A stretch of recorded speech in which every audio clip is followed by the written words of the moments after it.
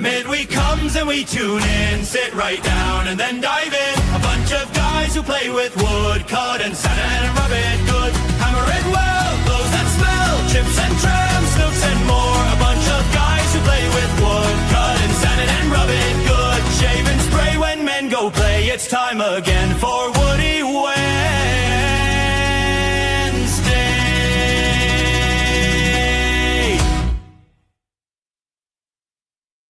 Hi, everybody. Hello. Boy, whoops, there you go. Morning. We got Howard hiding out in the background. Oh no, I can do that. There you can see all my Okay. Oh, he's all my wood models up there. He's in his shop now. Yeah. I am in. Yeah. There's my stash where it all Cow. benches haven't been built.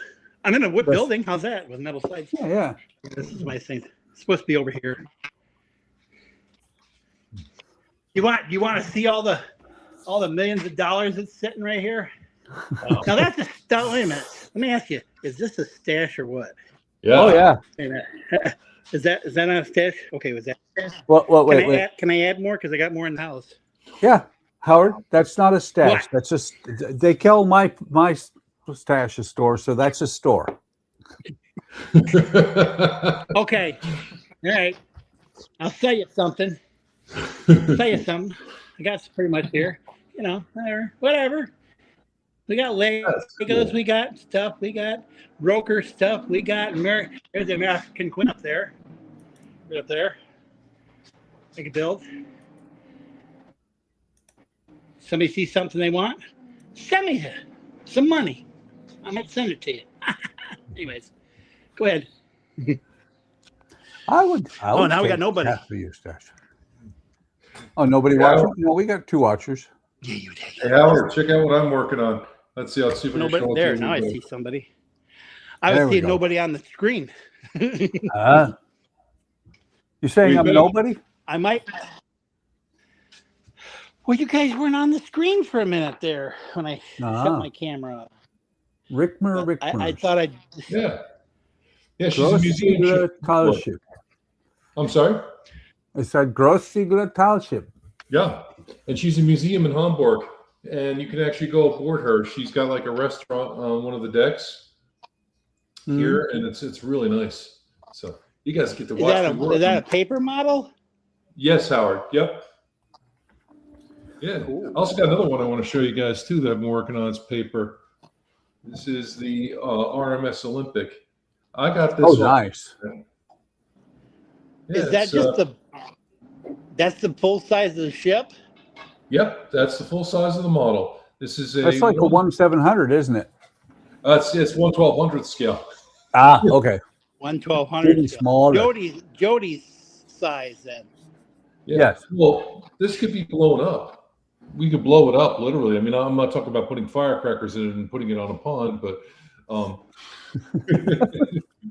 I mean, you could actually scale it up. The detail in the PDF is pretty good. So,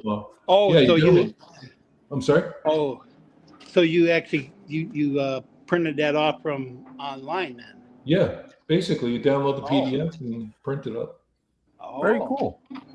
Yeah. Man, stop telling me this stuff. And Don's in the chat. Howdy, Don. Welcome. Hey, Don. Why aren't you here, Don? He doesn't love us anymore. He doesn't love us any less, but he doesn't love us anymore. Maybe he did a Wayne thing and he burned all of his models. I don't think so. That would be an awful lot of wood to burn. I would feel a disturbance in the force if that happened. And I am continuing working on the tram. Well, I'm not going to stay on here while all the noise is going. So, I'll show everybody my wall out here from a different standpoint, real quick. I know it's not wood. Hey, Tim. Stone. I'm gonna go back here and show you guys kind of what I got. Stephen Haynes is here. Welcome, Hey, Tim. Stephen Welcome, Haynes. Stephen. See, I built a wall, but I'm paying for it. You're going to build a wall? I built a wall, see? Oh, okay. Wait, I thought it was supposed to be 10 feet tall Oh. or 50 feet tall. It's for the Mexican ants that can't get over. Okay. I was expecting to find Sid Barrett. Cool. Sid Don said after Wonderfest, maybe that he'll rejoin. Oh, maybe. Well, Don, you know that you're welcome. And, you know, Smart Money says you can join from now until, let's see, it's 6:06 my time. So you could join for the next 4 hours and avoid the person you don't want to see. Yeah. John just said we don't need no education. We don't need no education. No. The next line was we don't need no thought control. That's right. No dark sarcasm in the classroom. That's right. Teacher, leave them kids alone. Hey, teachers, leave them kids alone. All right. I'll watch you guys and you guys have fun making noise out here. I'm very, very likely to be the only person old enough here tonight that was old enough to see that when it came out in the theaters the first time. Howdy, Tim. I said howdy already.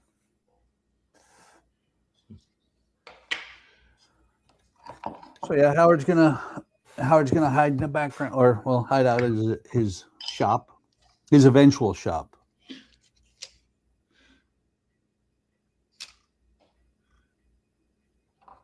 One, two, three, four.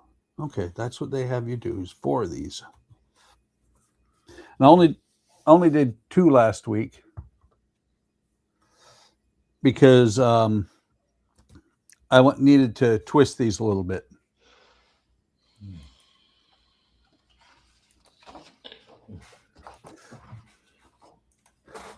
Don just sent me a message on Discord. I'm going to respond.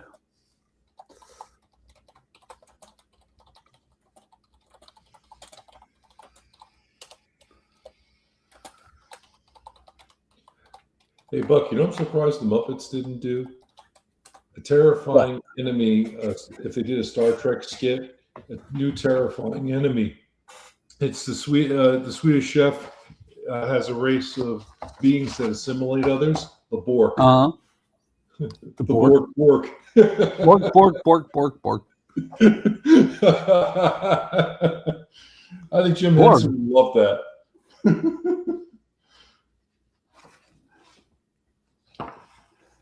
Stephen Haynes says, "You're not Buck." I'm not sure. I'm not Buck. I am Buck. I am. I am.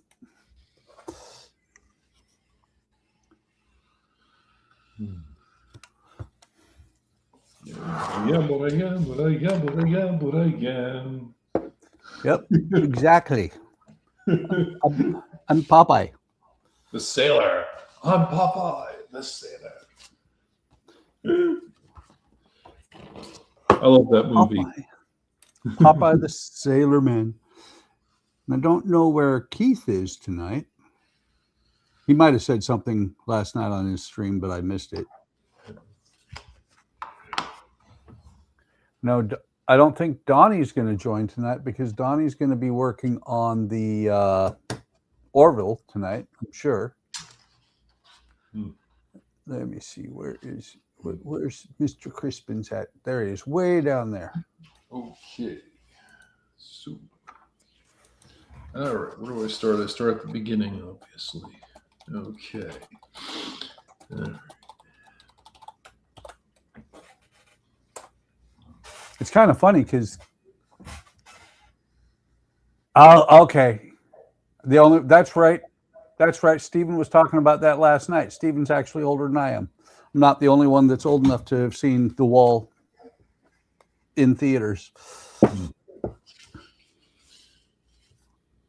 That's right. I wish I could have seen David Bowie in concert. I heard he did a pretty good show. Oh yeah. Well, did you ever watch Labyrinth? Never did, but I know that was his forte with Jim Henson, right? It was with Jim Henson, but the reason I ask is because there are certain things about David Bowie you just never wanted to know, but that you find out in Labyrinth. He wore the cod piece that nobody should wear.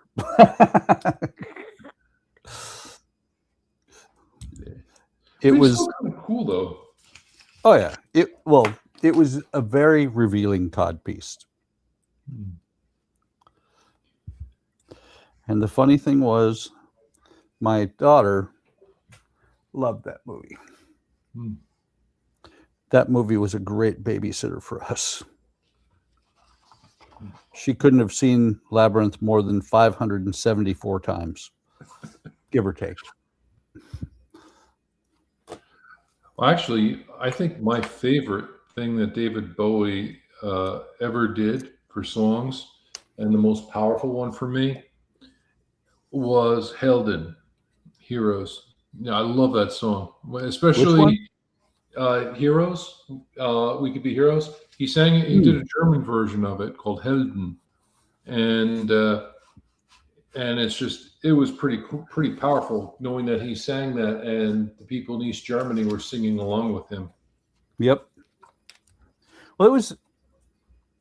I will tell you right now, having been over on that side of the ocean in the late 80s, early 90s, it was a very unique time in the world. I was there in 89 when the wall came down. I wasn't at the wall, but I was in Germany, and Germany changed a lot overnight. I think what got me was when I went to Berlin, and there were places you could walk. You knew you were in the East, sort of, but you couldn't tell. They built it up so much. And then I crossed the street at the Brandenburg Gate, and I'm like, whoa, I just crossed the street. I'm like, I just realized I couldn't cross there 35 years ago. And here I am, I crossed the street, and what was right in front of me were the memorials to the people who died. And actually some jerk put a snack bar right there.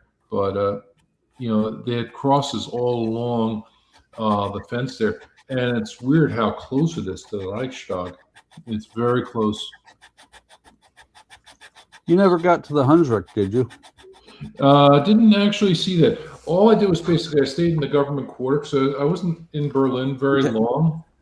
So I had a couple of things I wanted to see. Like I wanted to go to the Brandenburg Gate, and I wanted to see the Reichstag. My hotel was actually not far from the Reichstag, so which was cool. The Hunsrück is a farming area well out in West Germany. Okay. Down towards France, and in that area, by the way, hi Keith.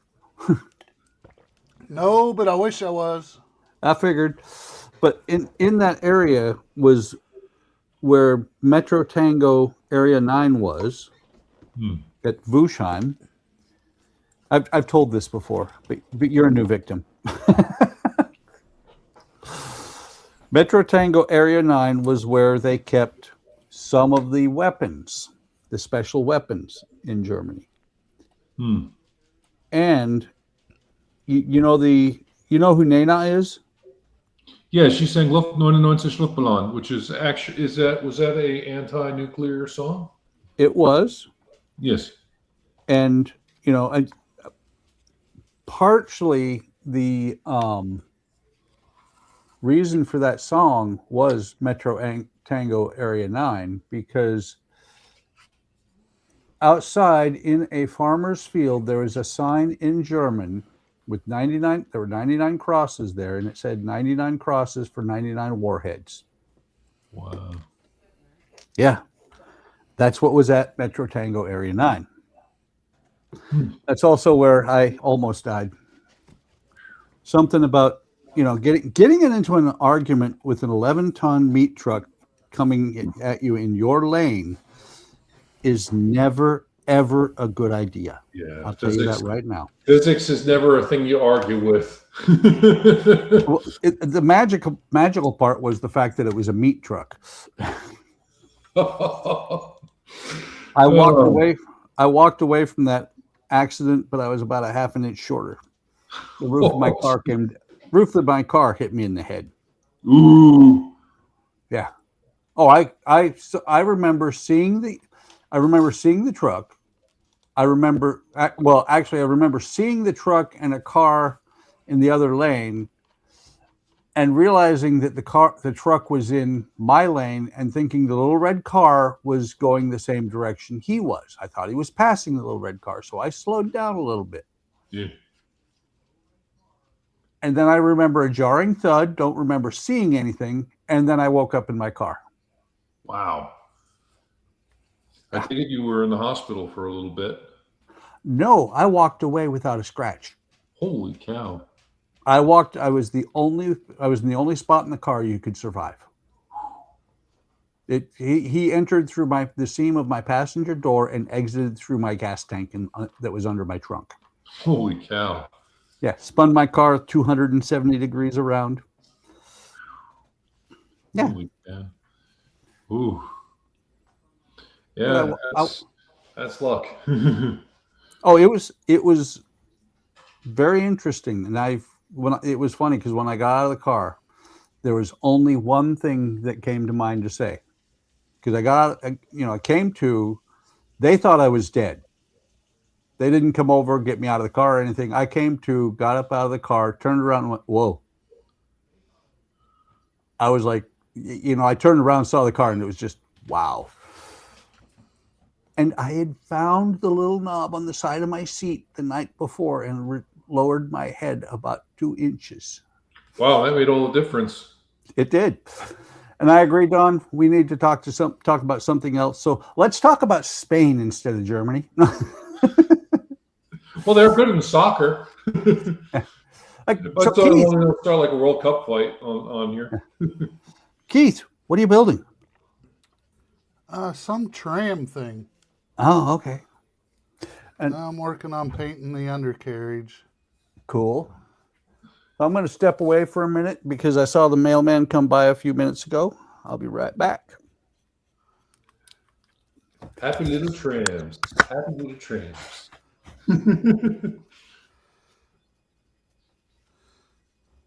Hi, Keith. How you doing? I'm all right. About yourself, John? Oh, hanging in there. Well, I'm excited because this is my first actual live stream in my house. Yeah. So I'm excited. Yeah. We had a little bit of a thunderstorm. We had hail earlier this week. So, oh yeah. Yeah. Last night during my live stream, we had storms going. Yeah. So I was like, yeah, if I disappear, it's because the lightning took out everything. It could be a little scary, though. Well, we had to hit the house in New Jersey, my parents' house. We're at the top of the hill in the town. And of course, naturally, it's all iron and everything in the soil. And, well, lightning hit the house, and we had blue light come out of the outlets. I am pre-approved for a $48 billion credit card. I've been close, but not in the house. $48 million credit card. That sounds nice, Buck. Yeah. Hey, get all those models you want, and then some. Yep. Well, actually, let's see. It's 3% unlimited up to $3,000 initial credit line. Yeah. My YouTube account has a higher balance than that, or higher available balance. I keep my PayPal account. I keep my PayPal credit card zeroed out. Oh, Tony Soprano had a PayPal account too.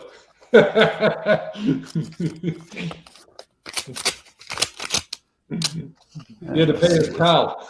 Once he came after you. Woohoo! Credit line up to $2,500.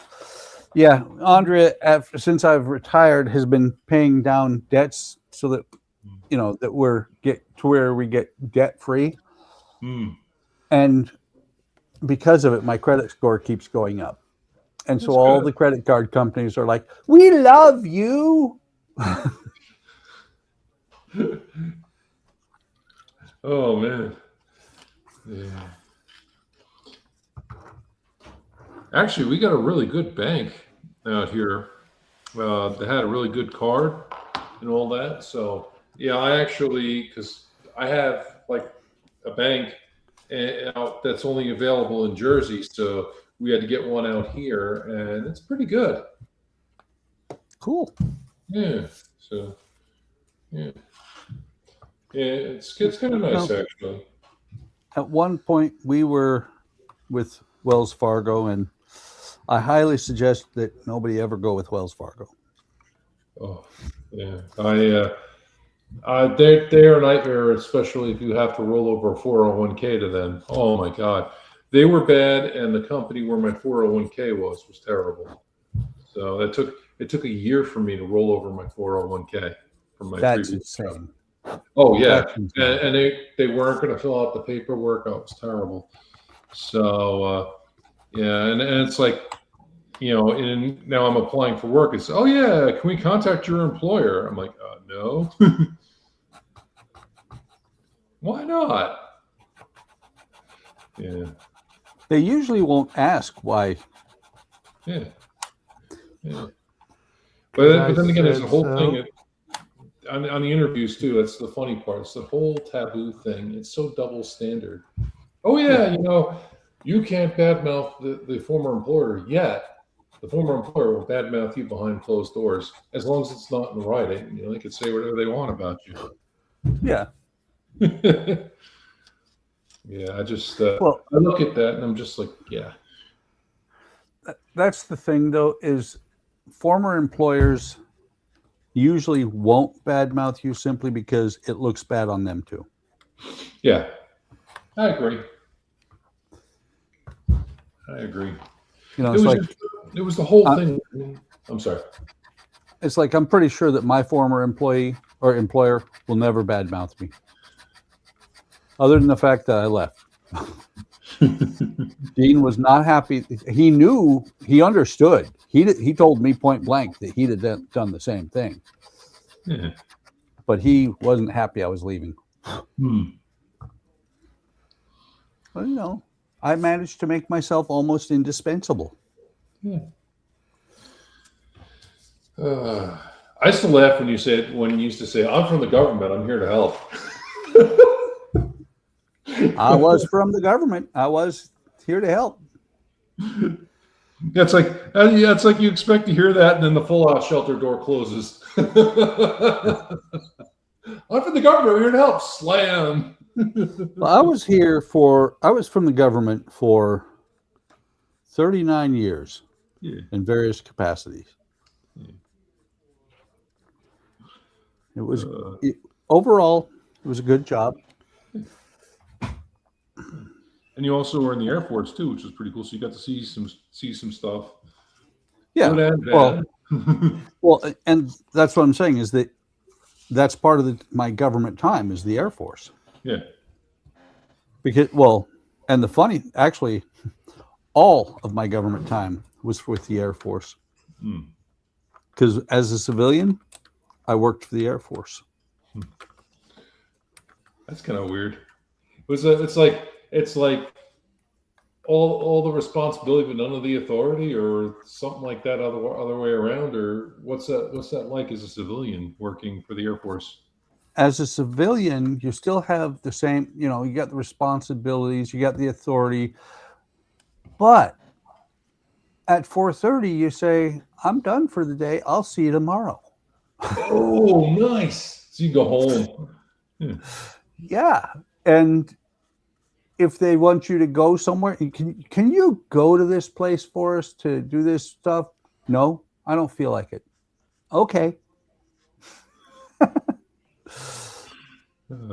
As opposed to, guess what? We just volunteered you. You're going. No. It's not volunteered. You never volunteer. You get exactly. Yeah. You get voluntold. And I did some voluntelling occasionally.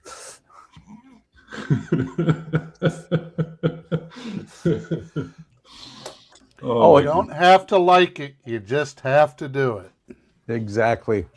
I mean, I've told the story about back in the day when I had a young airman. It was funny. The young airman complained about something that had happened on night shift the night before. He was on night shift, and so one of the higher ups came and talked to me about it and said, yeah, because we were in charge of, and what it was going to the chow hall and getting the evening meal for the guys on the flight line. And he complained about that it didn't work out, it was late, blah, blah, blah, blah, blah, blah, blah. And I'm like, okay. And then I went and checked the record to see what had happened. And oh man, I lit this kid up, because the person who was responsible for the evening going to the chow hall the night before was the kid that was complaining. And I was like, you've got to be kidding me. You screwed it up and you're complaining about it? I looked at him and I told him, if we were in the civilian sector, I would fire you with cause. And then he cried. I'm telling my mommy. I'm a mean guy. I made an airman cry. But you know what? You probably had an impact on him, because I don't think he ever did that again. No, I'm sure he didn't. Oh, I'll tell you what. During my career, there were some times I had some great impacts on guys, because I was what is known as a first sergeant. And unlike the Army, the Air Force first sergeant is basically an Air Force issued dad. He's there when good things happen. He's there when bad things happen. And I had this one kid, he came TDY to my schoolhouse and got drunk and went and tried to steal stuff from the billeting office, tried to steal, the little shop they had in there. And so we proceeded to send him back to his unit, and he got an alcohol related incident. And he came back.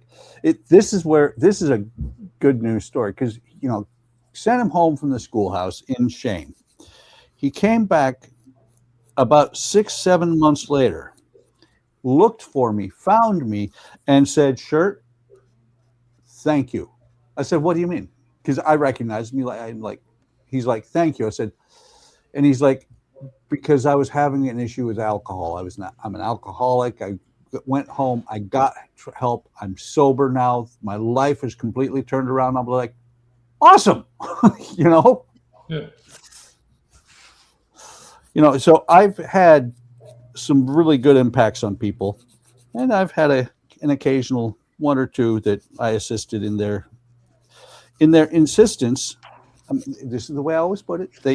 Their insistence on doing silly things that resulted in their change of careers.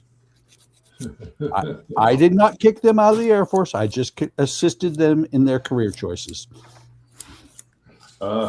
Basically, they're going to stay the same rank forever. And they made them go away forever. Ooh. And what was funny was one kid. It was so funny, because there was this one kid. He kept screwing up by the numbers, and he made E1, Airman Basic, in 7 years. That is extremely hard to do.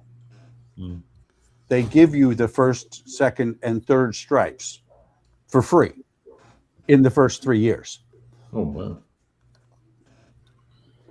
And he managed to, like I said, managed to get himself busted down. And then, we kicked him out. And then he called me after he was gone and said, "Yeah, I threw away everything, including my discharge orders. Do you think you can get me a copy of them?" Because he couldn't do anything to try and upgrade his discharge without them. And I was like, "Dude, Here we are, 6 months after you get out, and you're still depending on me to take care of your business. Really? I got him a copy of them, but I was entertained. So let's see. Alec says hello from work. Stephen Haynes says hi. Man, the legend of Oregon Meaden is spooky. Before I came here, I started to listen to it. Okay. I don't know what that is.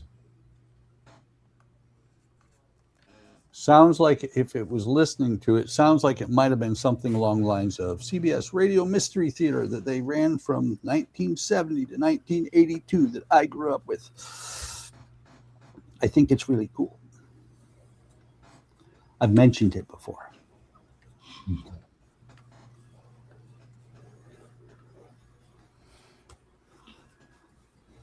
So I've been dominating the conversation. How was your day, Keith? Hectic. Busy as all get up. But I've only got 2 more days. Then you're off until after Wonderfest? Yep. Very cool. Wunderfest. Yes. I'll be off. Forward to it. I'll be off until after Wonderfest too. And beyond. Yes, exactly. Shut up, Buck. Nobody wants to hear that. Sorry. Yeah, so just trying to get a bunch of shit done. Yeah. So, with you, let me think. Yeah, next Tuesday, are you going to be streaming? Yes. Okay. I just wanted to make sure. Kind of keeping things straight, because I know with Wonderfest, it's going to change a lot of what you guys are, what a lot of you guys are doing. Yeah, Wednesday I probably won't be here. I'll probably be getting ready because we're leaving Thursday morning. Ah. So try to get the yard taken care of beforehand, and Yep. Well, if your yard was close, I'd take care of it for you. But it's 5.5 acres. Ooh. That's not a yard. You can subdivide if you need money. And unfortunately, no, I can't because it's in the deed restrictions. Nothing less than man. 5 acres for a dwelling. Oh man. and Which is that's a good the thing. My little electric mower, it wouldn't make it all the way through that.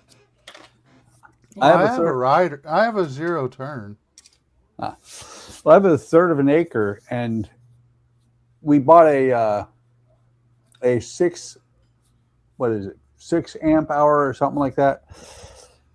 We bought a new battery for it, and the 6 amp hour battery actually will finish the front yard. The 5 would not. Yeah. Well, I go through about 80% of the battery on my mower. I have an Ego, and well, I haven't bruised it yet, so I guess you could say I don't have an Ego to bruise. But yeah, it's oh, that was bad. I'm sorry. No, I was just reading what Alec said. He said the USS Oregon Meaden is a ghost ship where mysterious Morse code was picked up, where it reported that all hands were dead, and ended with the sender saying, "I die," before the ship was found. When boarded, all men on board, including the animals, were found in grotesque positions of pure hair as well as unalived. I think I've heard about that. Now, if thing from the Adams family was on a ship with other things, and they died, would that be all hands dead? I'm sorry, that's terrible. Oh God, I'm the only one laughing. That's bad. Sorry. That's okay. Oh my God.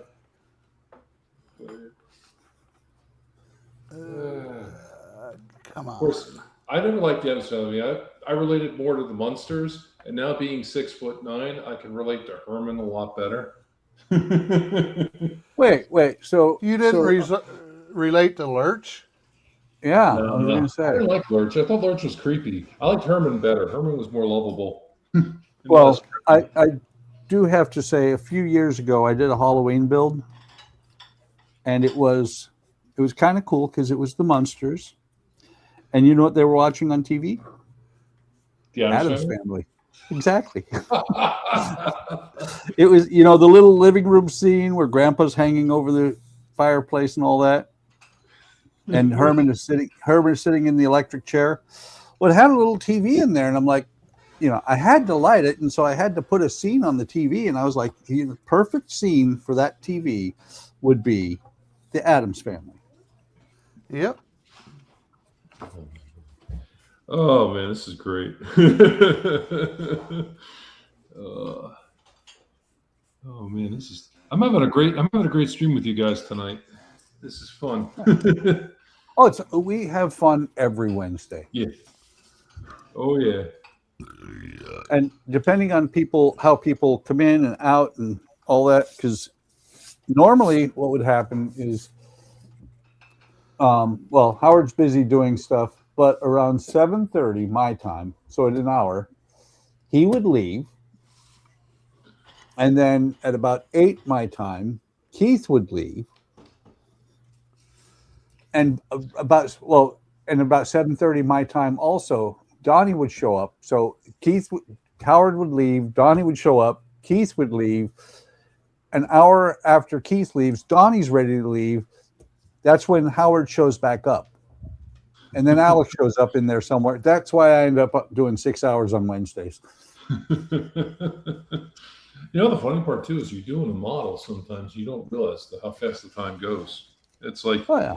That happened to me one time. I was working on something. It was 5 o'clock in the afternoon. Next thing I know, I look up, it's like 3 in the morning. I'm like, where'd it go? Yeah. So for right now, we're going to let that dry.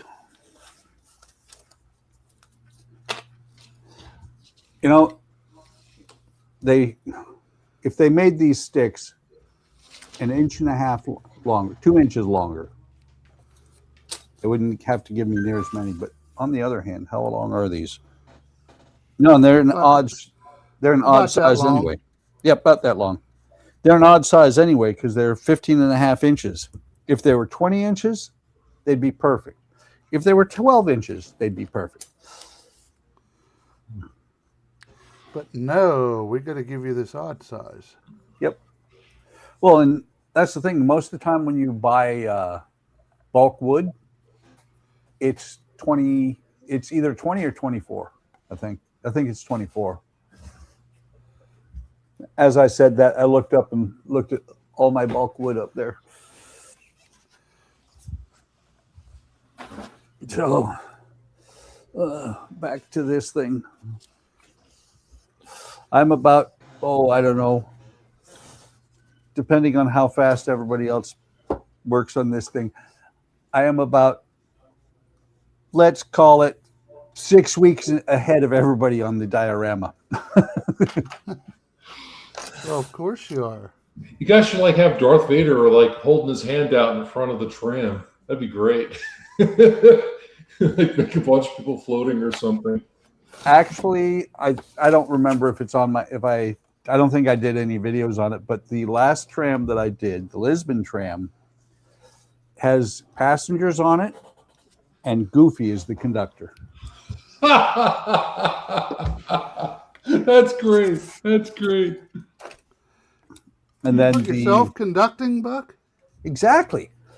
And then the the Route Master that I did from Agora is full of Disney characters. Mickey Mouse is driving. Max is in the back as a conductor. I think Goofy's in there somewhere. But then there's also, or not Max, what is Goofy's boss's name? Because Max is his son.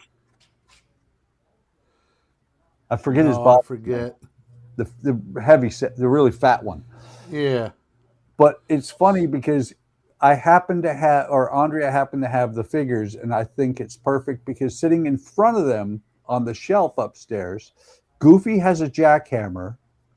Donald is there with the stop sign, and Goofy's boss is supervising while they're doing road work in front of the route master. Oh, that's funny.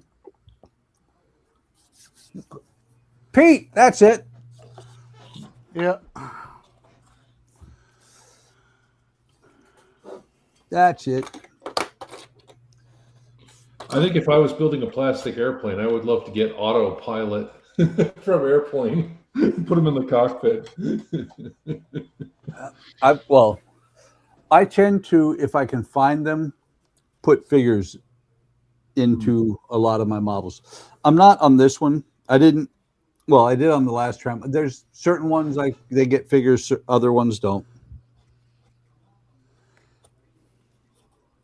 Like a dinosaur and like put like aliens and stuff. Nah, you don't need aliens. We don't need no stinking aliens. Oh, it was funny though. A couple of weeks back, like I had before the movers came, and it was just me. I went downtown to State College, and there was this guy. It was Friday night, exam week here, and this guy was dressed up as an alien. He was playing the saxophone. I was laughing hysterically because it's amazing what you see, like in downtown State College. You see a whole bunch of stuff. Yep. It's like New York City, well, except at least in State College you're not going to get mugged. You're just going to bump into a bunch of drunk people on Friday night. Yeah. Saxophone. I used to play the saxophone many moons ago. And you play just what you feel, and you drink Scotch whiskey all night long and die behind the wheel. That's a good song. Steely Dan. I just realized something. And they call you Deacon Blues.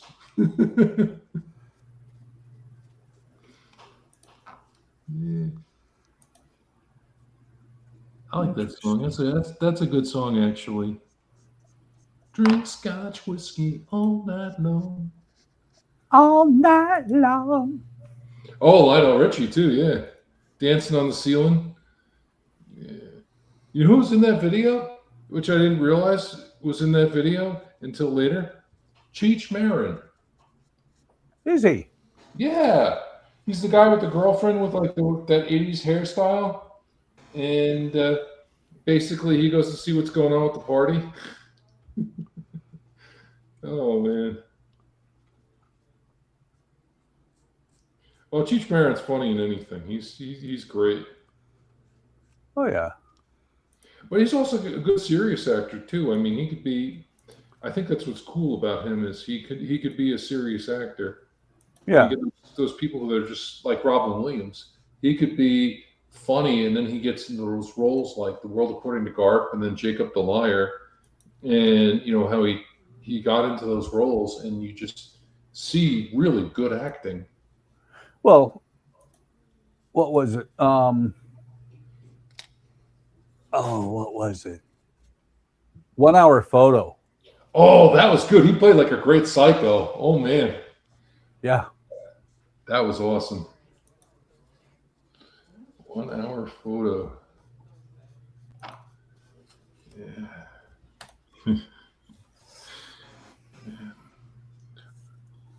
It's a shame too, because it's like you look at that and you look at other great actors too, like Morgan Freeman, and the talent that they have too as well. And oh yeah, and even you get some of the ones too that even some of the ones with like a lot of problems, going on in their lives, they do this great acting. It's incredible. Well, a lot of your comics they're phenomenally talented, but the reason they're so good at being comics is because they're so depressed. Yeah. Kind of like, I guess, maybe Chris Farley and John Candy, another classic comedian. I like John Candy. They said he was a very nice guy. Oh yeah, well, and it's kind of telling if you go back to the late 70s, really early 80s with John Belushi. Mm. They did a Saturday night skit where he was talking about, he was visiting him. He was old. He was, he's like in his 80s, talking about all the people that he used to be on Saturday Night Live with, but they all died. And he was the first one to go. Wow. Yeah. Cheeseburger, cheeseburger. No Pepsi Coke. No Pepsi, Coke. No Coke, Pepsi. No Coke, Pepsi. No, there was no Pepsi either. It was Pepsi. And the samurai, when he was the samurai. Yep. Oh man. Well, and if you paid attention during the cheeseburger one, as he's going around, and people, he's like, guys like, why only cheeseburgers? Why don't you serve anything else? And he's like, look, everybody happy, cheeseburger. And Dan Aykroyd's back there going, cheeseburger, and getting more going. Oh man. You know who else was a interesting comedian, but also a very serious actor? Tom Hanks. Yes. Yeah, I mean, he started out as a comedian and has grown into being a serious actor. Yeah. Yeah. I mean, like Bosom Buddies, who would have known? I mean, it was just, that show. And then I vaguely remember that as a kid. And then, and of course, you also see people too, like Billy Crystal, Soap. Yeah. Play the character that he played. And how that changed things too. Very groundbreaking TV in the 70s and 80s that came out, like All in the Family, stuff that happened with like with Edith and Archie and Meathead too. I think it's interesting too, now knowing that basically the only one left from the cast is Sally Struthers. You never hear anything about her. And I think when Rob Reiner died, it was like kind of a shock, actually, to hear that he died. Yeah. That just was, yeah. Well, she was in Yellowstone one season. Really? Yeah. I thought Shelley Duvall was. Or am I thinking, I'm thinking of something else maybe. No, she was in the one season of Yellowstone. Hmm. Yeah. Well, another one. Think about it, right on the tail of Beetlejuice, Michael Keaton was cast as Batman. Yeah. And people were like, there is no way this movie is going to suck out loud. And he was an awesome Batman. I'm Batman. I don't know. One of his favorite movies that I like is Gung Ho. Oh yeah, with the car at the end, he's like, "I built this car," and he goes to drive it, and it like falls apart. Yeah, about how the Japanese are coming to America and taking over the automotive industry and taking over. Hell, they already have. Yeah. Well, it's funny. It was filmed at a plant right down in the next town down from where Ellen lived. Let's see. And Alex said probably helps that he does a ton of World War II content nowadays. Don said Tom Hanks was more of a comedic actor. I don't think he was ever stand-up. No, I don't think he ever did stand-up because, I think he started out with one of his first movies was like Big. Yeah. Well, I remember him when he played the drunk uncle in Family Ties. I remember that. The alcoholic uncle who slapped Alex, and then Steven kicked him out of the house. Wow, I didn't catch that. Yeah, I don't remember that. Yeah, I remember that scene. Tom Hanks was there. The uncle was drunk and slapped Alex, and Steven's like, "Get out now." Yeah.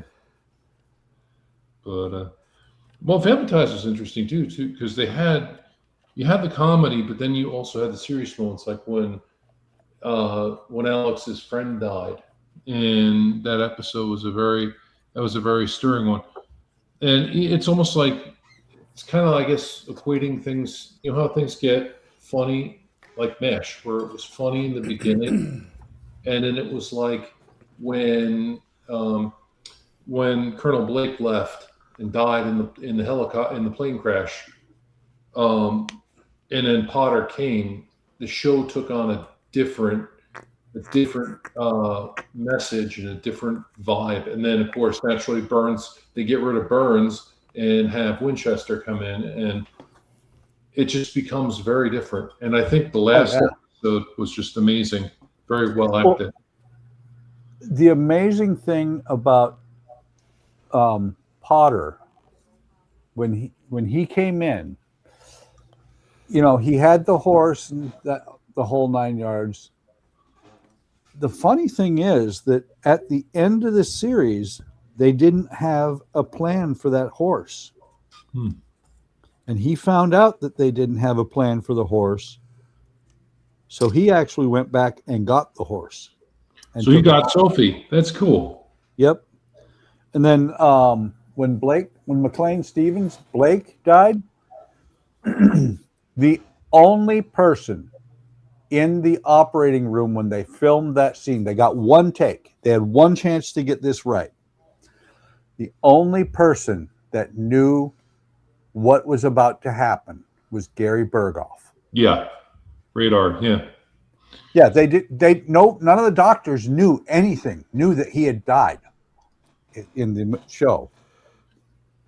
That was actually, the reactions are actually real in that scene. And I even love how Margaret Houlihan changed. She totally changed, and she became somebody that you liked and respected, as opposed to somebody you didn't like in the beginning. At the beginning of the show, she was just Frank's floozy. Yeah, basically, yeah. And then you realize there was more to her. Yeah. Oh, when becoming, being the head nurse and actually taking care of her nurses, it's just like Hawkeye. Hawkeye was a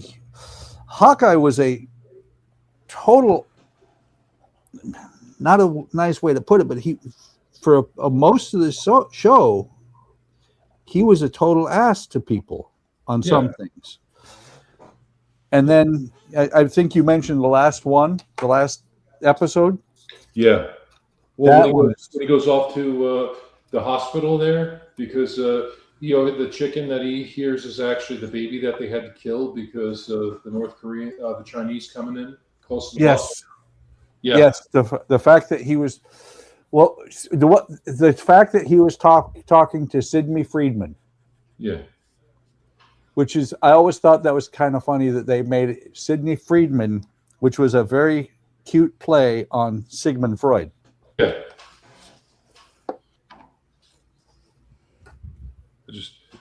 Like I said, I think what I also got me a couple episodes that just resonated with me so strongly.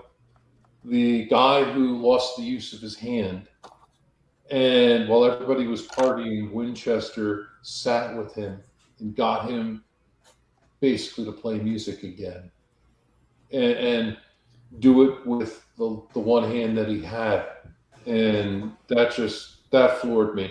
And how the guy was enjoying playing music again. And then the other one was the stuttering soldier. That got me a little bit. Well, what about the one where Hawkeye did the appendectomy that wasn't needed? Ooh, I didn't see that one. Yeah, I think it was on Flag that he did it on Flag, because he gave him something that gave him a stomach ache, and he was always taking, he had a bunch of, he had high casualties, and he didn't think anything of it.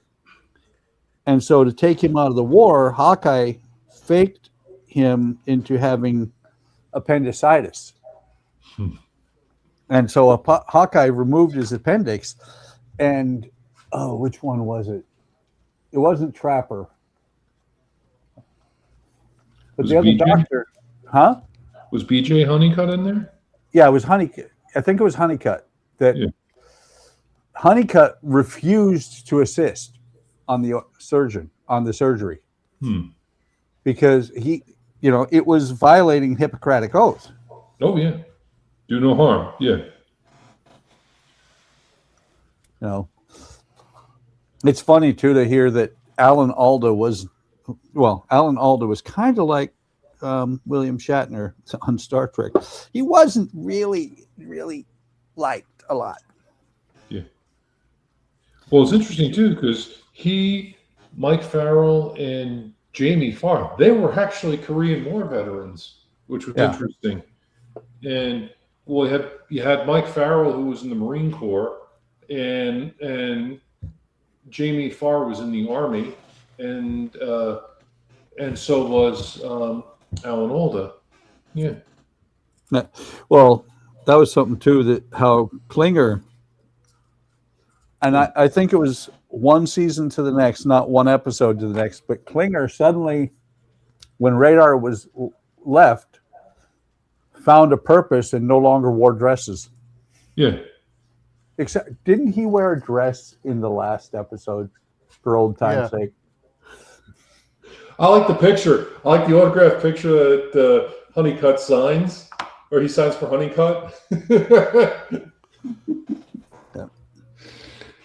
But Alex said, Tom Hanks, shoe party, shoe pot, got off. Dog one entrance right here. Ribbon, we're in business. Sorry. SPR is one of my favorite Tom Hanks movies. I don't know that. Oh, Flash. Oh, Don says that episode was about another general, not flag. Well, they had so many good ones. I mean, I think the one that got me was when the private died, and he's standing around watching the world around him, like what's happening after he's dead. And I remember that episode, and then at the end, it changes. There's like a fog or something that rolls in, and the guy goes, "Hey, it's over this way." And he calls the soldier over that died, and you see Americans marching on one side of the road and the Koreans and Chinese on the other side of the road in peace, just marching. And I remember that episode. That was on the other day in a rerun. That's another, I'm watching through Twilight Zone here recently. That's something I'm going to have to watch through again, because I literally grew up on MASH. Oh, yeah. Not in syndication. When it originally came out, yeah. Yeah. Yep.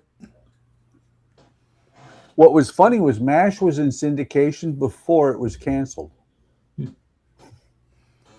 That's because it ran so long. Yeah. Well, it ran longer than the actual war, but it was funny because MASH was on 5 days a week, but it was also on like Tuesday. And Alex said SPR was Saving Private Ryan. That was a good movie. Is that the one where the guy looks down? He gets shot in the helmet, and the bullet bounces off the helmet, and he looks down and goes, or he looks up and goes, "Boy, I was lucky," and he gets shot in the head and dead. I remember that scene very vaguely, one of those movies. I think that might have happened in that one. Yeah. It was pretty... Well, I also think another one I liked was Band of Brothers. That was a really good show. Yeah. And something really resonated with me with that. And I think when they did Why We Fight, I had a lump in my throat with that. And that, I think, was probably one of the most powerful episodes emotionally. And you find out that they're your enemy, but they did something. They did something very awful and unspeakable, and you feel sorry for them because they did that. You know? Speaking of unspeakable, I'm sitting here thinking about the hardest movie I've ever watched. And I think I've actually managed to watch it 3 times, maybe. Schindler's List. Yes. Yeah. Saw that when I was just deployed. And when I came back home from the deployment, Andrea wanted to watch it. And I was like, I can't watch it yet. Give me 6 months. That was a very hard movie to watch. Yeah. Don said it was on for 11 years. Yeah. And Alec said it did. It also had the man who literally picked it up his own blown off arm from the beach, and the shore party radio operator who loses his face before Miller learns the radio is dead. Yeah. Well, the filming of Saving Private Ryan, the D-Day beachhead, they purposely made that as realistic as they could. Yeah.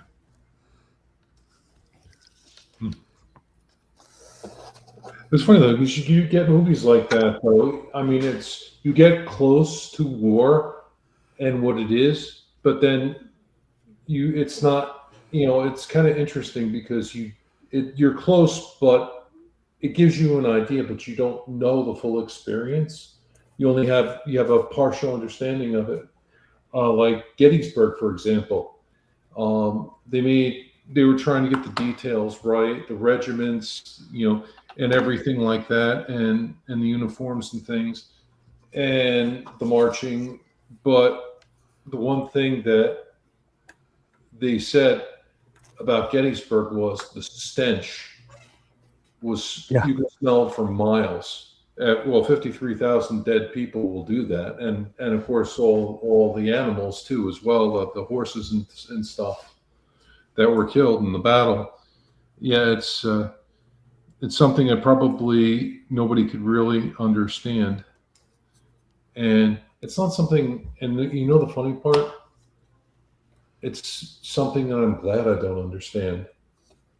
I've heard, you hear about it, you hear about events in history, kind of like what happened in Schindler's List, and you hear about those events. And I'm very grateful to live in a world where I haven't experienced that, and I'm very grateful for that. And I hope I'm not saying anything political or anything. I apologize. No, it's not political to say that you're glad you live in a world where you haven't had to experience that, because there's a lot of things I've had to experience, or I've had experience with, that I wish I hadn't. I mean, let's put it this way. I've gone out to pick up a crashed airplane. I fortunately was not on the first team that went out. I went out to pick up parts. I was not on the team that went out first, the first responders, and picked up body parts. Ooh. Wow. And, well, one of them, I heard about a guy who screwed him up pretty bad because he went and he found the pilot's helmet, and the pilot's head was still in it. Ooh. Yeah. I'm Not sorry about that. Yeah, not something you want to be the guy who finds. No, I definitely, that would definitely make somebody scrambled eggs. Yes. Yeah. Well, that, or the guy that picked up, saw what he thought was a fried chicken. Oh no. It was the pilot's hand. Ooh. Well, on that particular crash, I don't remember what medal they gave the pilot, but they gave this. He was a newbie pilot too. He was really young. They gave him like an Airman's Cross or something like that because he realized that he was going down. His engine had cut out, shelved the engine, something. Don't remember exactly what it was. But he stayed with the airplane until he didn't quite miss the village. He hit the last building in the village. And he'd have hit in the center of the village if he hadn't stayed with the plane. Wow. Total casualties in that one was 2. The pilot and the guy that happened to be in the house that he hit. Wow. I had a relative who died in World War II. He was an air cadet, and apparently he died in Georgia when the plane crashed. So yeah, I felt bad because it was my father's cousin, and he was basically maybe I think first or second cousin, but the family knew him pretty well. My father hadn't been born yet. I mean, he died. This guy died like 1942, 43. My dad was born in 44. So my dad wouldn't have known him, but that changed the family forever, you know. Yep. And yeah, his name was Leonard. And so let's talk about something different before we put all the drive the entire audience out. sure, no problem. I'm sorry. Yeah. Let's talk about something happy like Marley. Hey, Let's Marley. talk about Dale. Marley, come here. This poor guy's still got allergy issues, even though we're feeding him food that is supposed to avoid allergies. You want some lunch? Here, have some. There's your Lunch. good boy. That's You see, dinner. that's what I like about your stream, Buck. You can talk about, we can joke around, we can have a good laugh, and then we talk about something serious. And Yeah. then we go back to laughing again. I like that. Exactly. You know, I'm really glad to be a part of your group. I'm glad you are. Thank you. Yeah, and it's just, you know, it's neat because, you know, to relate to so many things. It's funny. It is a healing experience, model building, for a lot of things, you know, and you know, getting that confidence back and stuff, getting on the horse again. And I think I knew a guy that he was 100% disabled, according to the VA. Not able to work. Used to do modeling, but got out of it because he just didn't have the urge anymore.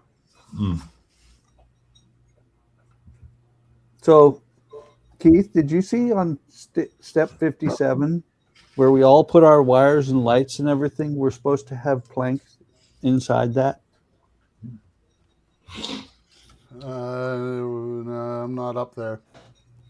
Well, if you look at step 57, we're supposed to plank this area. I'm strolling down. Well, here, I'll show you. There, I'm getting there. right there.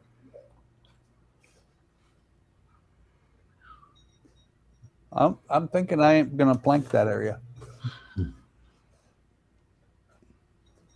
Oh yeah. It's not something you're gonna see. True.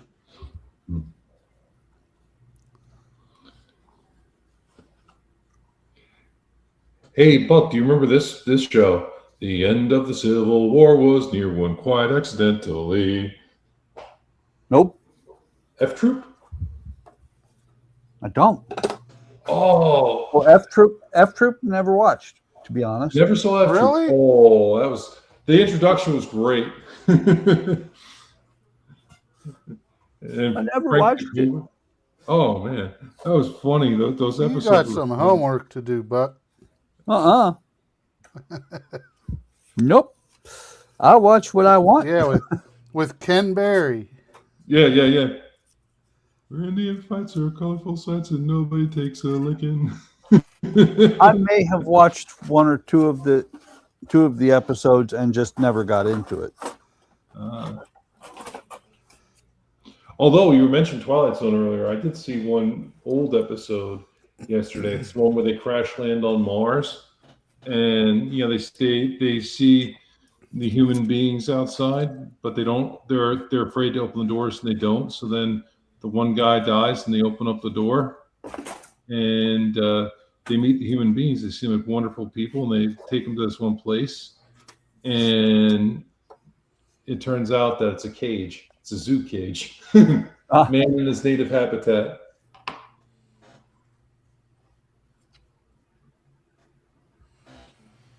Don said, again.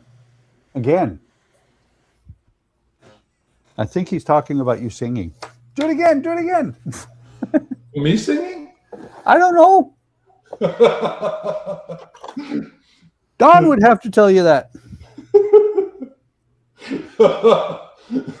I'm surprised because usually people tell me not to sing because I sing off key. Don't make me sing. I'll do it. Well, there's a little known production called Oklahoma. Maybe you've heard of it. Oklahoma. I played one of the song from Band of Brothers. Well, I played one of the, not the lead, but one of the supporting actors in school. Oh, cool. No, sir. I see. Don said, no singing, Corporal, again. Lenny Storch, Corporal Agor, holy cow. But, yeah, I played one of the secondary leads in Oklahoma, and it was kind of cool because when we did our curtain calls, we had a lot of the other characters come out, and then Tina Carello and I, she played Aunt Eller, and I played Andrew Carnes. We came out, and that was where the standing ovation started. 3 nights in a row, we got standing ovations. Wow. Yeah. They were standing and clapping because it was over. Yay!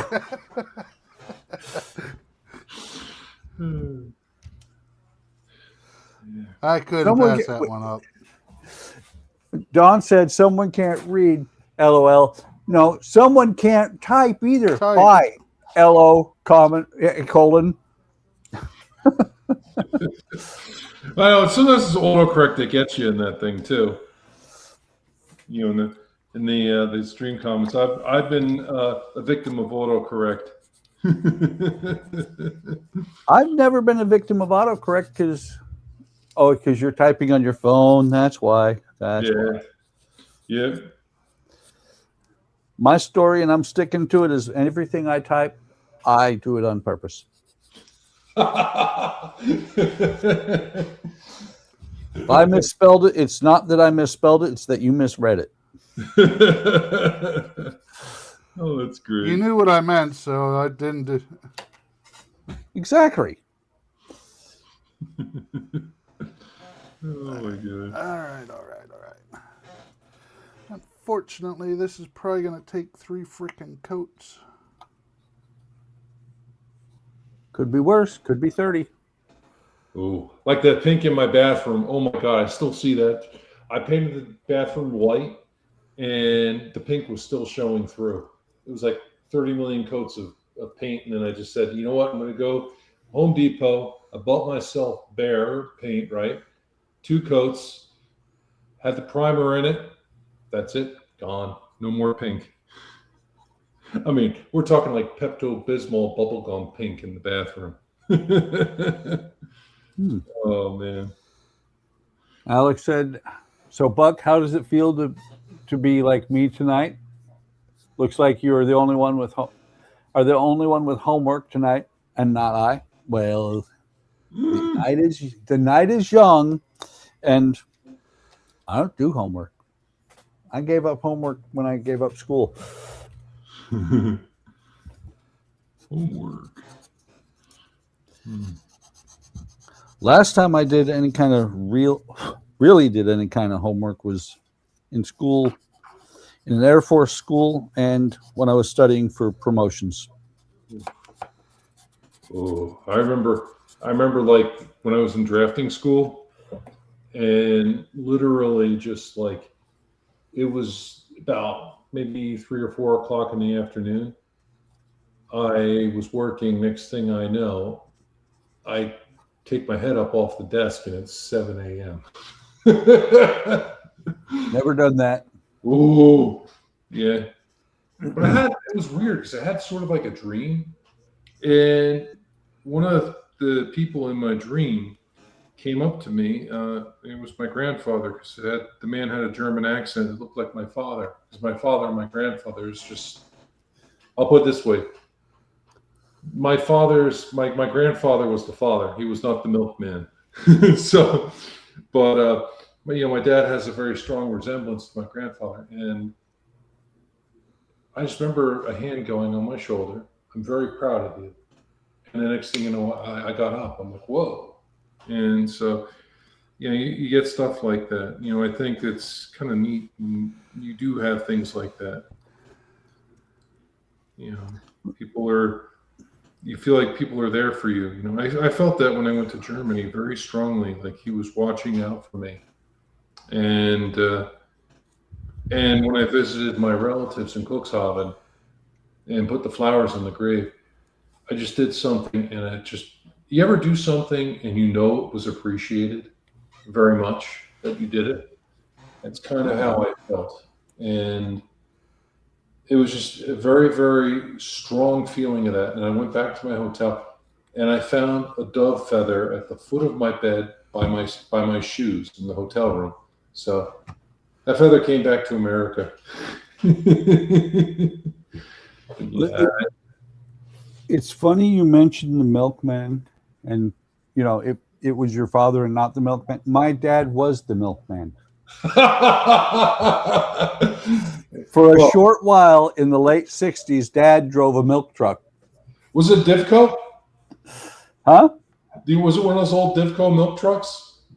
I don't know what brand it was. It was a milk truck that, he delivered milk. I remember I rode with him a couple of times. I was really young.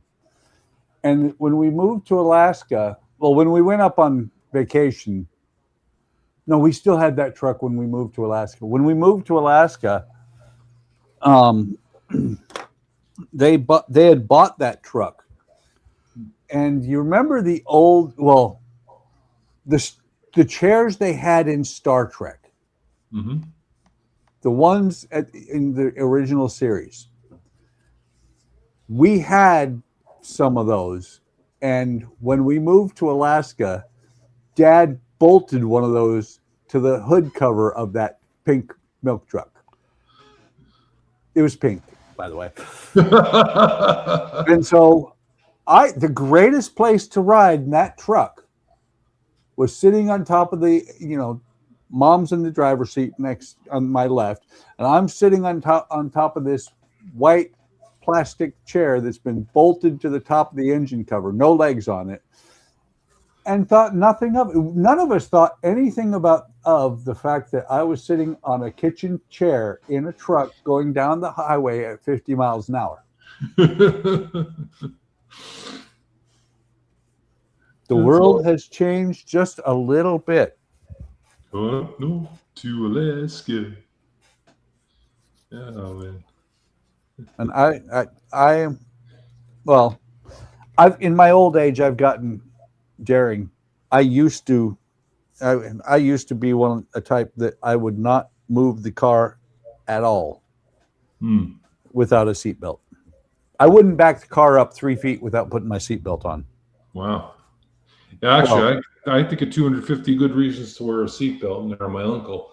My uncle went through a windshield because he didn't have a seatbelt on. Well, you remember that accident I was talking about earlier? Yeah, the one you almost do where basically you move the seat down 2 inches because. Yeah, well, the one that if I had not had my seatbelt on, when the truck hit my car and threw it violently to the left, I'd ended up in front of the truck. Ooh. Wow. I would have been I would have been pink mist. Yeah. Yeah. Hmm. Certain things happened over, in life. And what's funny is the guy that I remembered this. One of the guys that I have reconnected through Facebook. Facebook is kind of cool for some things. Yeah. I remember specifically Marty when he saw the car, because they gave me a ride out to go look at the car, and because I had to get the license plate off the back of it. Marty looked at that car and he said, "You were riding with angels these days when that happened."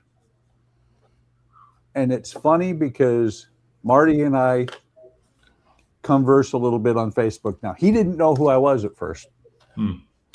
Well, it's been 40 years. Yeah. I think that's even more interesting and more compelling, though, when you meet somebody you haven't seen in a really long time, and you talk about an experience you went through. Well, it's definitely powerful. It just, like I said, it just occurred to me. So, of course, here in the next few days, I will send a message to Marty and go, "By the way, do you remember this?" And because he vaguely remembers me, but I'm pretty sure he'll remember the green Opel Record that had windshield wipers on the headlights. Yeah, now most cars do, like the Mercedes Benzes and stuff have that. They used to. They don't these days. You know? Oh, wow. Not unless you get the really expensive ones that you can't afford. Yeah. The Lexus ES250. 108. Where's part 108? After 107 and before. Oh, you're fired, Keith. You're fired. I gave you the perfect opportunity, and I knew I did. Part 108 is right next to part 5. No, you're fired too. It's over there. Well, the other thing, I said that to a police officer. I was lost in Berlin, and I was trying to find my way to Berlin. I got lost, and I asked him how to get to the Brandenburg Gate because I got lost. And so he said to me, "Oh, you're gonna go to the stop sign, and make a right." I said, "Oh, if it had teeth, it'd bite me." And the cop just laughed. Like I said, I have very fond memories of my trip to Germany, and that's why I talk about it a lot.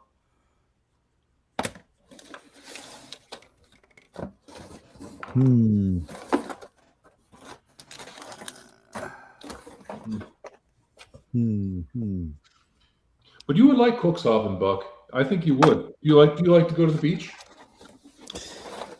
Not as much as I used to. I got old. You would love Cuxhaven. It's so cool. There's such history there, and it's like it's not all sand. I mean, there is sand. There's a sandy part, but it's like green, just grass and green everywhere. It's beautiful. No. You know what? You know what the perfect beach is? I have been to one of the largest beaches in the world. It's called the Sahara Desert. Yeah, the water's fine. It's just thousands of miles away. No, I was on the Mediterranean. Oh, wow. Yeah. And that was one of the first times that I took a real vacation. Didn't go Disneyland or this thing or that thing, running, where you're running all over the place, and when you get home you're like, okay, I am ready for a vacation. Oh, I hate that. We went to the Med, and I found out the greatest thing you can do on a vacation is walk down to the beach with your book. These days it would be a Kindle. You walk down to the beach with your book, and you sit down and you read, and that's all you do. Yeah. I spent the first time we did that, I spent like a week and a half doing that, and I was like, this is great. Why have I never done this before? I always wished, I wish that I could have done more and spent more time in Cuxhaven because it was so peaceful and quiet. And it was so funny because my vacation in Germany, I made time for me to have rest. So I'd go out, sightsee, I'd come back, I'd take a nap. If it was like in the afternoon, come back, take a nap, then I'd wake up, go have dinner, hang out a little bit more, maybe see some stuff, and then I'd come back to the hotel room and go to bed. And it's kind of what I did. I just, I saw things at my own pace. Even when I was in Berlin, I did the same thing. But like there was just something about it. I guess because it was the first time I ever left the United States in my life. And it wasn't the first. Germany wasn't the first country I went to, which is funny. Even though Germany was the destination, I went to London and I overnighted in Heathrow. well, outside of Heathrow anyway. But yeah.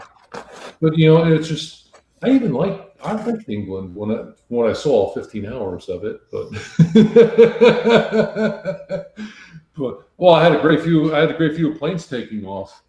But and the funny part was talking about TV. Everything was all American, all the American churches. So I'm like flipping through channels, and it's like Everybody Loves Raymond. That was like on. Holy cow! And Law and Order. But, yeah, I just like I said, that the experience of that travel from going will stick with me. The coming home will stick with me too as well. And because the kid that was crying all flight, and I couldn't get away from him.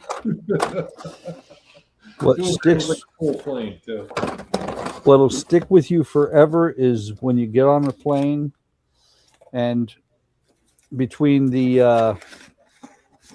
taking off in Frankfurt and landing in Anchorage, with a few stops in between, you are in the air for 24 hours. Ooh.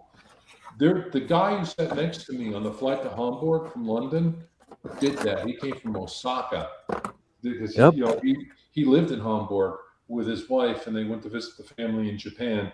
And he was talking about them like, holy good Lord, I couldn't even imagine that. Wow. Oh, it was brutal. Yeah. Because in their infinite wisdom, our government will not fly you over the pole. They will fly you. You're going to, between countries, touch down in the United States.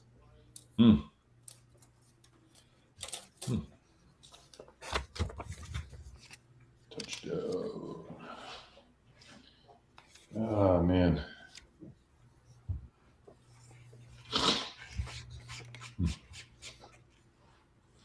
I think the weirdest thing for me was, and I don't know if this was a mistake that I made or if I did a bad thing, but when I went to customs in Germany, in Hamburg, I handed the guy my passport, and I spoke to him in German, and he got like, he was yelling at me, "Why are you speaking German?"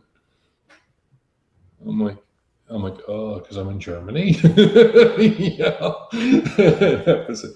And then after I said that, and we laughed a little bit. He kind of let his guard down a little bit, and then he complimented me on how I spoke. But I did feel a little uneasy. Of course, my favorite part though was the taxi cab driver didn't speak a word of English, only German, if that, basically. And he drops me off at a hotel, but it's the wrong hotel. It's 2 miles away from my hotel. So I have to walk through Hamburg with my suitcases, looking like a tourist. Yeah, I didn't go through bad areas or anything, but it was just, here I am walking. Oh. I got to the hotel finally and put my stuff in the room, and then I went right from the room to the hotel bar, and I stayed there the rest of the day. That was my first night in Germany. There's a Donnie. Hey, Donnie. What's going on? Hi, Donnie. Not How much. you doing? Hey. For some reason, I thought you'd be painting the Orville. I do need to be working on the Orville, but Nope. You're here doing wood now. I didn't want to skip the stream again, so. That's cool. How's Tennessee doing? Same as always. Humid. Oh, you guys got Jack Daniels though down there. We got the Jack Daniels distillery. True. That makes everything a little better. Yeah, little Jack and Coke. Yeah. Little Jack and Coke will always do everything, make everything better. Oh yeah. Yeah. Not for me. Jack can make it worse. Oh, you're like I used to. I used to get in fights with Jack and lost. Nah. Of course, I do like McCallum. McCallum is good. Oh, I love McCallum. McCallum is good. Yeah. Sexton is my go-to. And Doers. I love Doers. Wild turkey. Ooh. Don is saying, wait, who woke him up? I'm not sure if he's talking about Alec or you. By the way, remember what I was saying earlier, John? When Howard would normally leave and Donnie would normally show up? Yeah. What time is it? It's about, we've been on for a little over an hour and a half. Yeah. Like clockwork. So Howard is now going to get his friend at his friend's store. Hey, I have to work for a living. Sorry. Why? Donnie, we need to talk about this work thing. Yeah, It's a bad habit. Yeah. The bank insists that I pay for things, so. Yeah. You listen to the bank? Well, unless I want to live on the sidewalk, you know. Well, there is that. Yeah. Sometimes that might be a better option. Yeah. Yeah. And then if anybody messes with you, you just start talking to yourself. People give you a wide berth in New York when you do that. I know from experience. I do that anyway. Yeah. Oh, yeah. I don't know. People that know me see me talking to myself and they just go, oh, hi. Yeah. One time people were just crowding me in New York City. I'm like, I hate people. God damn it, they crowd me. Blah, blah, blah, blah, blah. I'm going on and on. People like gave me a wide berth. It was great. And then the cop looked at me like he thought I was a little like trouble or something. I winked at him and he laughed. He knew what I was up to. Which is good because I really don't want to go to Bellevue. What you really want to do is get in an argument with yourself and lose. That'll give people will just really give you a wide berth then. Be like, I hate you. I'm gonna kick your ass. Well, if you're going to do that, then you should just proceed to kick your own ass. Oh man, that's great. By the way, Donnie, Yes. I don't know if you've noticed in step 57 that none of us really paid attention to. 57, when you get there, you're supposed to plank where we have all our wires and lights running. This middle part? Yeah, no, I was going to plank all but right where the wires are running through in the middle. Yeah. I might do that. Maybe. Yeah, I knew No. that. I didn't catch that. And my lights were all super glued down, so I ain't messing with them. Mine are too. But all my wires are mostly in the middle, so I can plank up, a couple planks on each side. At least there'll be some planks there. You're like good enough for government work. That's what I'm from the government. I'm sorry? I said I'm from the government. I'm here to help. I'm here to help. Well, see, and that's the thing, Donnie. My wires and my resistors and everything, they're just all over the place. Yeah, Yeah, So I I'm gotta not put gonna- resistors on. I gotta put a resistor on these for the red lights. Although what I could do is just plank over. That would work. Then you wouldn't see my wires at all. Just plank over the openings.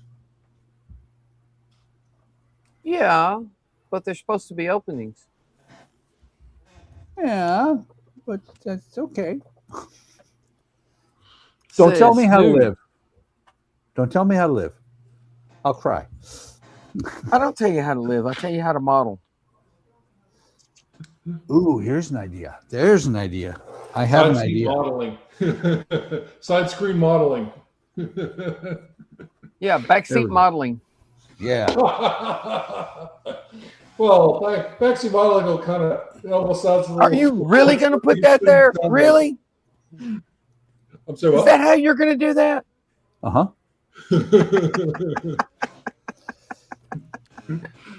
Are you sure you want to do that?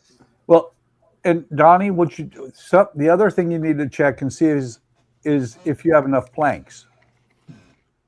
Because you need 10 for the top, and that left me with 2 left after the 10. And I went to my Ooh. stash. I went to my I might have stash to of do wood, that. and I only have 4. Yeah, I might have to check that. Yeah. Well, see, and that's the thing is doing it the And way if I I'm don't going have to. enough, I'm not going to worry about it. I'll just not put no planks in there. Yeah. Well, what I'm thinking is if I put the planks over top of over in those holes, I'll just paint the holes, the inside there, black, so that when I paint the rest of the tram, I'll screw it up and sit there and go back and forth, end up with 48 coats of black in there. Well, see, though, by the time you get that all planked up, it's going to be dark in there anyway. So There is that. Now I'm just gonna do it gray. I have this magic gray or magic gray. I have this magic red thing that cuts things really nice. I think you have one too. who, me? Yeah. No. I thought you bought one. The spay cutter? No, I don't have one of those. No, I did. Oh, okay. I keep saying I need to get one of those, but Well, Donnie, other things push it off the priority list. So you need to get one of those. I do. And Howard said, pretty much Zachary.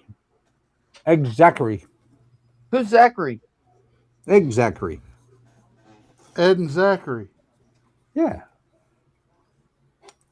They're brothers. Oh, Zachary. okay. I need resistor. No, first I need to figure out what resistor I need. Why does that sound like a Resistance Master is Universe futile. character? Resistor. Resistor.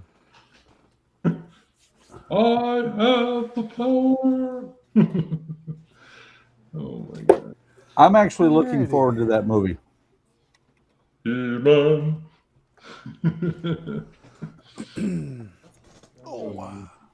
I like it.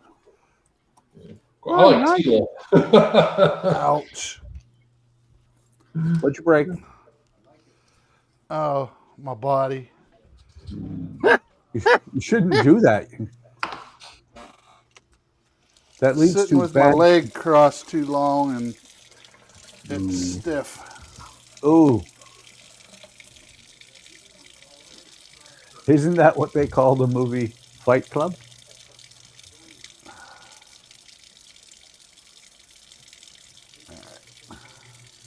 I was getting up to go wash my hands because I got paint on them. I thought somebody was taking a leak.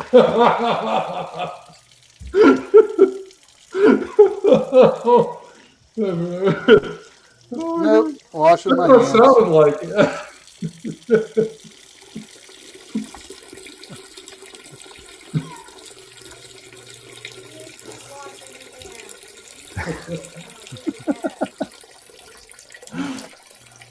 I have 50 on them. I do not have 25 on them. I think I just heard Helen saying that he's really washing his hands. She did. Because he's like- at my kitchen sink. Ah, It's like the Naked Gun when he has the microphone on and he goes into the men's room. yep. Oh my god, that was a classic movie. It was. Ricardo Nice Montalban was beaver.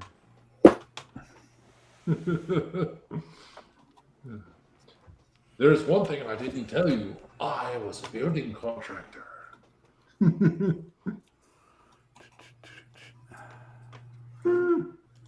Oh man. I got away with it too if it wasn't for you kids. Building kids. I picked the wrong day to quit sniffing glue. Just don't stop. Don't stop.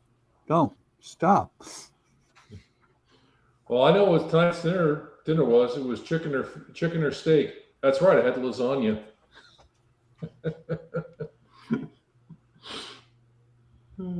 Oh yes, I had lasagna.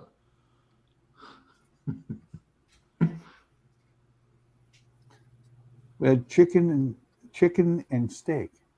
Ah, yes, I remember. I had the fish.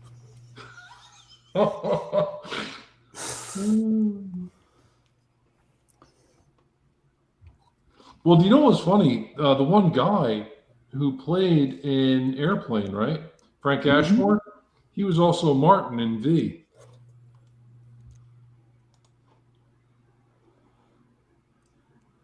Did you ever watch V, Buck? Oh yeah, I did. I did. I Didn't loved get V. into it. Yeah. I like Diana. V was awesome. By the way, Diana- did you see my description for From, Donnie? I've started watching it. I think I've watched 3 episodes, and I'm still not sure if I like it or if it's a slow train wreck that I can't look away from. No, it's great, man. Trust me, once the shit hits the fan. I will tell you, I've been watching it, and I'm like, it's honestly, every time I see the sheriff, I sit there and I go, it's Michael from Lost. Mm-hmm. He was also in Law and Order SVU, that guy. That's the one guy big guy who won all the money, and it was on that flight.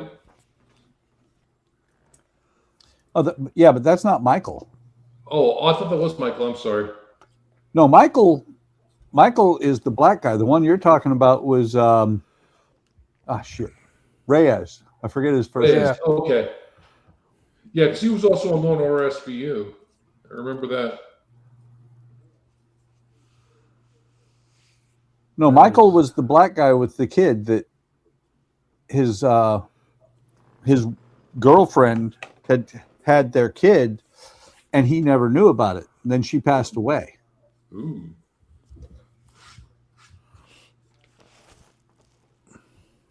The sheriff guy? Yeah. Yeah, I was going Is to start his watching wife From. still on there? So what? Is his wife still on there? The blonde? Wife, girlfriend? No, she's his wife, I think. No, I haven't seen that yet. She was on there Oh, that from was- the beginning. Well, I was talking about from the. I may have seen her and just not realized it, but I was talking about when he was on Lost. Oh, I don't know about Lost. I didn't watch it. I did. Come on, what, Donnie? How could you not like a show that in the first 5 minutes after the plane crash, there's guys walking around, and one guy walks up to an engine that's still running and becomes pink mist? Hamburger. Oh, No. I He was watched like pink mist. half of the first season and just, I don't know, I couldn't get into it. Probably the smoke monster. The smoke monster got you, didn't he? Maybe. Well, When you talk about When- pink mist, is it like that German guy in Raiders of the Lost Ark that meets the propeller? Yeah, kind of. Yeah. Oh, that was horrible. Yeah. Well, it's kind of funny because this guy was, I don't know what they did for special effects, but this guy was actually on camera when he got sucked into the engine. Oof. Although the A6 incident, I think it was in Vietnam. The A6 incident, that is a video to watch. Yeah. It was just the guy's helmet that saved his life, I think. Yep. They said.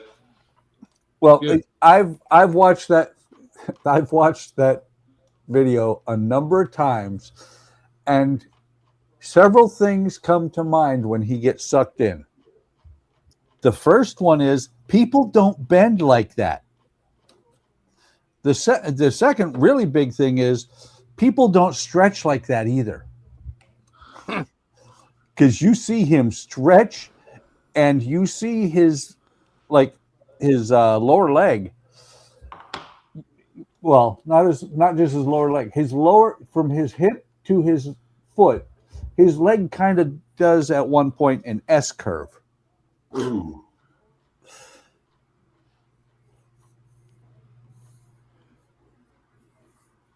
Oh, Alec has just transferred over. He says, "Gone I am. Part of the living force I have become." So apparently Alec is now dead.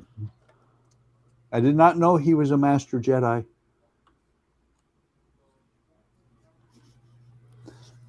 Did you guys know that Alec was a master Jedi? No, No. He I didn't became even one of know the Alec was a Force. Padawan. Yeah. So that means that anybody that tries to join in tonight that that says they're Alec is actually an imposter. We shouldn't let him in.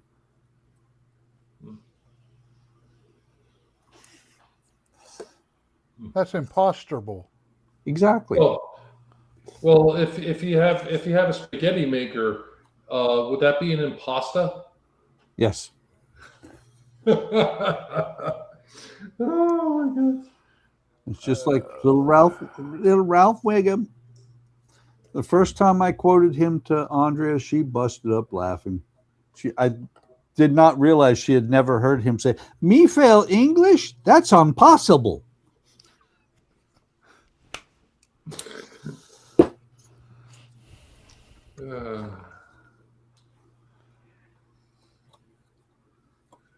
I still like marriage. Marriage is what brings us together today. From You the said Princess what? Bride. You want fries with that?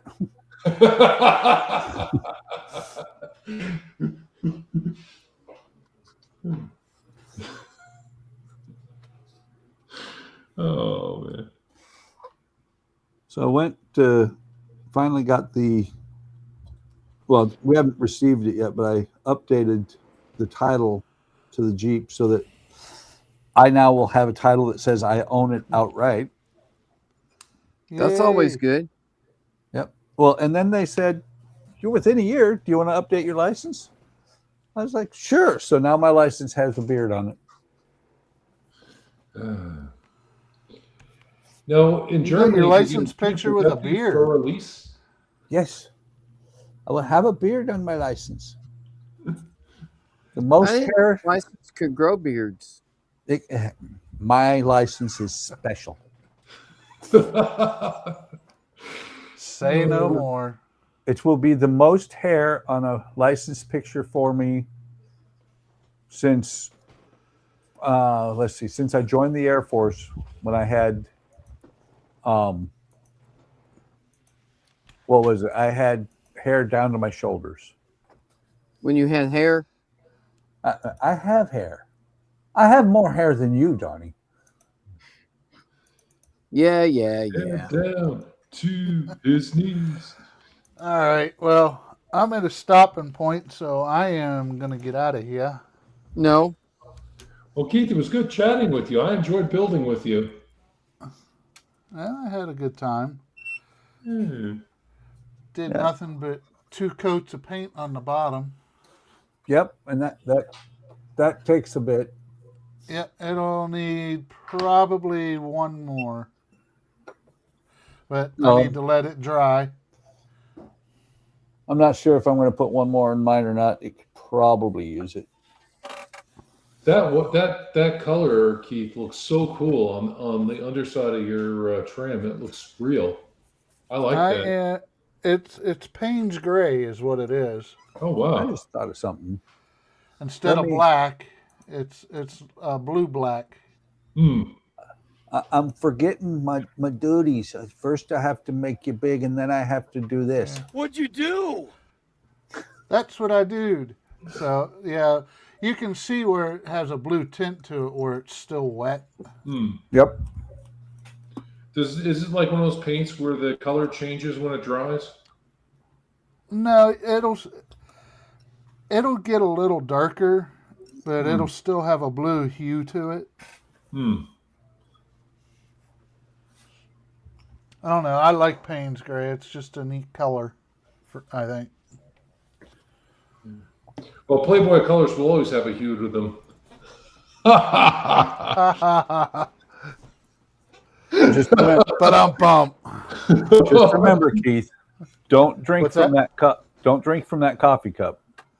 Why not? Actually, it's not a very good coffee cup because Oh, that's my a God. carabiner on the side. I did that once. Hey, that still works. Yeah. Oh, that's cool, actually. No, it's my hobby nerd. It's nerd shit. That's So what it says. Oh, So I just looked outside, and I'm not looking forward to tomorrow's weather. Why? The sky is yellow. uh-oh. Yeah, that's usually a bad sign. Yep. So, well, it's been fun, guys, but I gotta go. Hey, Yeah. bicycle, Keith. Have a good one, Keith. Yeah, and Take care, guys. We'll see you on Woody Wednesday in 2 weeks. Very possibly. We'll see how bad stuff is. Oh, when I get back. how bad you have to recover and make them recover at work. How much shit I have to recover at work. Yeah. Let's slap him around. Keith tell will him to get be it when good. he gets back. Yeah. All right, Keith. So, all right, bicycle. Have a good one. Bye. So long, farewell, auf Wiedersehen. Oh, man. No. So long, farewell, love you, to say goodbye. My Awesome. granddaughter loves that movie. That is a really good movie. Forgive me, Mother Superior, for I have sinned. What have you done, child?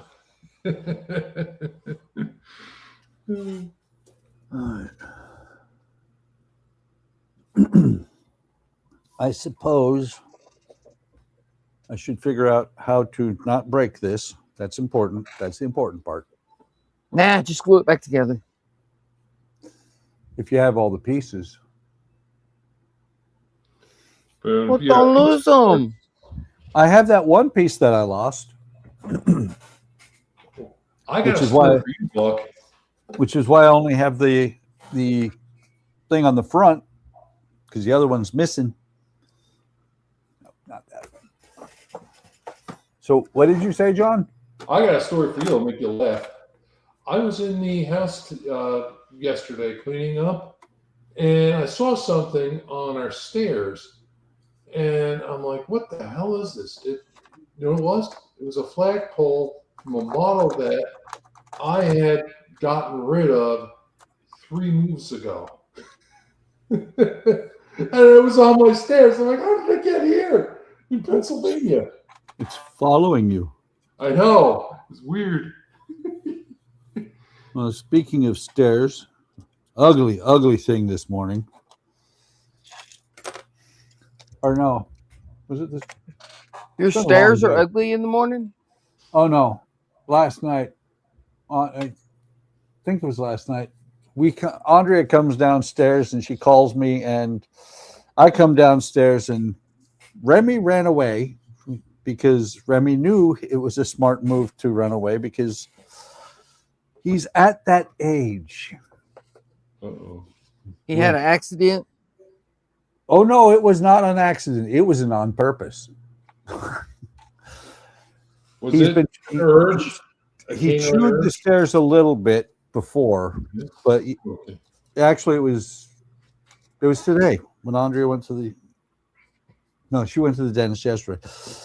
He ate the stairs. He actually chewed the wood underneath the carpet. Ooh. We're planning on redoing the stairs anyway, but we don't need that kind of help. Yeah. Right. Uh-oh. So I'm just hoping he gets over this because he's chews on everything. You know, bones, toys, of Oliver. My German Shepherds were like that, Buck. My dogs chewed everything. They were. We used to joke around and say. I used to say that they were chewish, and they chewed every day except Friday afternoon and Saturday when we were home. Oh. They were. Well, the only saving grace is the fact that Andrea and I talked about it because our stairs have the kind of they come down and then they have these little rounded bumps that stick out on the side, and we're both of the mind of, because we're redoing the stairs, we're not sure how we would redo that, and make it actually work. So we're going to cut the banister. We're going to cut those off and make the banisters just go straight. Cool. So it's not too terribly bad. And I never had that problem with Jack or Red. Well, neither of them had the nickname that I've given Marley, or not Marley, but Remy. Remy, sometimes I will call him Moron because he is. Well, remember the movie The Jerk? Jack and Red could both be that sometimes, but All they didn't dogs chew can. on shit. Yeah. Well, I take that back. At first, Red wanted to chew on my shoes, Yeah. and I kept getting on to him. So finally, instead of chewing on them, he would just hide them. Yeah. Well, it's funny because Remy will take Andrea's shoes still and take them outside. None of the dogs, for some reason, the dogs all know that's Dad's shoes. We don't mess with those. Oh, yeah. I think Andrea tells them that I will kill them. I won't, but I think she tells them that I will. Red would take mine and just hide them. Yeah. The weird part about this too, when you have a dog and they do stuff like that, when they stop doing stuff like that, and then they pass away, it's sad because you miss that. You actually miss it. It frustrates you. Yeah. Oh yeah. Yeah, JC and Penny were a lot like that for me. Well, it's like, what is it? Charlie. I still miss Charlie because Charlie's the only dog that would, anything going on, he would walk in, look at you, and just kind of be like, "Yeah, it's happening again. Today's the day." He was such a cool dog. I still miss the snoring. Yeah. JC would just look at me. He'd have his head up, and then the one paw would be up, expecting me to give him a belly rub as I walked past before I could walk past him. And that was like paying the tax, I guess. And I did that. What was your job? He was a gentle giant. Oh, 120-pound German Shepherd. Yeah. Well, since I moved in here, I'm not 100% positive where it's at. But when we had Charlie put down, the lady cut a lock of his hair for Andrea and for me, and I know mine is in here somewhere. Mm. He's the only dog that I ever really broke down and cried over. Mm. Yeah. I still have the pictures, and I can still see it in his face when, the day that we had him put down. His expression that day was, "I'm tired, Dad. Can I go now?" Wow. He was ready. Oh, I'm really sorry to hear that, Buck.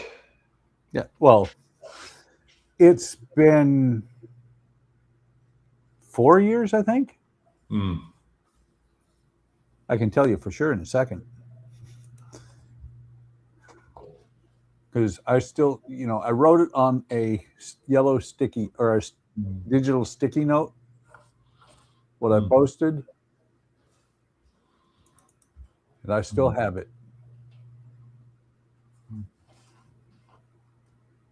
Yeah, 4 years ago. 4 years ago in January. Wow. Yeah, it's been JC died 26 years ago, and Penny died 23 years ago. Yeah, it's weird because yeah, they were brother and sister, and it's funny. He died very suddenly. I didn't know he was going to die, but I kind of had this weird feeling when I saw him last. He didn't want to get up out of the cage to say hello to me, and he got up, and I gave him a big bear hug and told him I loved him. And then the next day I got home from work, my mother called me to tell me that he died. I'm like, wow, he literally died right in front of my mother. Yeah. So, well, yeah. We had Charlie put down here in the house. Oh. You pay extra for it, but they're at home. Yeah, they're in their environment. Yeah. Yeah. And as far as Charlie was concerned, he got a really good meal, and he got put in a bed and he went to sleep. Yeah. And it was hard. Yeah. Yes. Okay, now we need to talk about, I don't know, beating up Alec when he shows up. Actually, it's gonna be cool. Actually, talking to Alec though, It is. It's interesting because you can say stuff in chat, but it's different because the context changes, or maybe it's or maybe it's the way that it's read, and the conversation kind of flows. It's very different being on a stream live as opposed to being in the chat. I will be right back. Andrea needs a hand with her computer. Alrighty. Push the power button. Yes. Well, I reformatted my laptop so that, because her computer's been being screwy lately. So we're probably going to eventually, she's going to just take my laptop over. I'll be back. I'll be back. You're like a squeal of tires. Quick, everybody log out.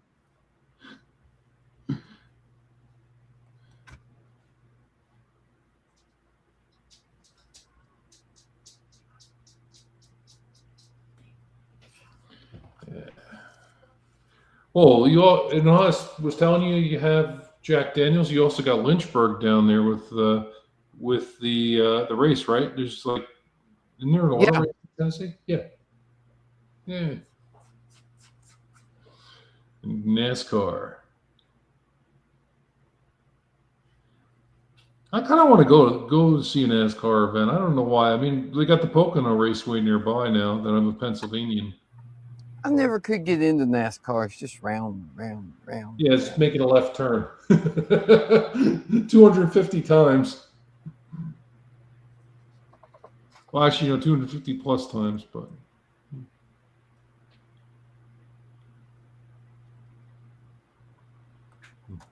Some of the names make you laugh, though. Well, you know, in NASCAR, they're just going round and round and round, and then they have a wreck. It's like a big event. You know, oh my God, there's a wreck on turn 2. You know, blah blah blah. I like watching the road races. You know, it's like, oh, number 4 is trying to pass number 3. Oh, he didn't make it. He hit the wall. And over here on turn 6, Are you talking like just another wreck? Oh well, they happen all the time. Are you talking like those like IndyCar racing or Formula Well, 1? the IndyCar, yeah, the like Le Mans and GP and all that. Yeah, where they're basically going like and they get the hairpin turns and stuff. Yeah, I love watching those races. I'm not a big fan of drag racing though. No, same as NASCAR. It's boring. Yeah. And the same thing like the tractor pull too. Yeah, it's Well, at least in the tractor pull, you get to watch shit blow up. Yeah, like when I watch an engine like blowing up and Wah, boom! stuff. Yeah, wham, boom. And you're laughing, but then if that's your engine, you're like, ooh. Yeah. All those thousands of dollars or whatever it costs to replace that engine, or you're like, oh, I know I'm rebuilding an engine in the next few weeks. Ooh. Yeah. Oh, I tell you. Have you ever watched them rebuild those drag car engines? Never have. They'll rebuild those suckers right there at the track, man, in the dirt and grease and whatever, because the engine only has to live for a quarter mile. Yeah, and then It doesn't matter if it's got dirt in it. All it has to do is live for a quarter mile. So that means it's probably all that wear and stuff in the engine. What do you take out the pistons and the rings and all that? Yeah. You know, if it can make it 10 seconds, mission accomplished. Wow. And then basically, if you win the race, you keep the sponsor, so you get the money coming. Yeah.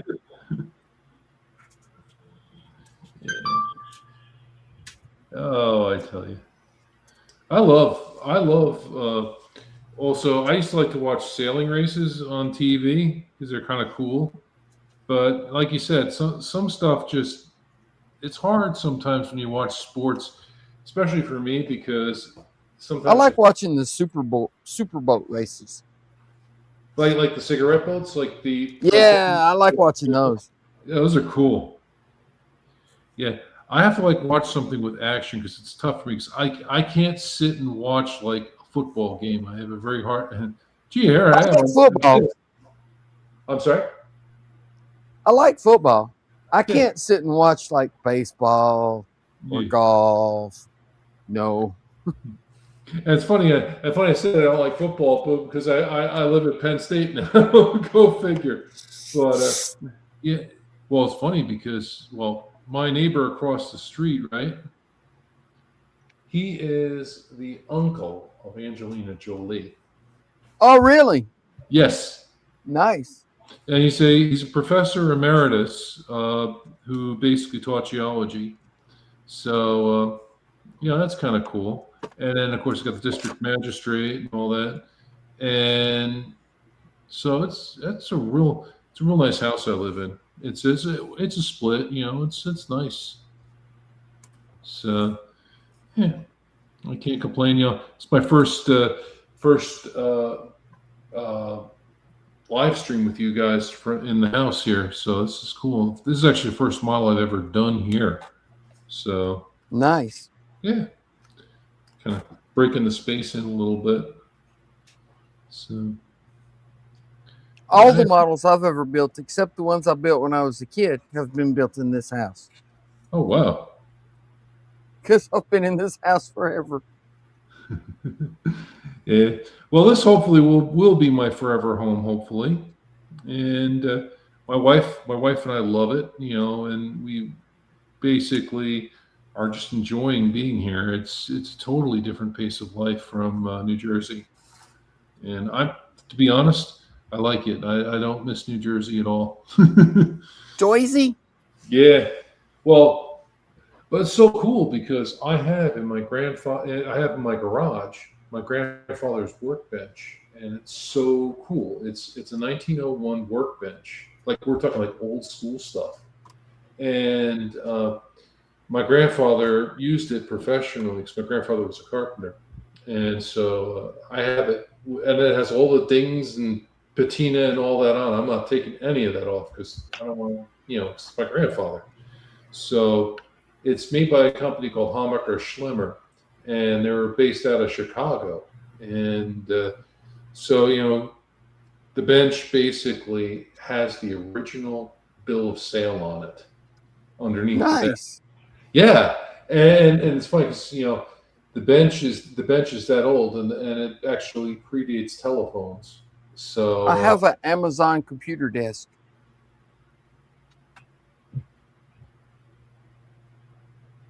Really? Yeah, that's it. Amazon computer desk. Yeah. That's Well, what I got. it's interesting too with the antique benches. I also rebuilt a workbench in my garage.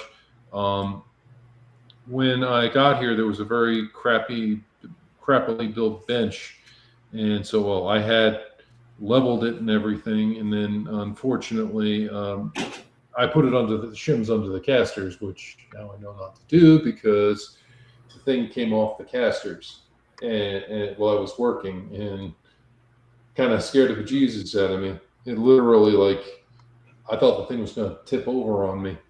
I had all my tools and everything in it. So, but it's neat. I have my grandfather's tools. I have his hammers and things. I hung them up, made a saw rack. I've been sort of kind of getting into woodworking. Like last night, I had a piece of wood that was so badly split, I didn't know what to do with it, and I thought I was going to throw it out.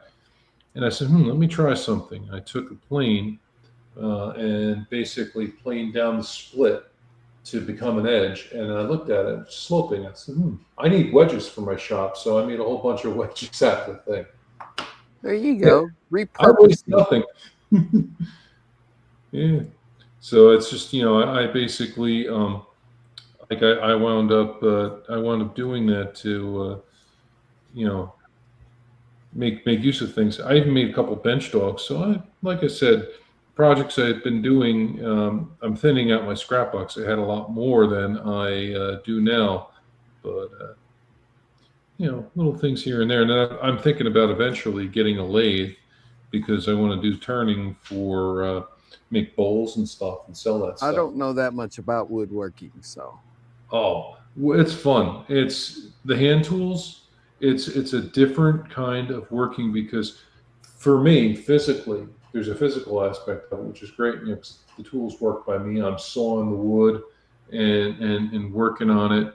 And it takes a little longer, but you get the same result, but you do feel differently about the process. And I love it. Karen loves it too because she knows basically where to find me in the house. This is where I'm talking to you from now. This is the first time I've actually done anything in this room since I moved in here, other than hanging doors and stuff. Right. The door that you see behind in the background, I rehung that door. That was nice. There was a hollow core door there, and it was horrible. It was like one of those Lawan doors, and then there was a closet, and it had a door framed out, but there was no door in it, and I found the spare door amongst stuff. So I took the spare door and hung that and put that in there. So now we've got two doors in the room. Looks totally different. Developing. I'm back. Fuck is Oh, back. were you gone? No. Andrea's watching the stream upstairs, but she had no volume. So I was trying to troubleshoot that on her laptop. Oh, so you didn't hear what we were talking about?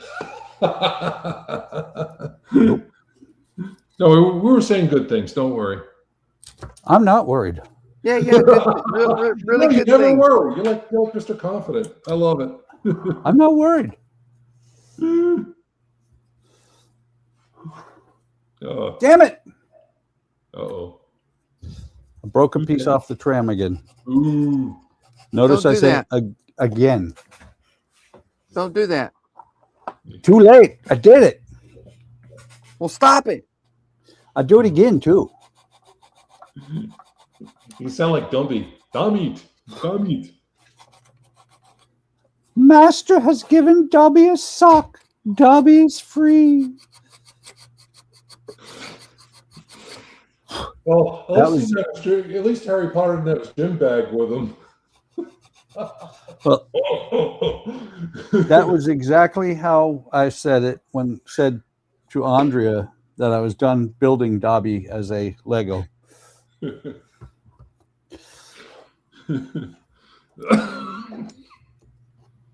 Oh, yeah. Master has given Dobby a brick. Dobby is free. Buck, I got a Saturday Night Live skit for you to remember. Remember Mr. Robinson's Neighborhood? Oh yeah. Vaguely. Oh, they had this one scene, one Mr. Robinson's Neighborhood. It was great. He goes downstairs because the landlord shut off the heat in the apartment. So the landlord says, "Oh, well, I shut off your heat because you didn't pay the rent."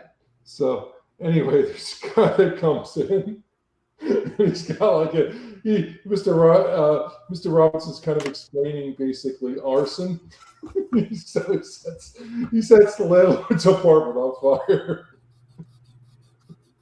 Oh my God. Oh, well, this is funny because Tim Kazurinsky was just, oh man.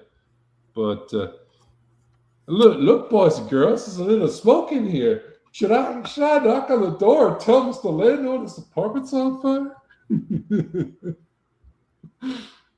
I think That's not right. That's not nice. Hey Trent, how's it going?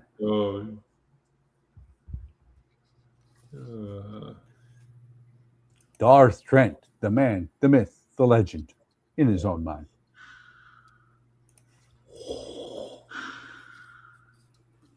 Aren't we all legends in our own mind? Absolutely. I'm more of a legend than most. In your mind. Exactly. Why am I thinking of Airplane all of a sudden? When the wife goes, like that time you got hold of that bad acid and told everybody that you were Jesus Christ and you didn't come down for 3 days. That was a trip. Oh, that was an airplane? Yeah. Oh, yeah. It's funny because the wife was like, he goes, look, honey, I have a confession to make. I haven't exactly been faithful to you. I know about it the whole time. Really? Yeah. I was unfaithful. I have a confession to make too. I was unfaithful with your receptionist, Susan. Oh my God. It's like because the guy basically, she just like makes him feel bad. Well, oh, I'm sorry. And Trent said, at least I'm a legend somewhere. And what I think is funny is some of those jokes are so dated. John never has another cup of coffee at home. They don't do that commercial anymore.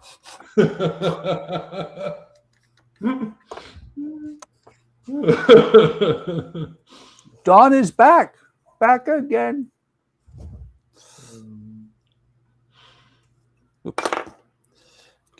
Can't draw a line with a. Well, you could, but it would take a little bit. No more. Nobody's saying your dad's a pervert. I love that when the kid says that to the father. And that coffee line was next in that. What about the little girl? Oh, I like my coffee like my men. Yes. Or are you talking about the one in the hospital, the one with the IV? That was funny too. Especially because everybody's getting into the song that the nun is playing and not noticing that she's, the IV has been ripped out. The look on the face is priceless too. That was funny. Well, she was Yep. in the Love Boat. That was Vicky from the Love Boat. Yep. Yeah. Oh, man. And then of course, remember, I sure am tired. I could use a little breather. And then there's like tattoo. The plane. He's just like standing there breathing.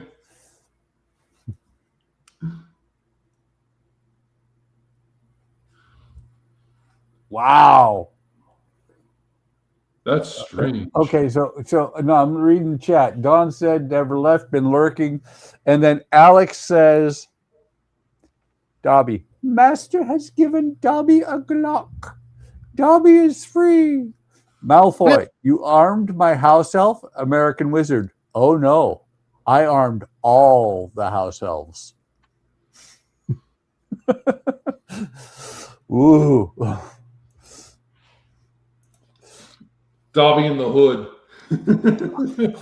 Yeah, pretty much.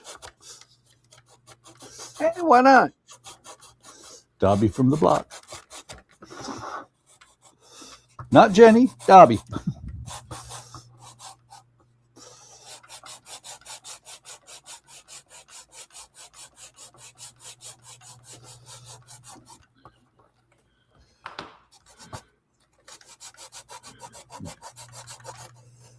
And you have Dobby go to prison, like Shawshank Redemption. Yeah. And you get like Morgan Freeman narrating.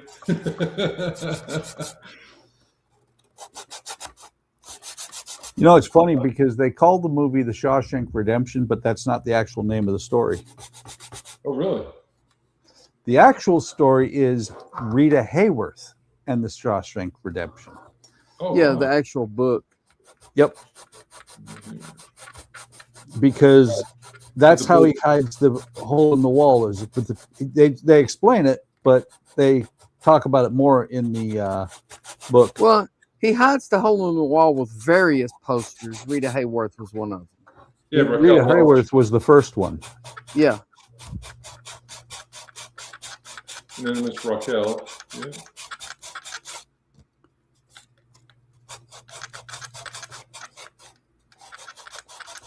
Don is getting further and further behind on his tram. He is. Andy Dufresne.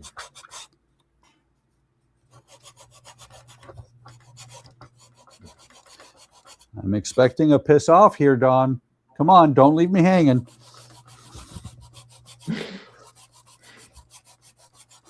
Don would never say that. Except for when he would.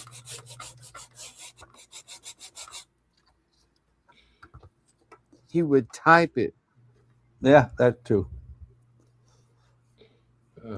That is true. I don't think he's ever actually said it. He always types. Yeah, he has.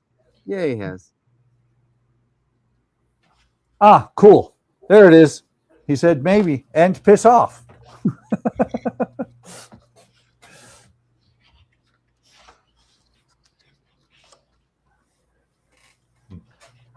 Makes me feel better because I was beginning to think he didn't love me anymore.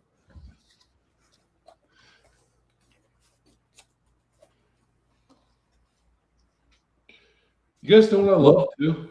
Comedy. Benny Hill. Did you guys watch Benny Hill? Oh yeah.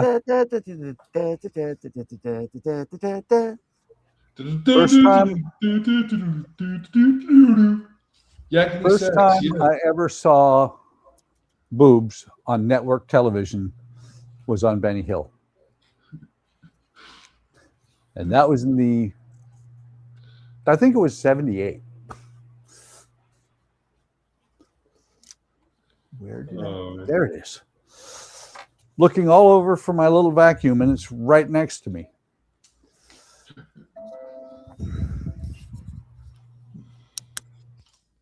Oh man, this is fun. Don't worry, guys. I'm doing all this cutting out, but there will be assembly coming soon this stream. Ugh. Let's see.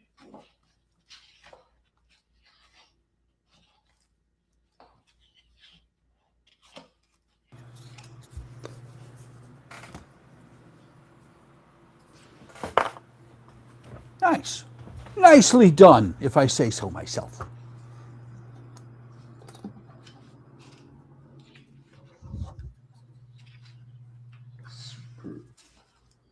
Superb.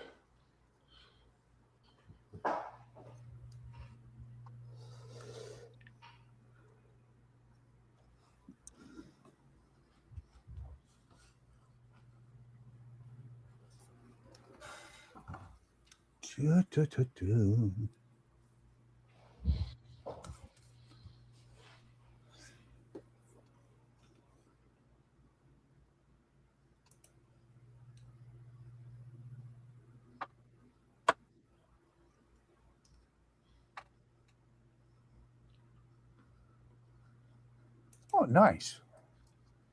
Nice. Nice. I just looked in my email.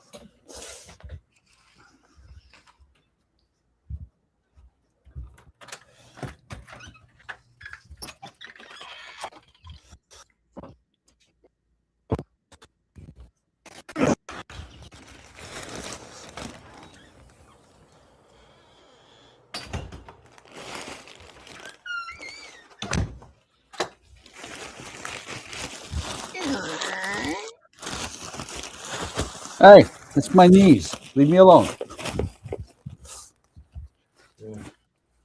Might have been the front door.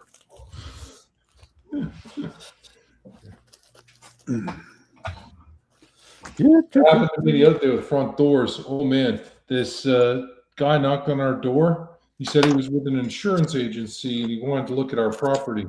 I told him where to go. It was like a third party guy. Didn't have ID or anything. I'm like, sorry, you're not getting in. Yeah. And you just show up unannounced to our house. Well, just wait. Just wait. I'm sure that you will soon be getting offers, people telling you that your loan is almost approved. Yeah.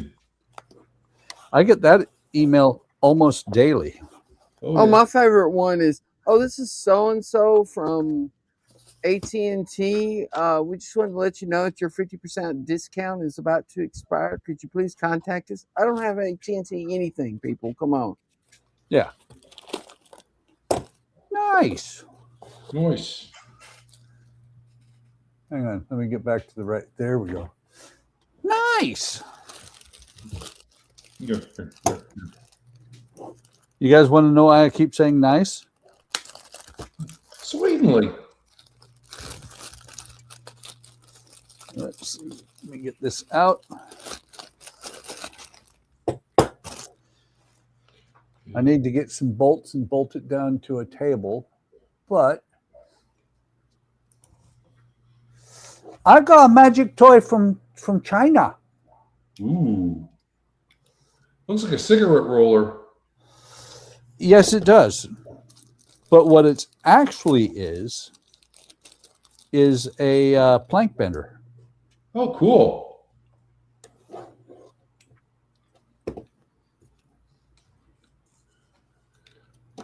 So it comes with a little Allen wrench. That's sweet. You get like the coolest toys, Buck. I like cool toys. Yeah. I ordered it off of eBay, and they didn't. The first thing they said was, "Yeah, we made a mistake. Can you send us $30 more?" And I said, "That ain't happening ever." And went on and on. I actually ended up buying this off of Temu, or not Temu, but AliExpress for less. Cool. We do just wet the plank and then roll it through there? You don't even have to wet it. Supposedly. I will find out for sure. There's some burrs inside of here, so the set screw is not going into where it's supposed to be. Now, does it make little curves behind the wood you're trying to bend? Because I know that's one way to bend wood. Does it do what? makes little like kerf marks. Nope. Behind the wood. This is supposed to just bend, make the planks bend. It's actually supposed to be a metal roller. Oh wow! Yeah, I was gonna say that's pretty cool. Now that's the kind of stuff my dad had when he taught wood shop and metal shop all those years ago. My dad used to bring home like the cool stuff. My dad was a Leave it to Buck. He gets a new toy, and the first thing he does is beat on it with a hammer. Damn Skippy. Hey, that's good to get hammered though. So now, and like I said, I have read, and that's why there are holes in either end of it. I have read that what you need to actually do is bolt it down. Yeah, it's like my Ryobi grinder. I had to bolt it down. Okay, pull that out a little bit, push that one in, tighten this a little bit more.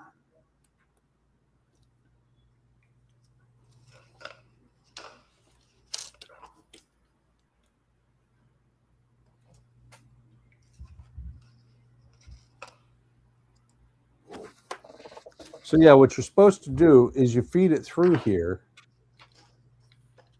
and you turn the crank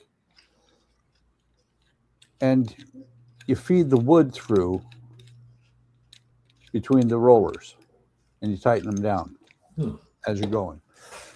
So let's find a spare piece of wood. Like I said, it's supposed to be bolted down, but we're going to try it without bolting it down. Let's see. They're not directions, they're suggestions on how to do it. It doesn't have that even. There we go. Oh, there. Yeah, take this broken piece of wood here. 1 mil thick.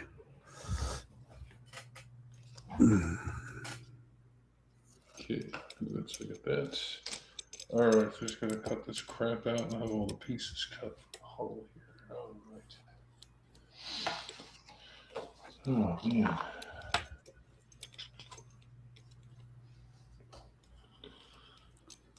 So what you're supposed to do is you tighten it down a little bit like that.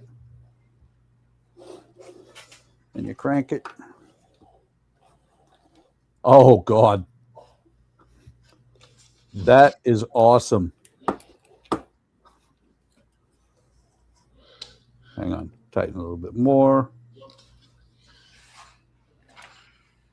I think I broke it, actually. Can't see it, Buck. It's off the screen. Yeah, I did. I snapped it, but hang on. Tightened it a little too much. Yeah. But before I tighten it too much, come on. Yeah, I'm just breaking it more. It's Howard. Donnie, it's time to go to bed. I'm here. No, you're early. I still got 30 minutes. Oh, But yeah, what happened was I tightened it too fast, but it does really work pretty well. Let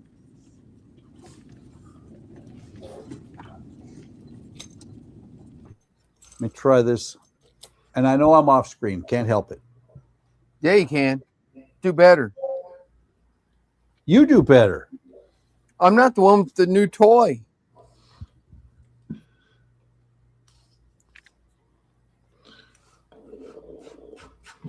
Now, shoot.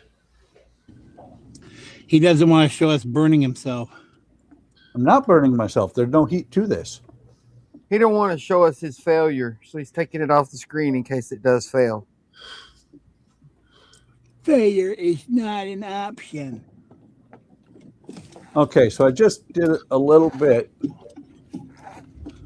That was a straight piece of wood. Nice. And all you do, there's no heat to it? no, it's just a roller. You crank these things out to where the wood will fit into it, and then as you roll it back and forth with this, because this handle is connected to both of these rollers, you roll it back and forth, it'll roll against this one. So it's basically like bending sheet steel. Basically, they're doing the same thing, but only they're doing it with wood. Right. Well, this is So actually you should be able to put photo etch in there too. That's what I was going to say. Is this is sold as a metal bender, not a wood bender or plank bender. Oh, so you're not using it for its purposes intended.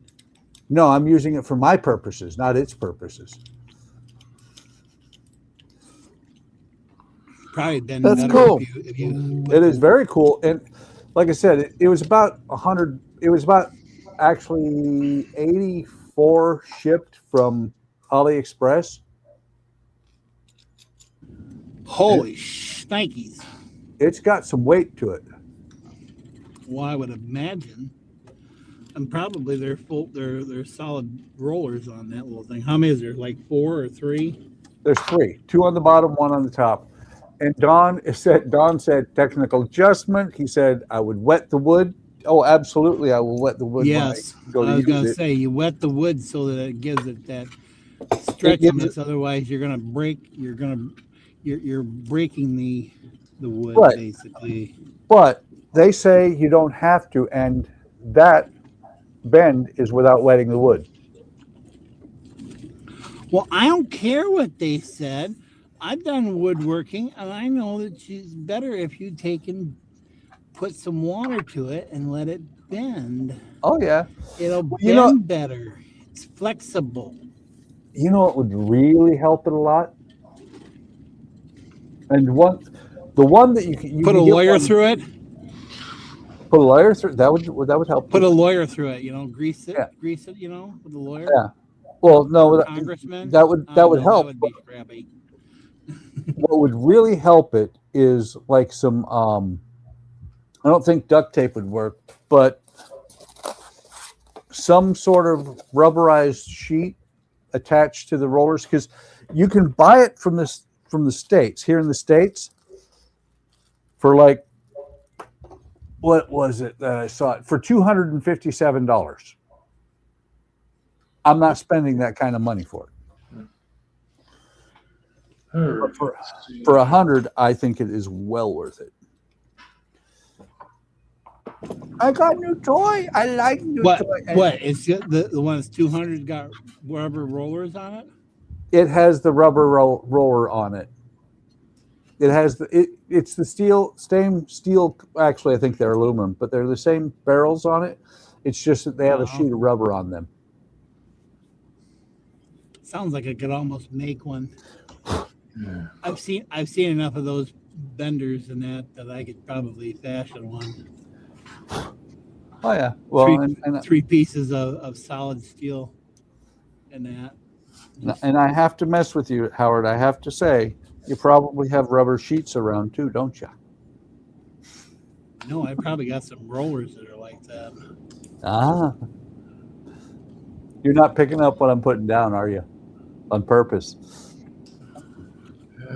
Yeah.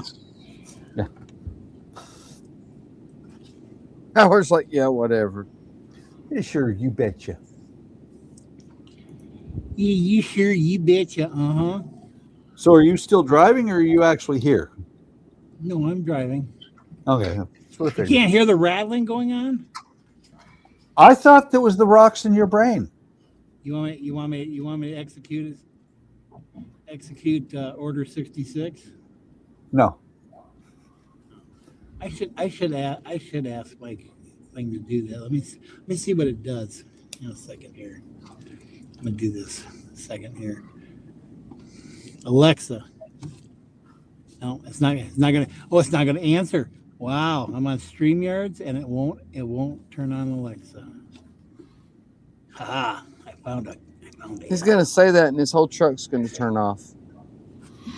Yeah, it explodes. I could always say it here where I'm at, because I do have one across the room. We'll see what it does. See if it does anything. You probably say I can't. It's probably say I cannot help you with that. Hang on. I just put super glue on here because I knocked one of these off again. You're not knocking them off again. Okay. Echo.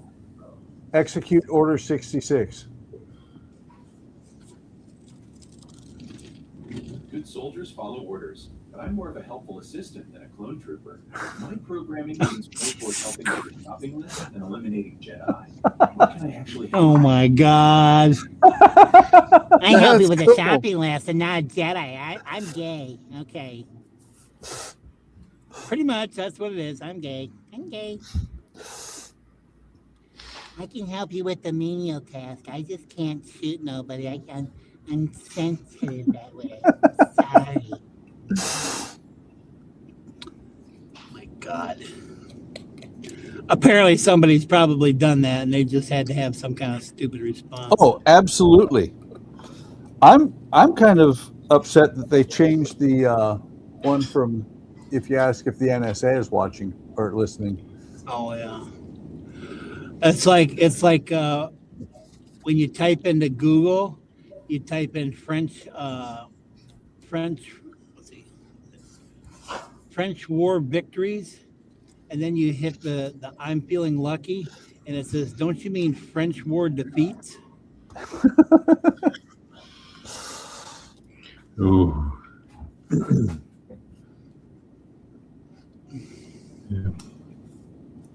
Yeah. They've never won a war. Hey, run away, run away.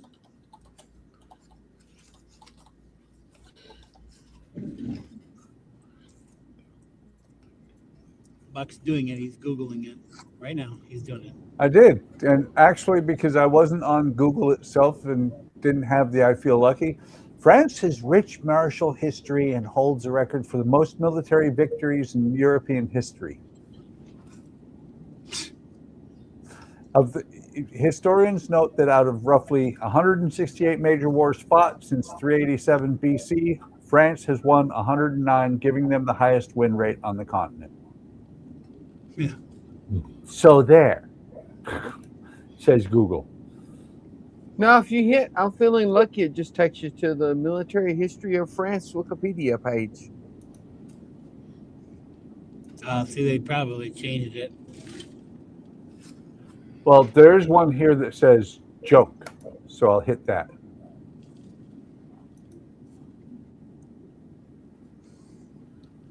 And that's where it kicks out. That's where it kicks out. Did you mean French military defeats? Yeah.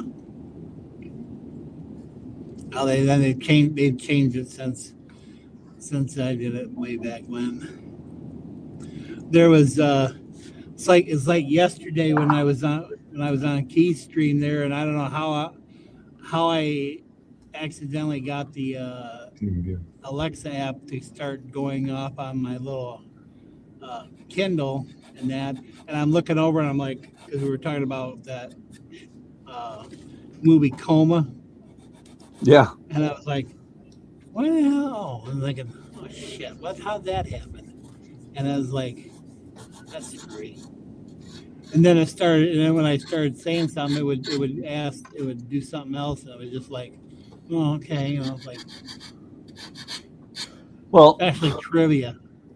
I have to say, yesterday when we started talking about that was kind of cool because I never knew anything that Genevieve Bujold had ever been in. Now I know. Yeah, I kind of remember her now. Thinking about I remember her face. It kind of popped up with her and Michael Douglas. Bujold. And Darth did say, to be fair, France did help us win a pretty important war. Yeah. They did. Yeah.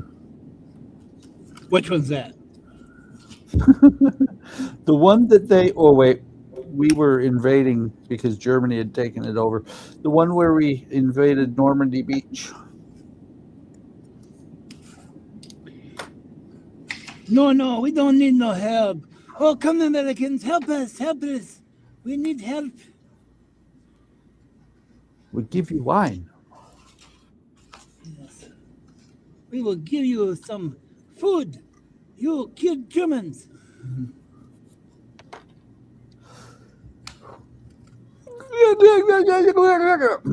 Yeah.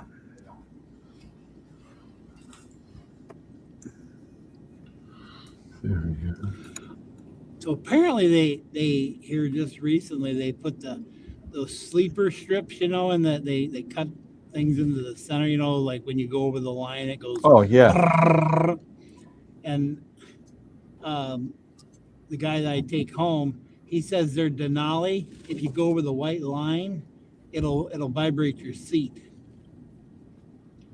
I wondered if Nissan had anything like that. It vibrates the steering wheel. Oh, it does. It vibrates the steering wheel. Yeah. Well, there are some. Somebody driving along and be like, "Why is my fucking steering wheel acting so funny? God damn it! This damn thing! I just bought it." Well, there are some roads out there too that if you drive over those strips like that on specific roads, they will play a tune. Oh yeah, I've heard that. Yep. You have to be at a specific. Got to be at Wake a up, little Susie, wake up. Yeah. In my Altima, if I cross the middle line or the white line on the side, it vibrates the steering wheel before you ever get to the little bump strip. Even if you're just getting into the middle lane to make a left-hand turn.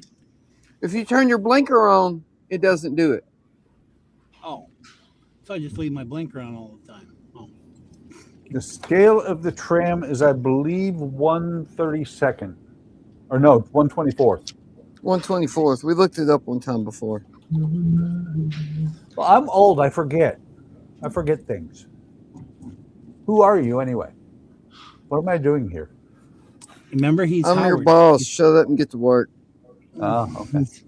He's me. He's me when I'm him. Really? Yeah, remember? You remember? It's him. We're like Andrew Jordu, you know, Jordu. Ah, yes. And occasionally, sometimes we show up at the same time, but you don't see me on camera. See, so I could be throwing my voice right now.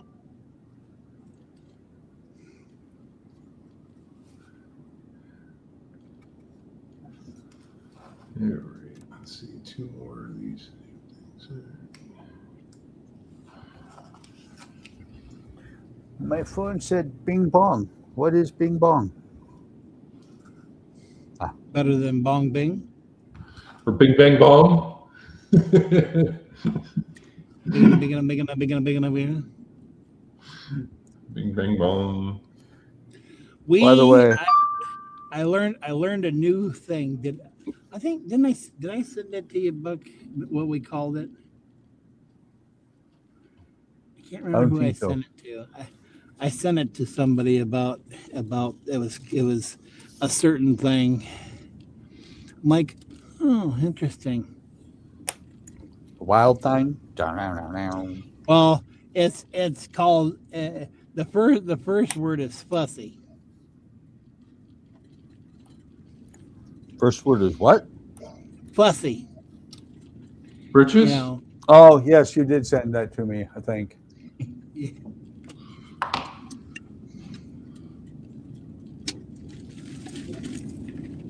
The second word rhymes with a piece of an anatomy. And then it's like it's fussy blank approved. Means like, you know, are you done fussing with it? Does it look right? Is it approval? Yeah. You know, like, You sent me that exact sentence. It's fussy cat approved. Yeah, that. Well, did you see the T-shirt that I sent you? No, I haven't had a chance. I've been busy. I will read it to you. It is a great shirt. It says, "I didn't mean to push all your buttons. I was just looking for mute." I've seen that one. Buck, where did you see that? I want to get that for my wife because my wife likes to push my buttons. I saw that on Don't they all? AliExpress. Actually, I saw it on Facebook on AliExpress. Yeah. But she says she does it out of love, though, and she's a good person, my wife. So I can't complain. It's in their DNA. They nobody will can't help listen. it.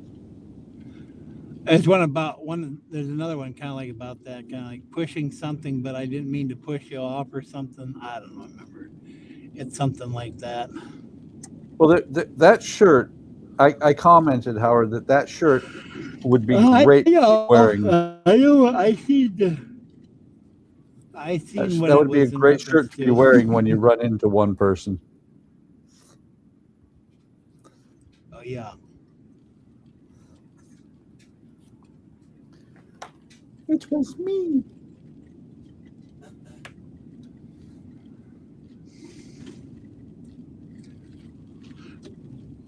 Well, when Don goes to Wonderfest, he'll have the wood is good T-shirt on, I'm sure. I just couldn't find Donnie the lights is right shirt. Yeah, I need one of those. Have it made. Yeah, I could do that. Donnie gets a shirt that says lights is right. Don says wood's good, and just run around and be like, what the hell are these people talking about? Inside joke. Yeah. Planks aren't constant, right? Yeah. Not sure. Oh, because it's like that's a math thing. I'm sorry, it's a math joke. Oh, lights aren't constant. Yeah. Okay. Lights are right. Oh, you are planking inside there, aren't you, Donnie? Already did. Yeah. Cool. And if He you look through tanked the it. little windows on the side, you can't even see the wires. You just see the wood. Noise. I did the wires. I did too. Somebody left the lights on in my shop. I think it was Howard. You should smack him around a little bit.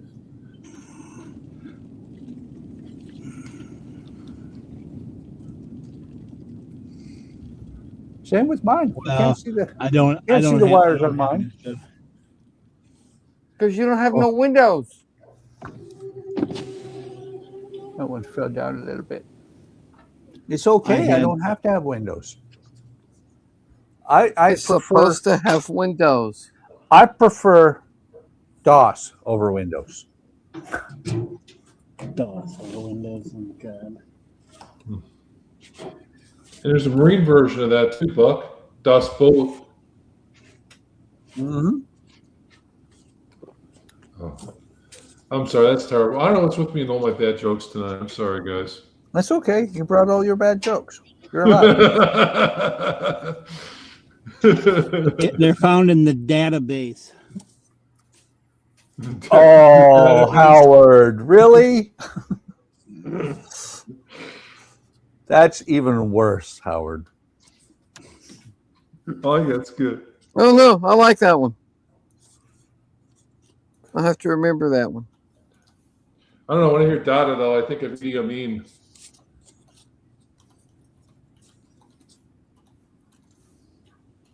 Let's see. OcCre Mania.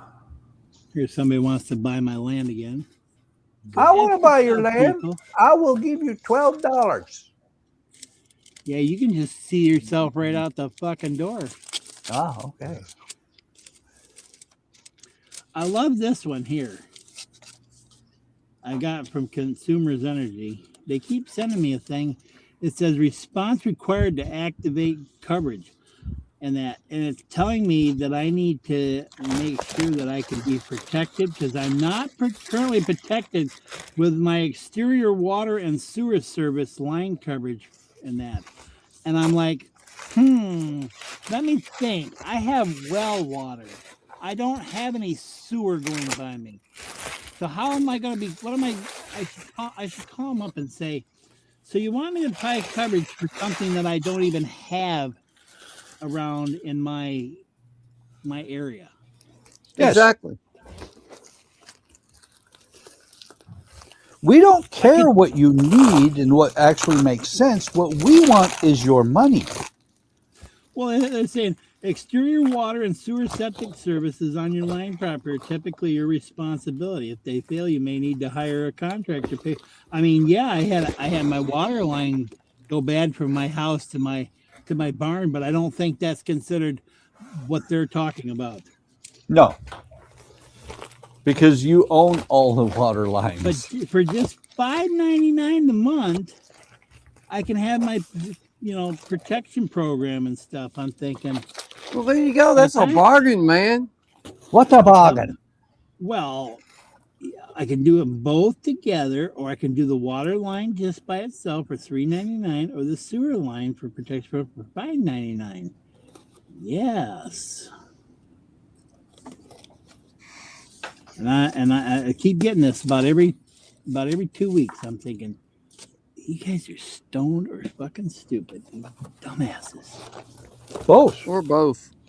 I mean, seriously, can they not see a fucking Google map and say and see it that it's a frickin' out here in the farmland? Like, do you really realize that there's no sewer line around in this area? They probably don't even know where you live at. They put my address on there. I know, but they just get your address out of some database and. Oh, from Consumers Energy. Howard, they don't care. They just want your money. Yeah. Pretty much. They buy a bunch of addresses from some database and send it to all of them. I got the ones, they want me to get my refinance my vehicle. I should call them up now and say, so how much can I refinance my vehicle for at I got like $1,000 left on my truck. So what kind of monthly payments do I need to have on that? $5,000 a month. Yeah. $1,000. It'll be like, yeah.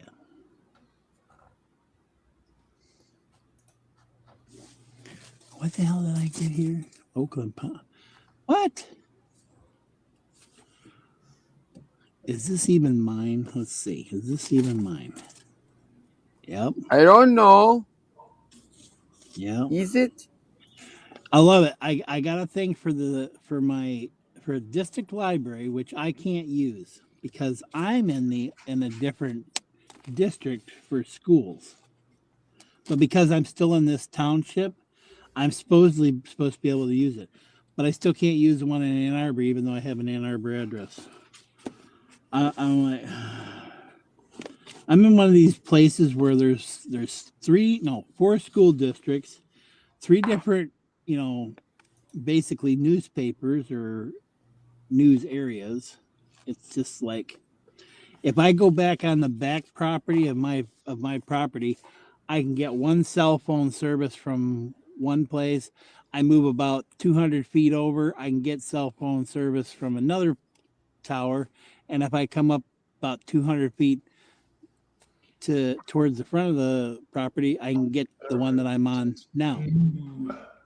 You got a cell phone potpourri. Yeah. And I got 2 bars. Because you're on the outer edge of all of them. No, I get better coverage back on my back 40 than I do up here by my house. It's probably closer to the tower back there. Well, yeah, but it's a different tower too. It's hilarious.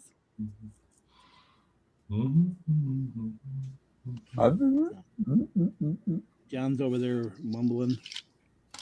Yeah. That's why I'm mumbling back. Mm-hmm. Huh? Hmm? The mumbler. Maybe I should have taken Trent a wooden model. See, then he would have had to go downstream with us.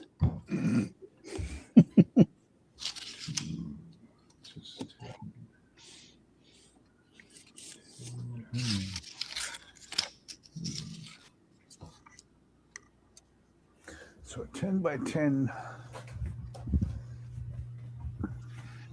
So what was the deal that Keith showed up late? I heard him on stream, but then Nothing. He just showed up late. he just showed up late. He overslept, huh? He did a Todd thing on overslept on. It's like, oh, Well, I think he overworked too. Oh, well, that too. Shit. That's a true thing. Son Overworked, underpaid. Exactly. of beach. Shoot. Sunny Oh, Beach. I remember that part in Stripes. Does anybody here know any English? Just a little bit of English. You, sir, you speak English? Yes, sir. Son of beach, sheet. Sunny Beach. Sheet. Sounds like those. It sounds like those Asian ones from China or Japan and that, and they're trying to use American words and like, you motherfucker, you Sun Beach.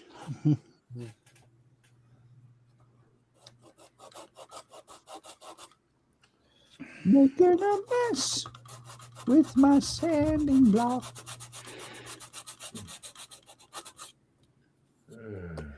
You know, if you put that in, you could mix it with glue and make your own wood filler. MDF. Yeah, your own wood filler. I want to make my own MDF. I need pressure and heat.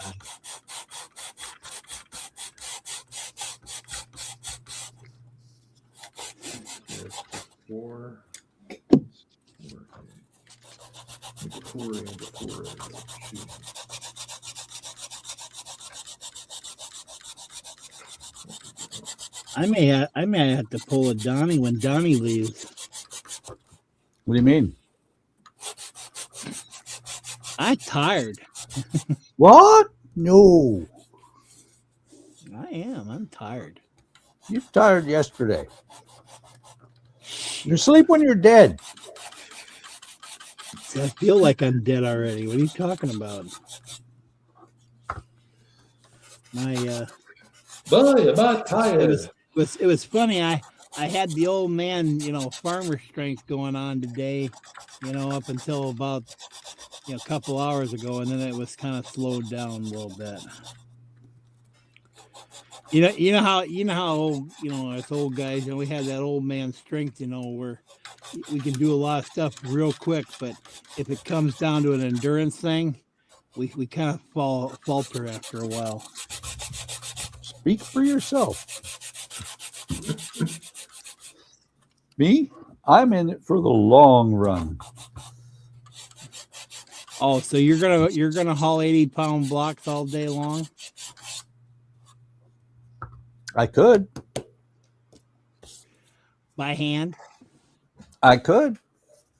But see, I would be smart. I would be smart enough to get the hand truck. The hand truck. Well, it's a little hard to go across the yard with a hand truck around here. It's kind of like moving around. It's stuff, 9 o'clock, so I'm fixing to get out of here. See, Donnie, I enjoyed building with you tonight. You too, John. Yeah. Show your work. Donnie's gonna have his done before I even get started. Really. That's what I got done. I got the inside planks in there, and I got the top planks. Good. And I got lights. I swear Donnie cheated somehow. He got it way ahead of me. I got my little voltage converter soldered on. Converter? Yeah. So what did you got that for? To bring 12 volts down to 3 volts for the whole thing. So it's a buck. Did you put resistors on them? Do what? Did you resistor your LEDs? Just the red ones. Ah, okay, that makes sense. Because the converter takes it from 12 volts down to 3.3. but you can't run the red ones on 3.3. So you put a Right. Run the red ones on 3.3. So you put a Right. MOSFET or a buck converter on there, basically. Yeah. Well, that's why I've got resistors on all of mine, because I didn't put something like that in there. I just put one of these on it to run the whole tram, and then all I had to resistor was the red lights. So why are you bringing in 12 volts, or is that? Well, I build all my models to run off 12 volts because the shelf that I have to put all my models on has a power Right. supply on it that puts out 12 volts. Oh, so it's not USB then? No, Gotcha. the power supply puts out 12 volts, so I build all my models to run off 12 volts so I can just run wires up the shelves from the power supply and hook the model straight to it. Gotcha. Nice. Nice, But- Donnie, nice. Thank you. And I'm going to get out of here and go take a shower and hit the bed. Wait a minute. Oh, wait, now Yes, he's gonna go hit the take bed. a shower. Do what? Yeah, go take a shower. Yeah. He's gonna go take a shower, and then he's gonna go beat up his bed. Oh my God! What did Yeah. that Yes. bed do to you? It was Didn't give you there. a good night's sleep. That's right. But y'all have a good one, man. You Hey, too, Donnie. Donnie. Thanks for coming, man. Good. Not a problem. See you. Yeah, bye-bye.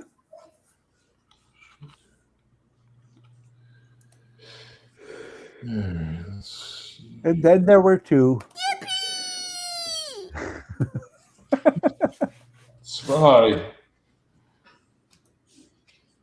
I'm still here. Well, yeah, but you're not on screen yet. Get on screen, Howard. Oh God!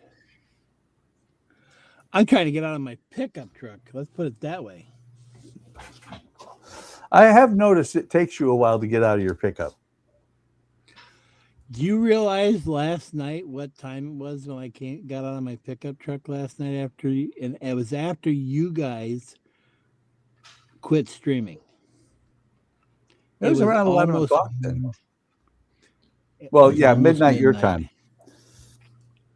Well, no, let's see. You ended at 11, right? 11 your time. It was like 10:15 my time. Yeah. So I got out after midnight out of my truck.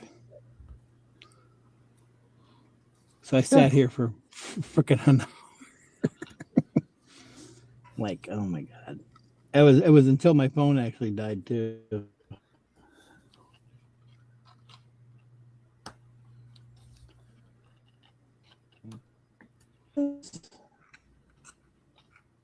I think your phone is doing funky things, Howard. Funky Cole Medina. Not the funky soul Medina. Yeah, Funky Cole Medina. What do you mean? Oh, is it cutting in and out? Yep, a little bit. Yeah, Funky Cole Medina. You need to do what John did, because Computer John moved router. his computer today. Yeah, brought the whole computer down. I kind of don't play. What do you want me to do? Put the damn computer on top of where I'm working? Yes. Because if I put it on the floor, the dog might piss on it, and then I won't have a computer at all. Piss on the dog. Put it on top of the dog. Oh, I see. I see how you are. You want me Yeah. to take and make my poor old 12-year-old dog take and carry my big ass fucking bulky computer around Uh-huh.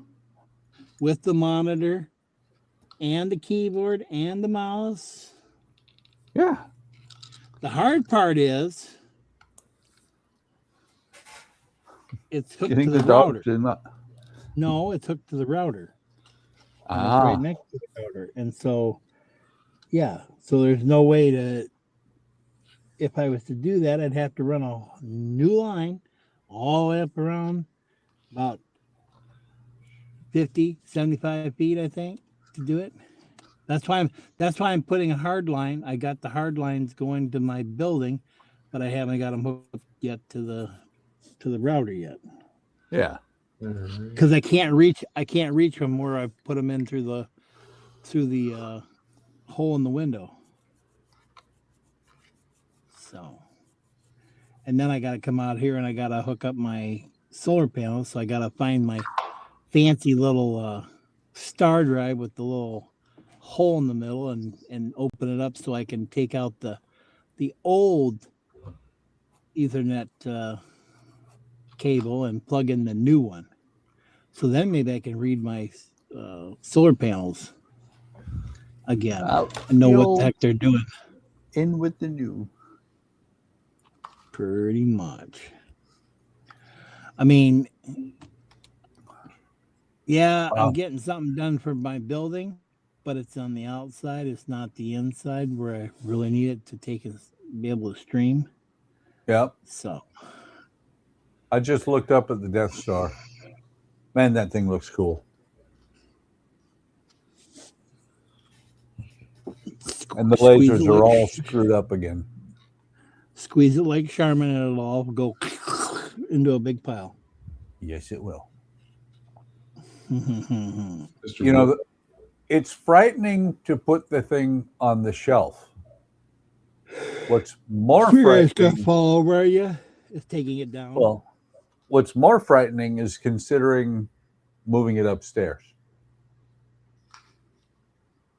Be very, very careful.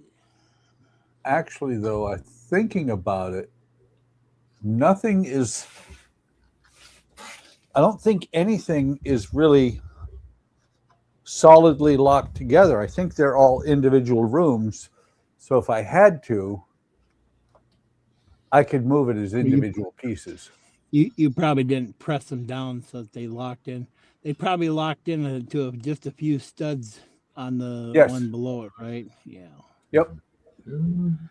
And just like they do with the modular buildings from that Lego had come out with.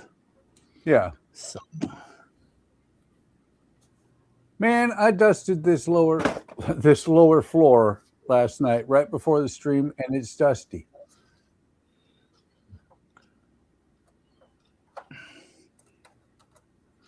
my glasses are dusty from the It's tough. It's tough living on a planet made of dirt. You know, what's funny is there's more dirt in the goddamn house than there is outside, seems like. Yep. It's like, how do you get all this dirt crying around here? Yeah, it's like, especially a farmhouse, it's even worse. I'm actually over here playing with the doors. It's funny. It's funny though. My girlfriend says, she says, I'm gonna get your house all cleaned up, and that's gonna be 100% clean. And I'm like, right. You're gonna clean up the 27 rooms and have them spick and span in this farmhouse. Not gonna happen. Sure it is. She's going to clean up. She's going to start on one end, clean all the way to the other end, and then go back and start on the one end again. Yeah, pretty much every day she'll be clean. I'll be like, it ain't happening, hon. It ain't happening. I told her, I says, as long as it's like 75% clean, I don't mind a cobweb here or a cobweb there, at times, because those little shits make freaking cobwebs every single day. Doesn't matter how fast I walk through my house where I've cleaned out with cobwebs, and next thing all of a sudden it's like, and you get one smacked right in the face. You're like, there we go again, another little spider. Trent if is you're leaving. scared Good night, No. Trent. See you, Trent. I stole your visa. Yeah. Ah. I was gonna say with cleaning up the house and stuff, it's like my grandma, she cleaned a lot, she never got this house cleaned. But I'm gonna say If you're scared of spiders, don't come to my house because those little freaking things crawl all over you. I I go down by my computer, and there's probably about 5 or 6 of them that all of a sudden they start crawling over you. And like, okay, you're dead. You're dead. You're dead. You're dead. You're dead. You're dead. We have I wolf saw spiders in the front yard. Oh, I got those too. Have one go crash your legs on the bed that looks like it's about 3 or 4 inches, long. No, that's okay. Then you go, oh, okay, whatever, and you find it and you kill it. And then Kill it before it gets to the children. I if I'd have thought about it quicker, I would have taken a picture of this statue. I don't know I think it's metal, actually. It's a giant black ant. We're talking an ant that's the size of a Great Dane. Nice. I like Great Danes. Or a big Saint Bernard. I thought about taking the picture and sending it to Ian, going, "Hey, Ian, I'm gonna send you this." Need to send him a spider. Maybe no. I should try to take and Photoshop it and make it red. Yes. Big red ant. They're coming in. Give them nightmares about that red ant. Yep. Well, it was funny. I had a kid that worked for us, and he's like 18, 19, something like that. Maybe he might be a little bit older, but anyways, had a porta-john.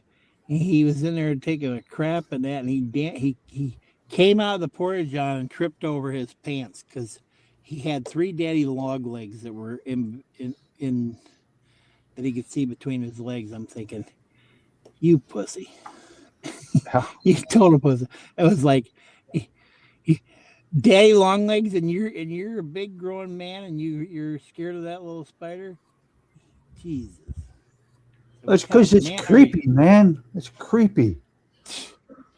Oh, he screamed like a girl too. It was like, what the hell's going on? And he's like, dude, he says, I had these big spiders and that. I said, what, daddy long legs? Oh yeah. He says, I come tripping out of the damn thing. I'm like, Jesus. If only I could have put that on YouTube, it would have been hilarious. Probably would have went viral on it. So,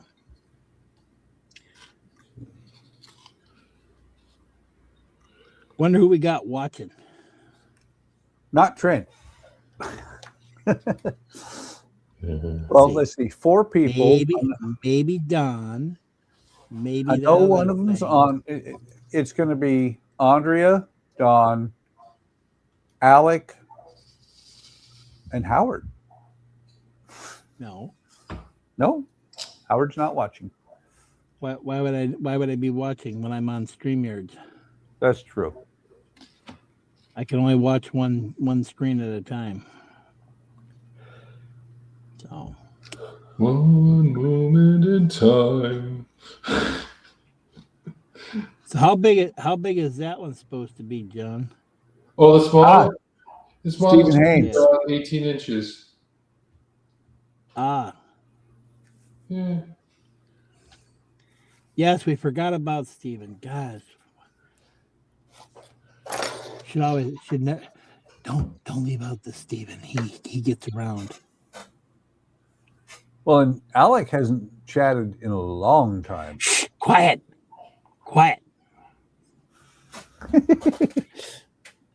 Well, he's on like last week and fell asleep. Yeah. See, that'd be me. That would be me this week right now. If I was to get on a stream, I think I probably might fall asleep before the end of the stream. Well, he was very quiet too. Yeah, I noticed that. He wasn't very productive though, normal.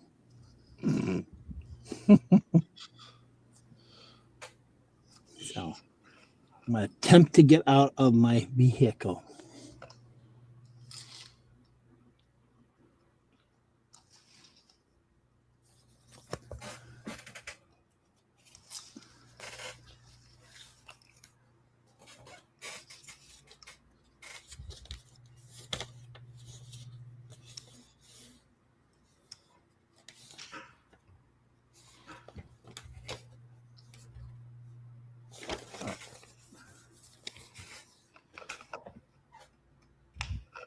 Oh, Alex driving in the sun. Dun, dun, dun, dun, dun. Might as well be walking on the sun. Smash Mouth. Holy cow. Smash Well, Mouth. Alex spent all winter going, "What's this rain you speak of, or snow you speak of? What's this heat what's you this speak white of?" stuff? Alec, white what's this stuff? heat? Alec, what's this heat you speak of? He's probably washing dishes and the steam is just getting to him. If I crash and drop my phone, it's because I'm trying to walk in the dark. Sort of. Don't do it, Howard. Don't do it. You must pay me now. Don't do One it. nice thing about these steps that I put in, that they got in these preforms, the ends have got a little bit of a tread to them, and they've also got a strip of glow-in-the-dark strip on each of them. Oh, that's nice. That would be helpful to find your way in the dark. And you're probably gonna lose me because I'm about 1 bar and I can hear it going dirty, dirty, dirty.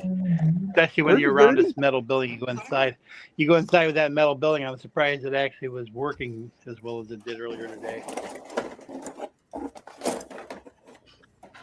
Your phone goes hurdy-gurdy, gurdy-gurdy. Dirty, dirty, dirty, dirty, dirty. Durga-durga-doo. Herbie derby derby. Herbie-durga-durga.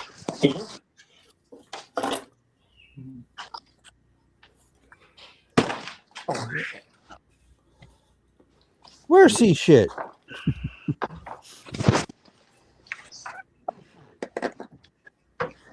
Oh yeah, I gotta take a picture of this.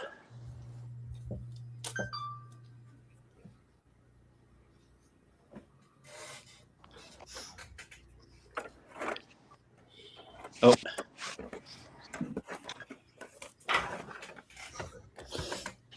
Wait. Oh yeah, that's a cool picture. I'll have to put it on for everybody. Maybe Alec is actually the Wicked Witch of the West. Maybe. Somebody spilled water on him. He's melting. Oh, what a world! What a world!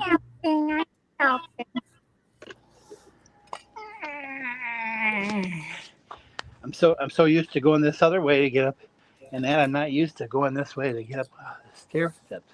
Oh yeah, they're just right. You can see the edge of those steps just coming up out of here. I mean, I've got a little bit of moonlight, kind of hazy. But yeah, that's cool. And they show up really good on the my phone. Cool. You'll think I got freaking like night lights or something in there. Let me see if I can post this on that scored? Yeah. Oh yeah. You can tell.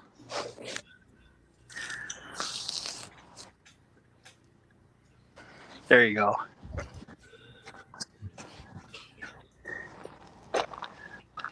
That is cool.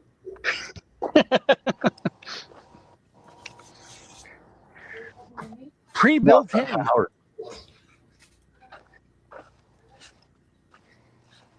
Pre-built in glow-in-the-dark steps. And just so that the like 2 or 3 people that we have watching. Oh, yeah, show it on there. Yep.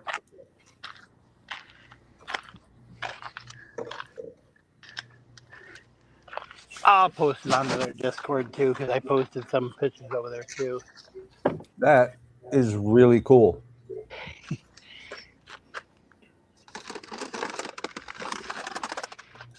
Yeah, the camera makes it look like it's really bright. But yeah. That's even I take the other one. You're either farther away or don't have flash on. No, not flash. It's one of those. It takes that 3-second, exposure, Ah, so it makes it look brighter. yeah. Kind of a neat thing in the dark in that when you do it, but Yeah. That's really cool. And the red light, you can see. Yeah, it's a red light district in there. Yay! I did not put you in the steamer, Alec. You did it yourself.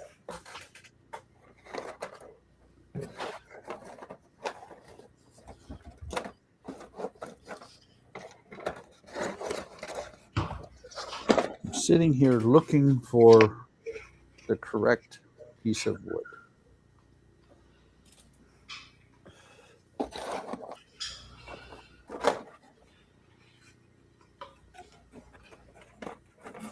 And I have a feeling I don't have the correct piece of wood. I will be sad.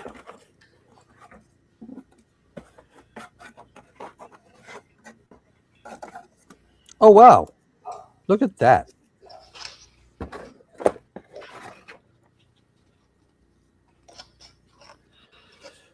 So I guess I can fix that one.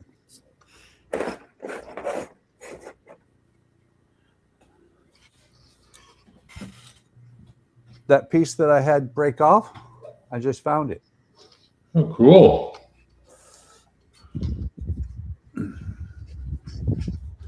So now I got to get the other part of it that's sitting still over here and glue everything back together. And then glue it into place. Permanently.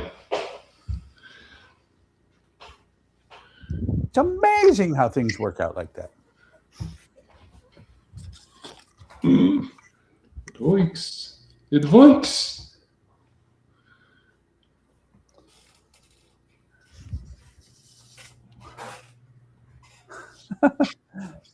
Alec's like, why am I turning him into a lobster? I'm not. You did that to yourself. That'll teach you. It'll teach you all about teasing everybody who's got cold weather. Yep. Told you karma will get you. Yep. Karma will get you. Well, I forgot to tell you, I also got something good today. You got what? Wow. Got something good? I like good. Wow. Open and close, twist the cap tightly. I don't think I could read that. He's still at work. Yeah, he's probably still at work, see? So he fell asleep at work today instead. Oh, boy. You realize next week, we only got one more week of this frickin' month? Yep. Where the hell did this month go? Over there. I guess. Well, at least I got, that wall and those steps. Of course, it was funny. So those steps that I had there, I bought them for $25. I got them at an auction, basically a farm auction for $25. And 25 for all of them, or it's one big preformed step. 5. Oh. So basically, it's like what you seen like in that parking structure. You remember where they showed them? They set them down in sections. Yeah. So they're preformed in that, and they just kind of get formed in there. Well, and they stick them together. Well, the thing is it's a pretty good size. Those are, I think, they're 52-inch wide. I think that set of steps is. So it's a little wider than 4 feet. So it's a decent step to go up and down. Well, yeah.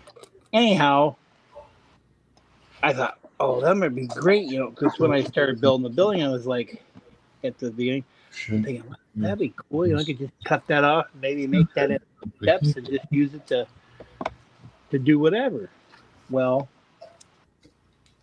got to talking about it, and of course I was going to actually cut them down to like 3 foot and maybe cut one step off the bottom because I didn't really need the 5 steps. I only needed 4. And so I was going to do that. And then, you know, we got to talking about it, and it was kind of like, well, this is going to be a pain in the ass. So I was talking to the guy that was helping me in that, because he's the one that did the cement in my building. We got to be kind of good friends and stuff. He came out and fixed my water line and stuff. And anyhow, we got to talking about it, and we're like, well, maybe we should just use those steps. So we went from me wanting to use the steps to we were going to pour the steps to back to we're using the steps, which probably saved me a yard worth of cement and the preforming, all that shit to make it work. Yeah. Plus I got that cool, you know, night glow going on for it, so I can actually see to go up there. You know, I want to maybe put some, you know, wall lights along there, kind of like you see there's almost like solar powered type lights or 12-volt ones that you could just have down through there at times, and they'd be on a timer or something. But I thought, well, that was kind of a nice thing, because at dark, if I came up here like now, or like if I was after streaming, you know, I turn the lights up, I don't have to worry about whether I'm going to trip up the steps or something. Alec just said, Buck, we have enough steam. Stop pouring water on the heater in the sauna. All jokes aside, just finished, I'm about head to head. And then he dropped his phone in the sink. Just kidding. No. He dropped his phone in the sink. Anybody who shows up saying they're Alec, they're an imposter. Oh, okay. I must be an imposter. Okay. Yep. So, anyways, so that kind of saved it a little bit, but so that's a nice thing. But remember that I was talking about the Lumi bricks, you know, and I was missing that part. Yeah. It showed up today in the mail. Yep. Very cool. A little switch showed up in the mail, and that. So they sent it by GoPro, and that, a little mailer. I was like, well, what is this? And I opened it up, and it was a Lumi brick thing, and that, and I was like, oh, it's the switch I'm missing. So it's like, cool. So I can continue with my build now. Alex said, why not 24 volts, Howard? Probably some of them are 24 volts. Now I just go 110. Yeah.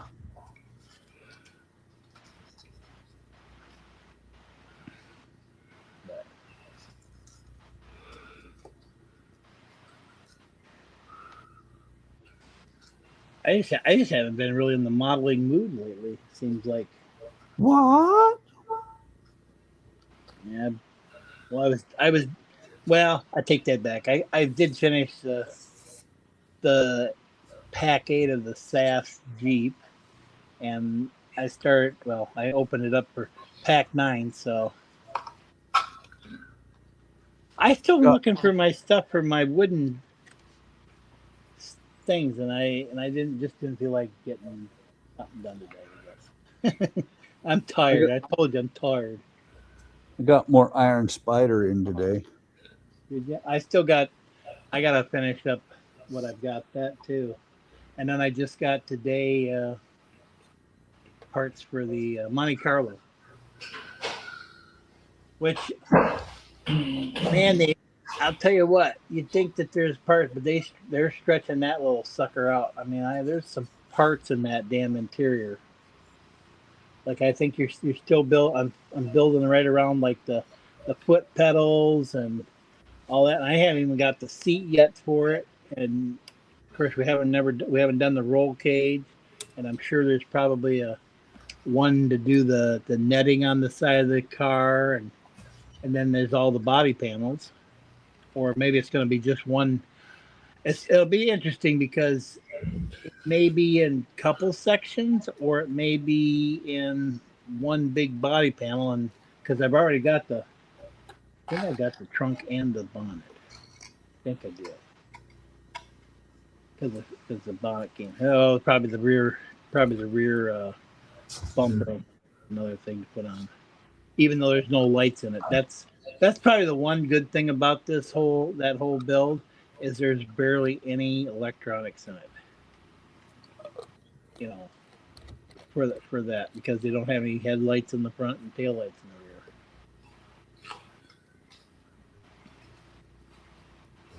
Alex saying, "Aren't I already one, Buck? You said I pulled a Return of the Jedi Yoda earlier tonight." He did. He said he became a Force ghost. Oh. From Harry Potter, right? Yes, he became a Force ghost from Harry Potter. John Cleese, right? Yeah. Headless Nick, Yes. or almost headless Nick. Yes. Because he can't get into the Headless Club because he didn't quite lose his head. Right. Isn't it nearly headless, Nick? Yeah, nearly headless Nick.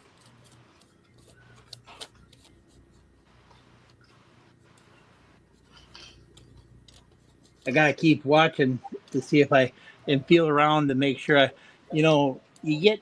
I don't know if you've ever had ticks on you before, Buck. I have not. Has your dogs ever had any? Not that I know of. Well, I had one right at my waist level at the belt line, and I was like, all of a sudden one day I was like moving. I'm like, what the hell is this? And here was this big old freaking tick that had been sucking me dry. Basically, he was, oh crap. He probably the size of a good lima bean size. I'm thinking, damn, you little bastard. So I plucked him off, squished him. I had one jump on me the other day. I'm like, you little bastard. Well, the thing about that is you got to be a little bit careful because you don't want to have the head, rip the head off and have it still inside you. I know. My bread. Gotta pinch him or burn him off. Marley's over here staring at the bread that Andrea just brought. That you're stuffing in your face? Mm-hmm. Figures. He's staring at me going, I like bread, Dad. I want a piece of bread. Come on, give me a piece of bread. Why can't I have a piece of bread, Dad? Usually my dog's looking at me going like, hey, you gonna let me outside? Let me outside? Let me outside? Hey, Dad, you forgot to give me some water.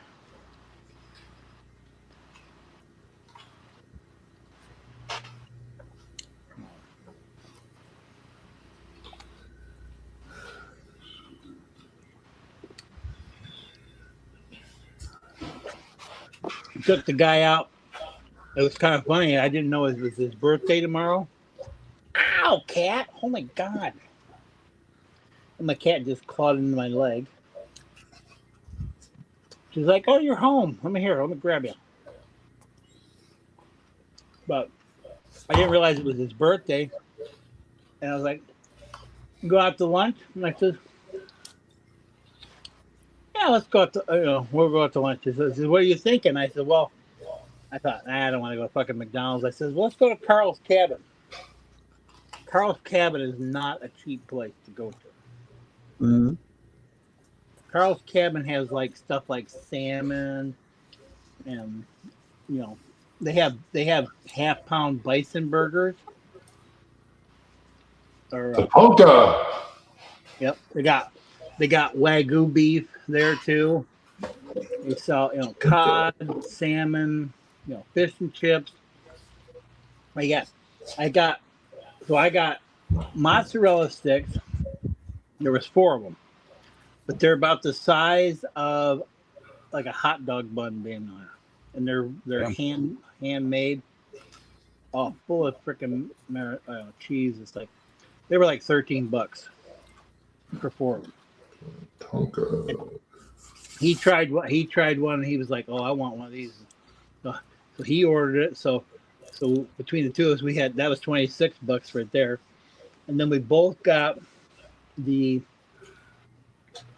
what the hell was it? Rib steak. Rib steak, grilled cheese on. So it was basically barbecued rib steak on sourdough bread, grilled cheese, and I think they had peppers and onions. Oh, I'll cut that out. Don't worry about it. Good night, Stephen. See you, Stephen. Thanks for stopping by. But it came to the total. Oh, and then we got root beer floats with that. Those were to go, and we still couldn't. We didn't eat it all. We had to have our doggy bags. Basically, it was $108 between the two of us. Wow. And then I gave the lady a $20 tip. So, well, happy birthday then. I bet he was working his ass off. He's doing all this stuff, I mean, I paid him some, but he's got his machine out there. He brought his skids here. He's been spending the time, and like, why not? That's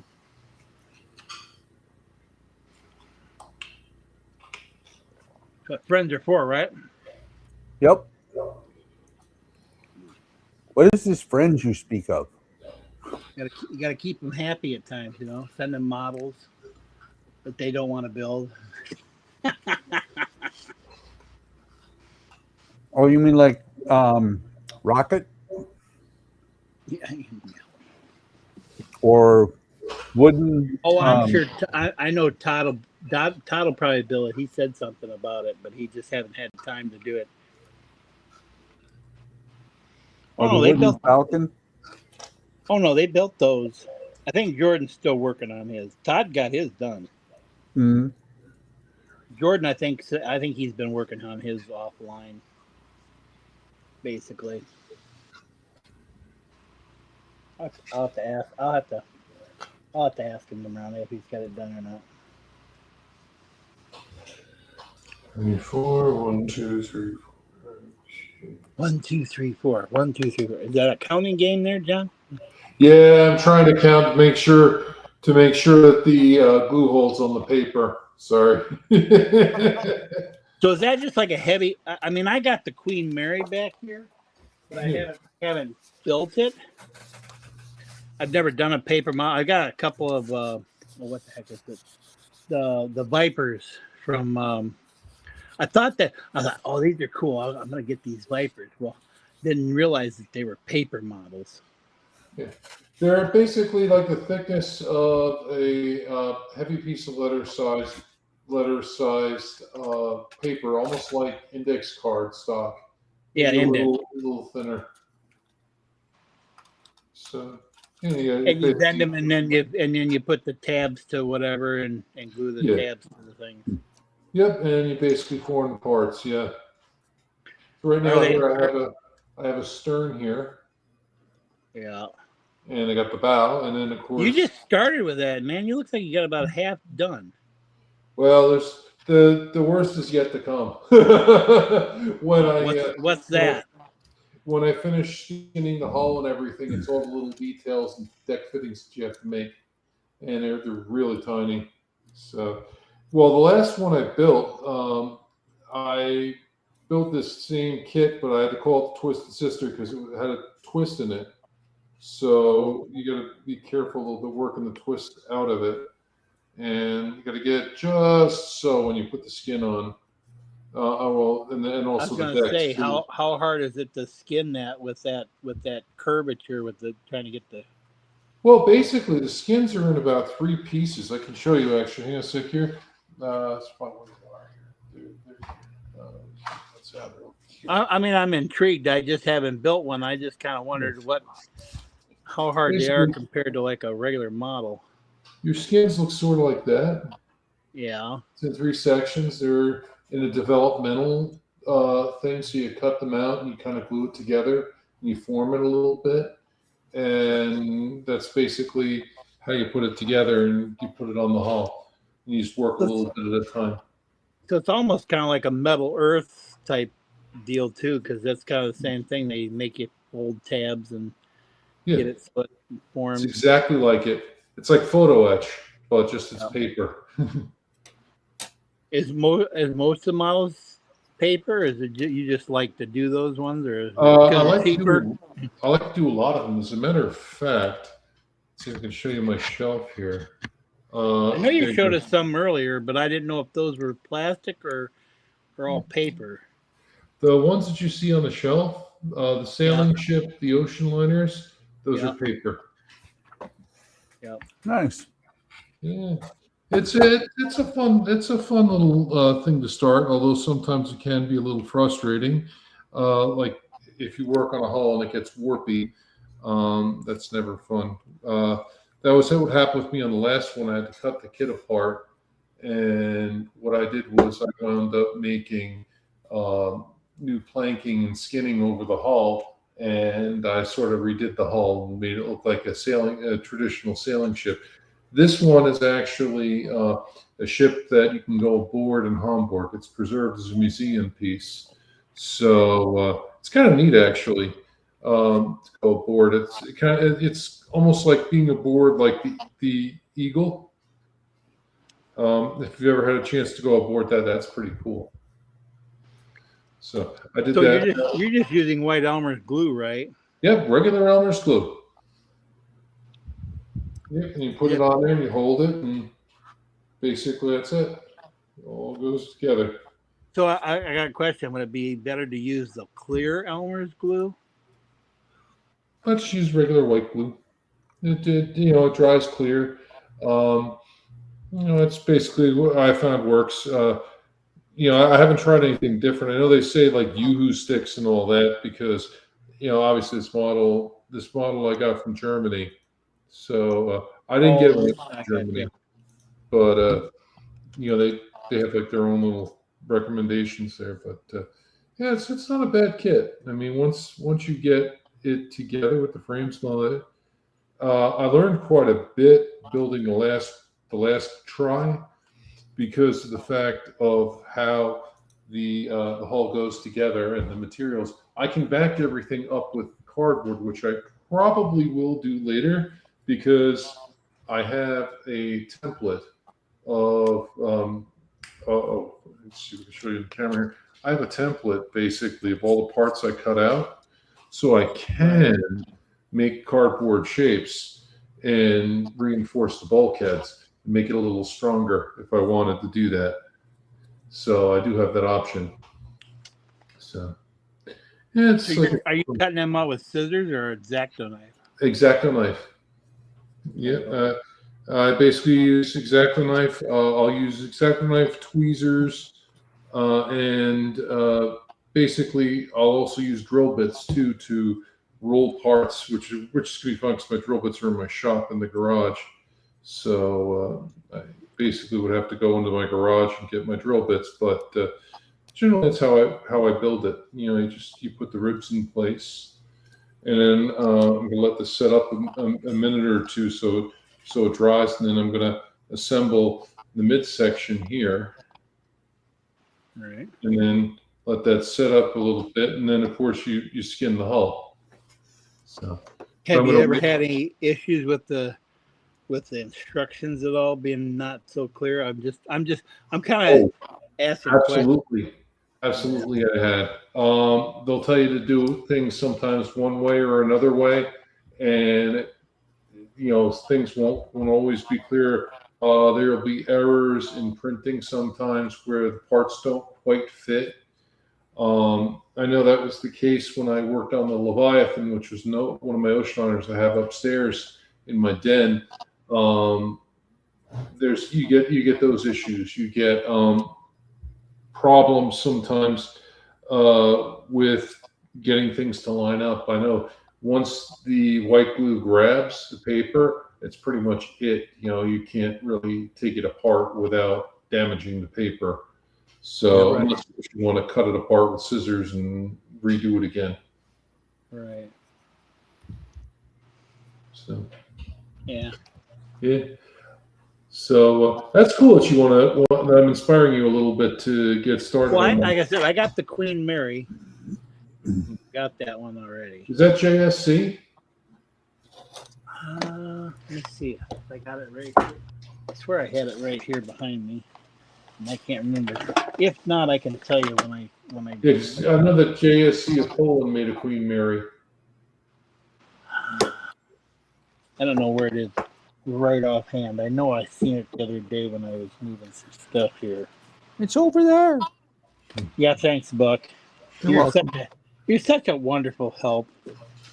You're welcome. I could kiss you, but you're married. Don't kiss me. You can kiss Alec when he shows up. No.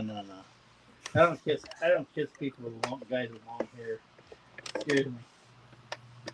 That's scary shit right there. I got a long beard now. Like ZZ Top, or not quite that long. I can picture you rocking a beard like that. That'd be funny. Well, you didn't see that on Jordan's stream. His girlfriend came and she's got like one of those hair, like an extension thing, I think it is. Yeah. And she put it over her face, and it came down like a beard, and like ZZ Top basically is what it looked like. And they put glasses on her, and that's what she looked like, one of the fucking people from ZZ Top, but the transgender version. It's hilarious. Under I realized. Oh no! What did you realize? Because I was looking for these. No, I was looking for these, or looking for the other stick. I realized I saved the pieces that I cut off earlier, and they are what I need to use for this. I'll slap you, Howard.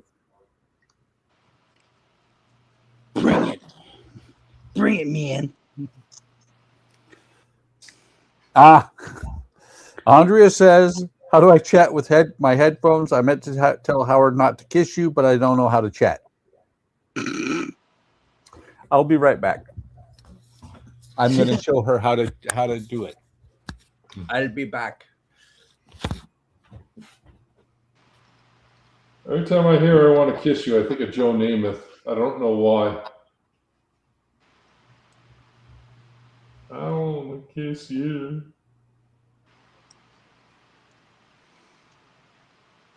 Wasn't he in some movie? Wasn't he in some movie? I'm sorry, Howard?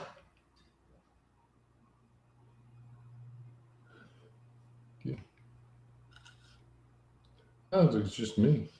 My phone went screwy again. Ah. I said wasn't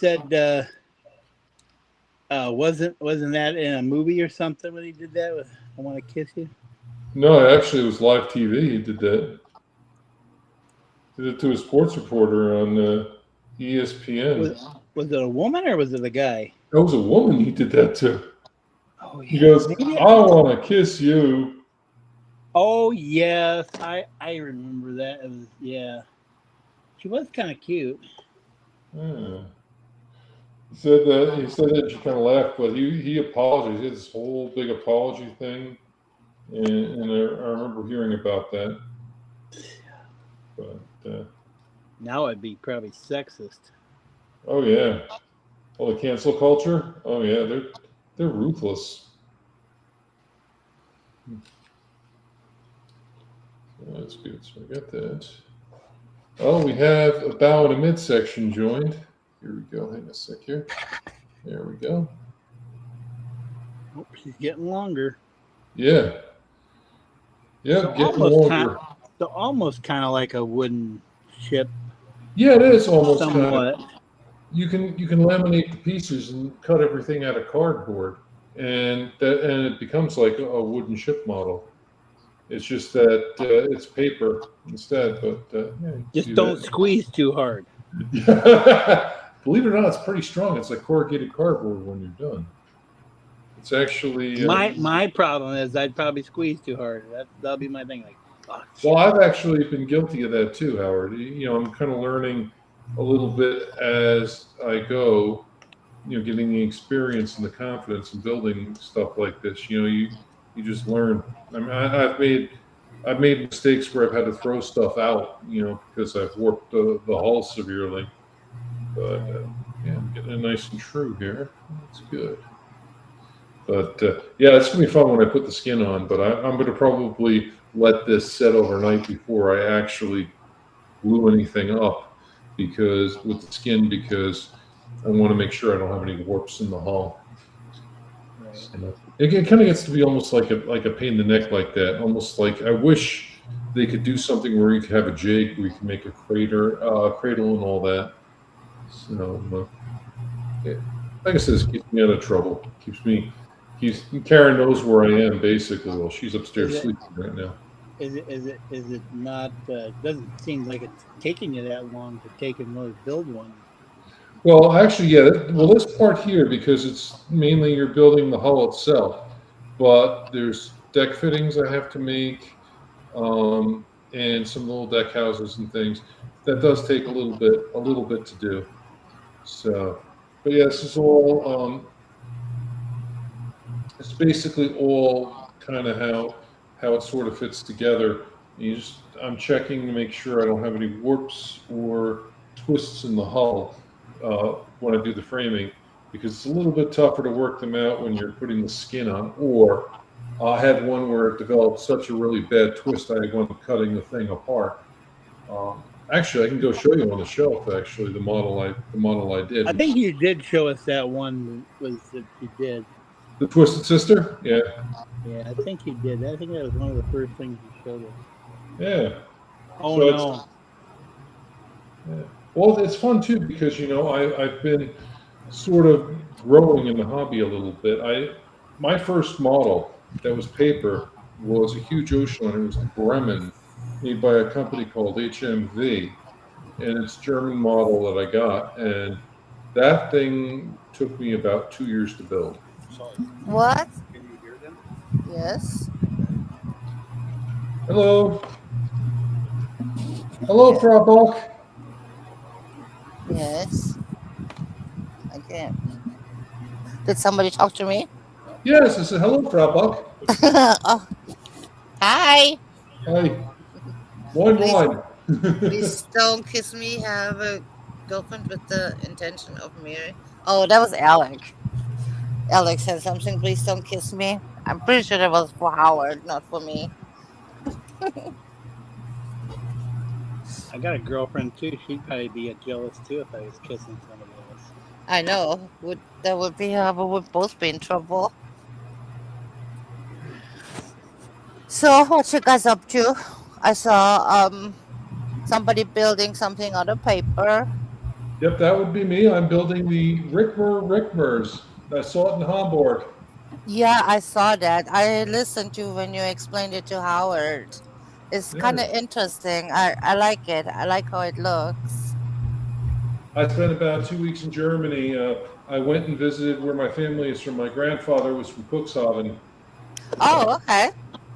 So I love Germany. I absolutely loved it. I want to go back. Yeah, I come with you. Yeah, I love it over there too. I love everything about Europe. And they were so friendly. Oh, it was Yeah, great. yeah. Ask Howard. Howard thinks I'm friendly, don't you, Howard? Now you're in Depends. trouble, It Howard. depends. It depends. Wow! Wow! Now you're in trouble, Howard. Wow! I don't give a rat. She don't scare me. Yes, she does. No, she don't. Ah. Oh man, I had to repeat that. I get along with everybody, I know you do. or at least I try. Yeah, me too. I try to be always nice, cause European people are nice. Alec, that is not your girlfriend unless she turned into a dog. What? She posted a picture of "Look who's happy to see me," Oh, and it was a dog. I said, "He's calling his girlfriend a dog now." I see. Well, I'll show you. Take a look at my latest post on Discord. Okay, let's see. Well, Andrea, I'm going to Yeah. put it on the screen. Oh, okay. Okay. Let's see. OBS. No, not OBS. Damn it. Dumbass. Me, dumbass. You Dumas. There it is. Look. Oh, come on. Add to stage. I know. Oh, Puppies. oh, Man, that's not a way to treat your girlfriends. Put them in Oh. cages. oh. Do you have sweet dogs, Alec? Are those Alec's dogs? Yes. Oh, I love the white one. They're like, let us out of here. We've been trapped in this for freaking hours, man. We gotta go outside and potty. Oh, You One- don't let us out, we're going to leave you a present. the one on the corner there almost looks like a German Shepherd a little bit. I had German Shepherd. I had two. Yeah, they're super friendly. Oh yeah, And- my two were big love sponges. Oh, I miss love- them. I love the one on the right. That one is cute with the brown ears. Oh, Babe? I want one Junkie. with, I know he's chunky. The other ones are super skinny, but that one is chunky. I wouldn't mind having a husky, but my cousin says, you can't have a husky. And I said something about a Doberman Pinscher. You can't have a Doberman Pinscher. Oh, they're I don't care. big. They're big. Okay. Boop. Back down to. Yeah, we're adding another dog soon to our dogs. Again? Yes. Well, my daughter. You got 6 dogs and you're No, getting another one? we will have 6 dogs with the one that we're getting. Yeah. Oh, wait a minute. He's counting Apollo. Oh, he's counting Apollo. Yeah, that makes 7. Oh, Well, my daughter is she's coming on vacation and she's leaving her dog here. So I couldn't say no. So, what kind of dog you getting now? the same as Oliver. It's his brother, actually. Oh, Cavachon. Yeah, it's a small white one. It's the same as Oliver. When I got Oliver, she got Buddy, and now she had a baby just recently, and it's just too much for her. So I told her I would take the dog. we had Austrian Shepherds, and those dogs Oh, those are would nice.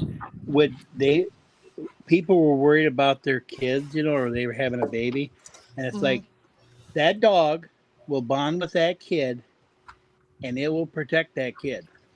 Yes. They Yeah. are very protective of children and stuff. They do not. The one guy, when he bought his, Oh, he was, let's see, was he all black? Either black or dark brown, and I can't. Maybe it was black because that was when we had our blue merles.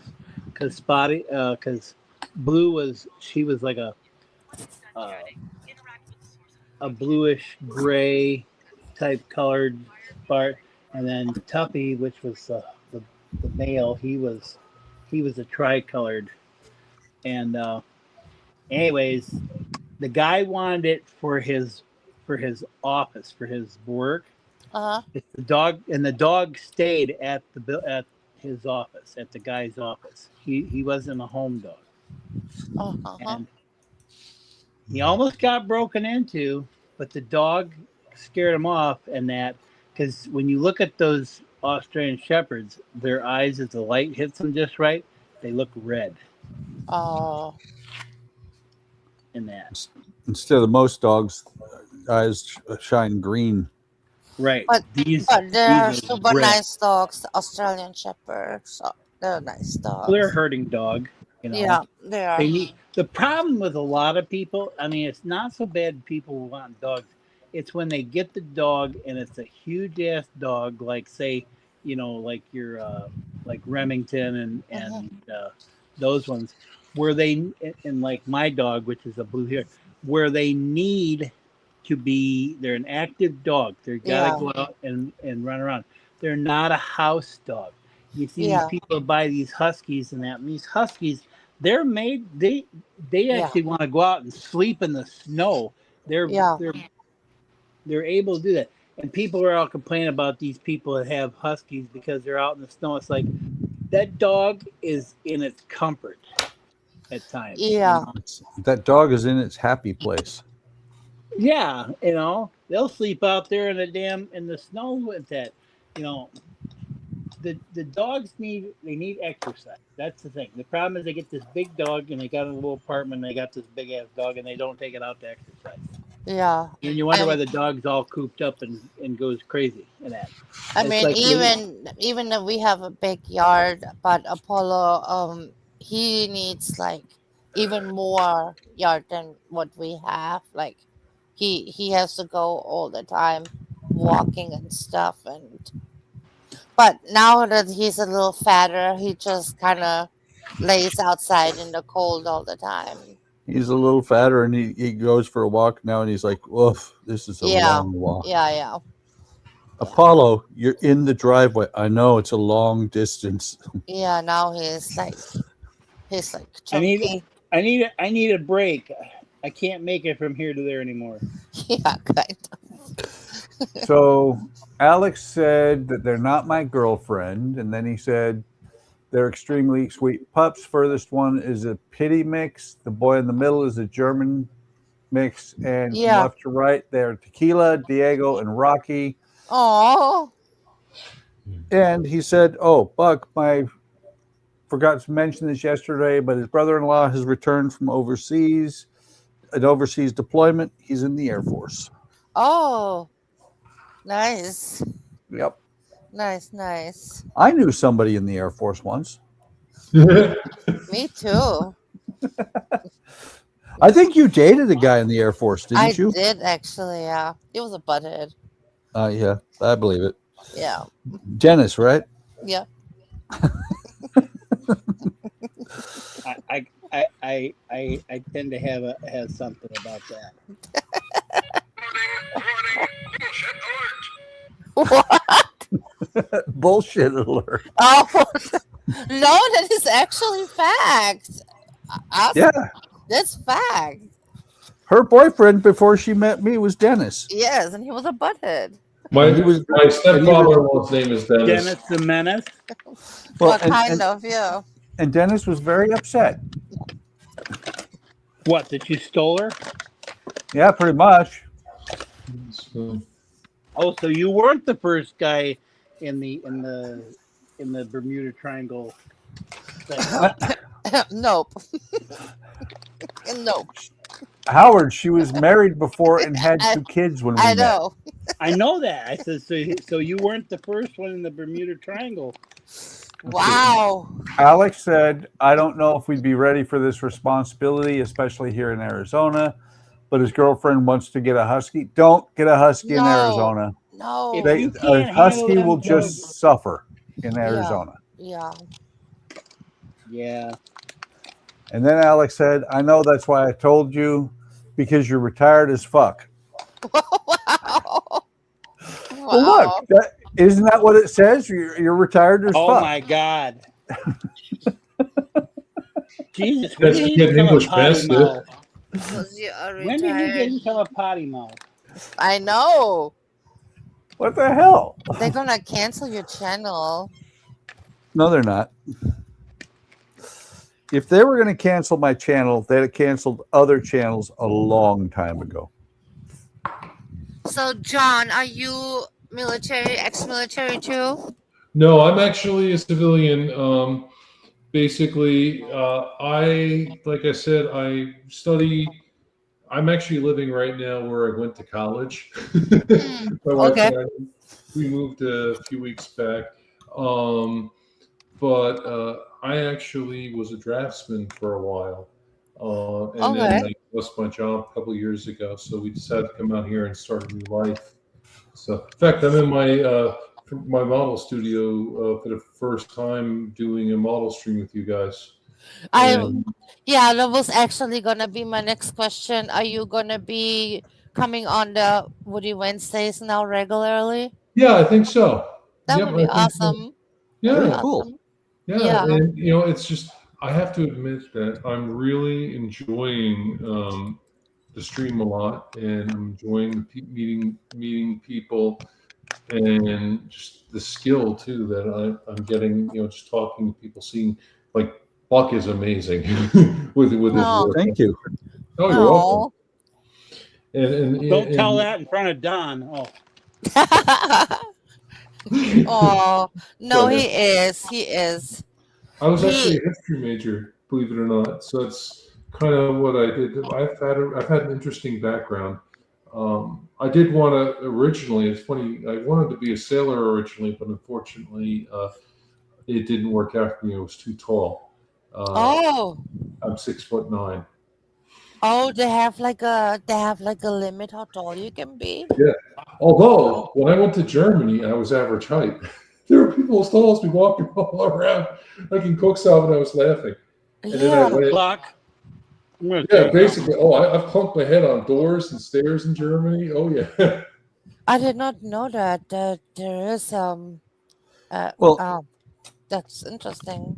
there's a minimum height for the Air Force, a maximum height for pilots, and it makes sense if you were trying to go into the into Navy of any sort. Yeah, I was trying to go in the Navy, then I decided to go Merchant Marine. Yeah, well, that's the thing is that with being 6'9", you wouldn't fit through most doors. No, I realized that. When I was walking around the training ship as a cadet, I said, "No, can't do this." Hmm. So, Oh no! Everybody Buck. hide! Everybody hide! Alec is coming. I'm here. I'm here. Buck, you got? Did you see that? He reiterated it. I meant retired. You stupid ass fuck. Wow. I don't know if I should let him in now. Oh, let him in now. Well, actually, I know he hasn't heard this in a long time, but I think he needs to hear it. Warning, alien approaching. Warning. Oh. Warning. Alien approaching. Oh wow. Hi, Alec. hello, Alec. Not alien. But hi, Buck. Just so Yeah, know, but you Buck, missed that, didn't you? Just so you know, Buck, all the See? people that were watching Nor deny that. are now streaming. Oh, he did not miss that. Don't do it I again. said I will neither confirm nor deny it. Well, I know. I heard somebody. I heard somebody say something to Jody about. Yeah, you're gonna say something about me being an extraterrestrial now, aren't you? I know that they were making references to that old joke, so I was trying to feed into it a bit. Ah, Uh-huh. Let me go find him really quick. look at us go. We have actually 5 people streaming and nobody watching. I'm watching. Where was? For some reason, I think it's listing you. It's not showing you because, well, you're watching on the stream actually now. Oh, wait. We have one concurrent viewer, but I think that's you, Andrea. That's me. That's okay. That's me. I'm watching. Yeah. Watching and playing. Yep. Hey, Andrea, look at my view. I'm sorry, say again. I'm sorry, I couldn't hear you. Look at my camera. His cat. Oh. He's got his cat. Oh, yeah, I see. Oh. Hey, Dexter. He's playing with his pussy again. Oh, Oh, is she? Wow. It's a he. Is she a nice cat? It's a he, and yes, he is. That's nice. That he actually licks you. Oh, Like because a dog. I didn't like cats because my mom had a cat and she was mean. She was mean But yeah, like this little guy crazy. is so sweet. Mousy was evil. Yeah, she was. She even like scratched my mom every time she came close to her. She was really mean. She would come over and she'd kind of sidle up to you and be like, yeah, pet me, pet me, pet me. Okay, you pet me. You touched me once. That's enough. Yeah, she was Yeah, no, mean. This oh, boy is sweet. you want to have Yeah, Will? he looks nice. Buck, you want to have Will's cat? Why? What's Will's cat do? Brings him live mice and lets it go on him. Ew. Oh my god. Well, No, a see, cat that Dad, I brings brought you you a mouse. Here, have it. I don't want a cat. a Ew. cat that brings you a live mouse is trying to feed you. Right. The cat cares about you. Well, the cat thinks that you're a terrible hunter. Yes. That's horrible. I have Mama Kitty here, and she has outlived probably. What's that? I'm taking a guess at it because I think she's had about 2 litters every year, and I think she's outlived Wow. almost all 17 litters. There's like there's 3 left from the one before, and I think she had some, but I think they passed away. I don't know what happened with those. But What do you do? What do you do with all the baby kitties? Like if they she just has die or run off or whatever. Oh my god.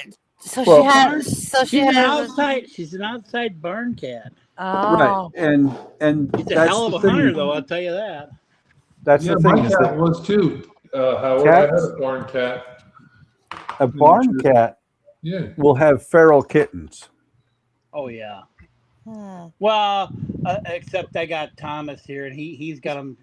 He's got him trained in that.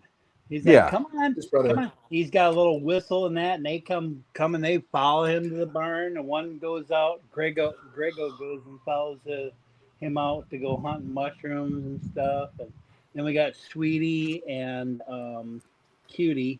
They're daddy. So Grego's white and gray. Their mom is black and white. She's a long fur, but they're short. They're like more of a short fur.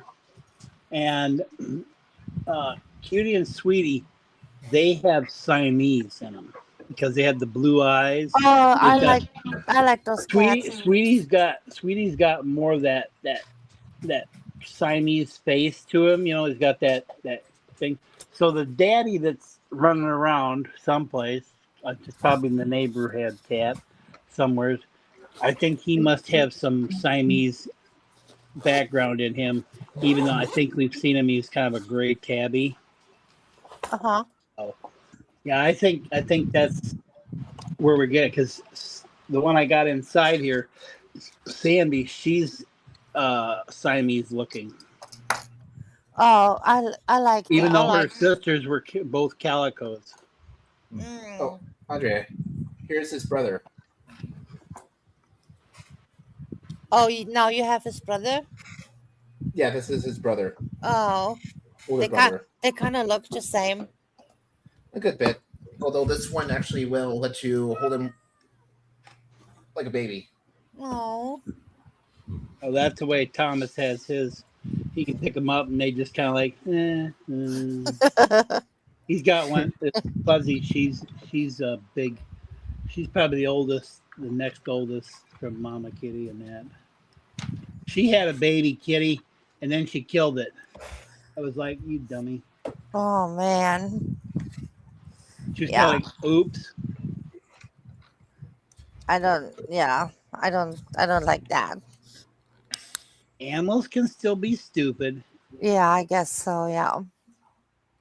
Like the heifer that got stuck in the thing. It's like, how did you get your foot stuck in there?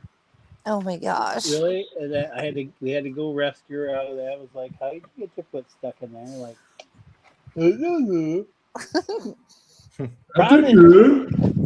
problem is when you the thing with cow logic is you want to get them up, okay? Try to get them to stand up, and they think they gotta go, like they gotta get going. You know, they can't just stand up and stand there. You gotta go, and that like you're gonna hurt them or something. And it's not that way. And then you get them where you're trying to get them to get up, and they do something really dumb. Howard, are you the only person that takes care of your farm, Howard? I meant to ask you No, that. I got Thomas here who helps take care. Oh God, Like I because said, he's my cow whisperer. yeah, I was gonna say cows is so much work to take care of. They're like, Well, I'll get a couple of sheep, and if my girlfriend comes, she wants to ass. I says I thought I was enough ass for you. No, she wants a donkey. I'm thinking, okay. oh my God, Are you gonna name him Dominic? oh my A God. donkey. Dominic the donkey. Chingity ching, you know. Oh no. The Italian Christmas donkey, correct? No, if I get any kind of donkeys, I'm gonna get the ones that are the Bethlehem donkeys. They're the ones that look like they got a cross on their hair has got like a cross on the top of them. Ugh. That's not. They're not a very big tall. A donkey is not even a house animal. Oh, come on now. I've seen people that's had pot-bellied pigs for animals. And Well, yeah, they I've get seen up to that. 400 or 500 pounds. It's like, really, you let that pig walk through your house? Like, I know a lady. They used to raise baby lambs and that in their house until they got bigger. I actually had a rabbit until his name was Bandit. He was a Dutch belt one, and he was out in the garage and that in the cage, and our one younger dog Jessie, she was a blue merle that was out of one of the litters that we had. She got loose and she decided to make Bandit a play toy. But I used to let Bandit loose here in the house. He'd get behind the desk and you hear him go like that with his foot, like he was thumping. Yeah. Danger. Well, he's like danger stuff. But then I had a cat. Named Snowball. He was like a rescue cat type of thing.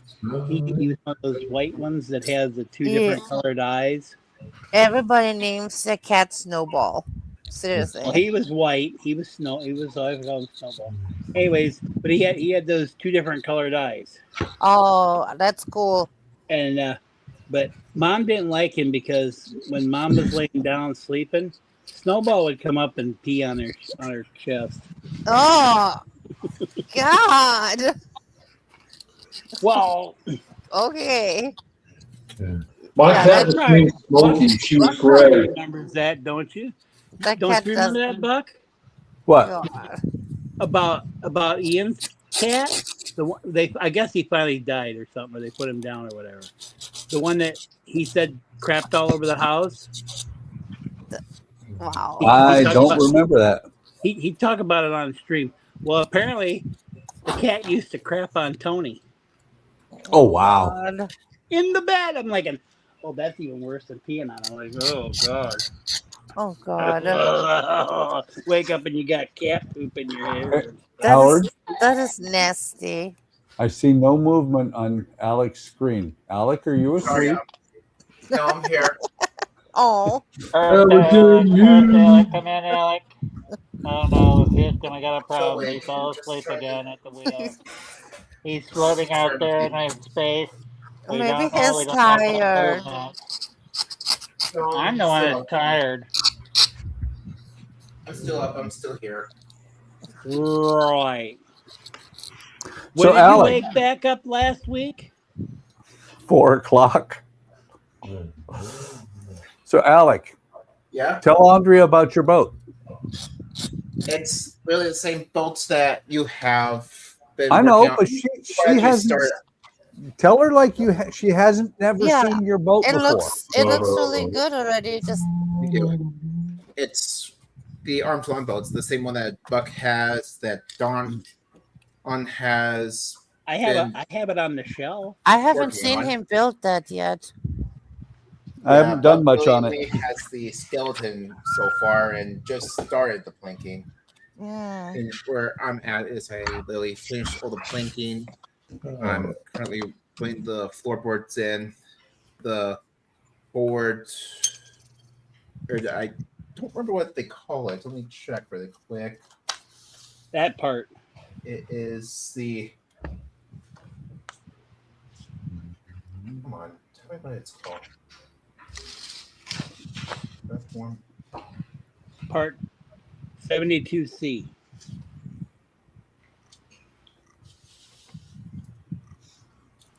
Yeah, they just call it platform. But basically, have the first one done.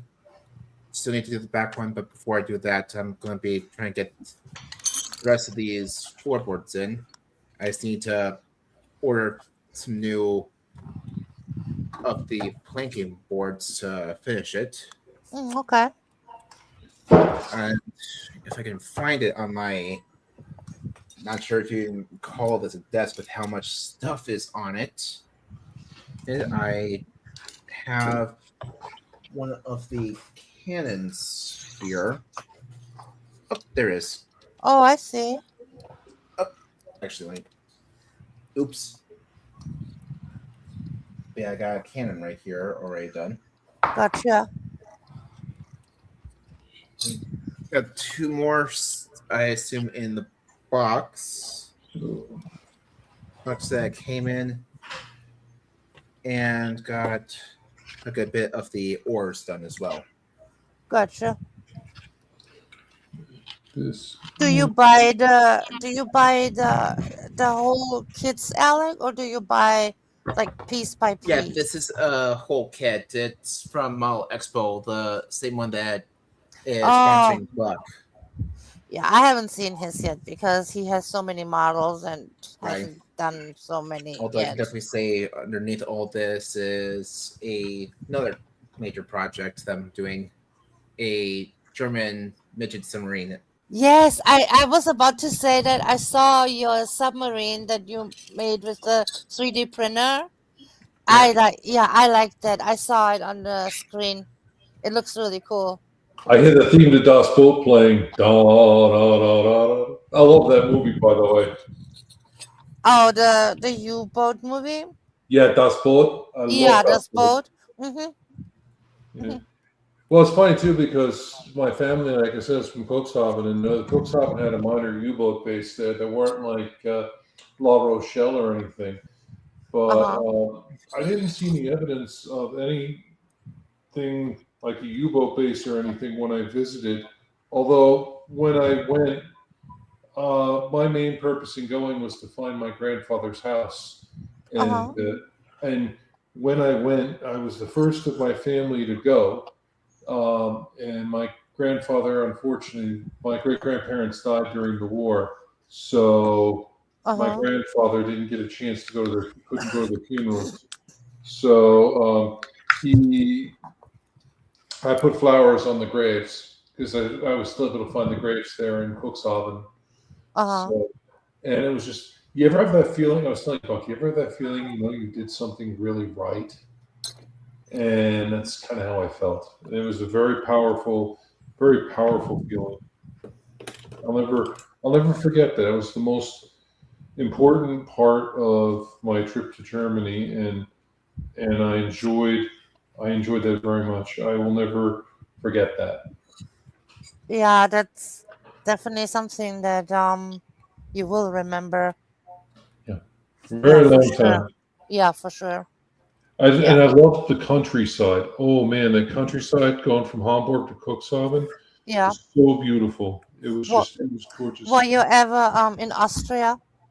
Never was. I'm also half Italian, so Oh, my mom's family's Italian. My dad's family's German. Well, my last name is Thomsen, so it's yeah, I saw. I saw. yeah. And it's funny because everybody says, "Oh, it's Danish," but it's my great grandfather. He came from Schleswig-Holstein, so and I know what that was once. They went to war with Denmark, and that's Germany got Schleswig-Holstein, but Hmm.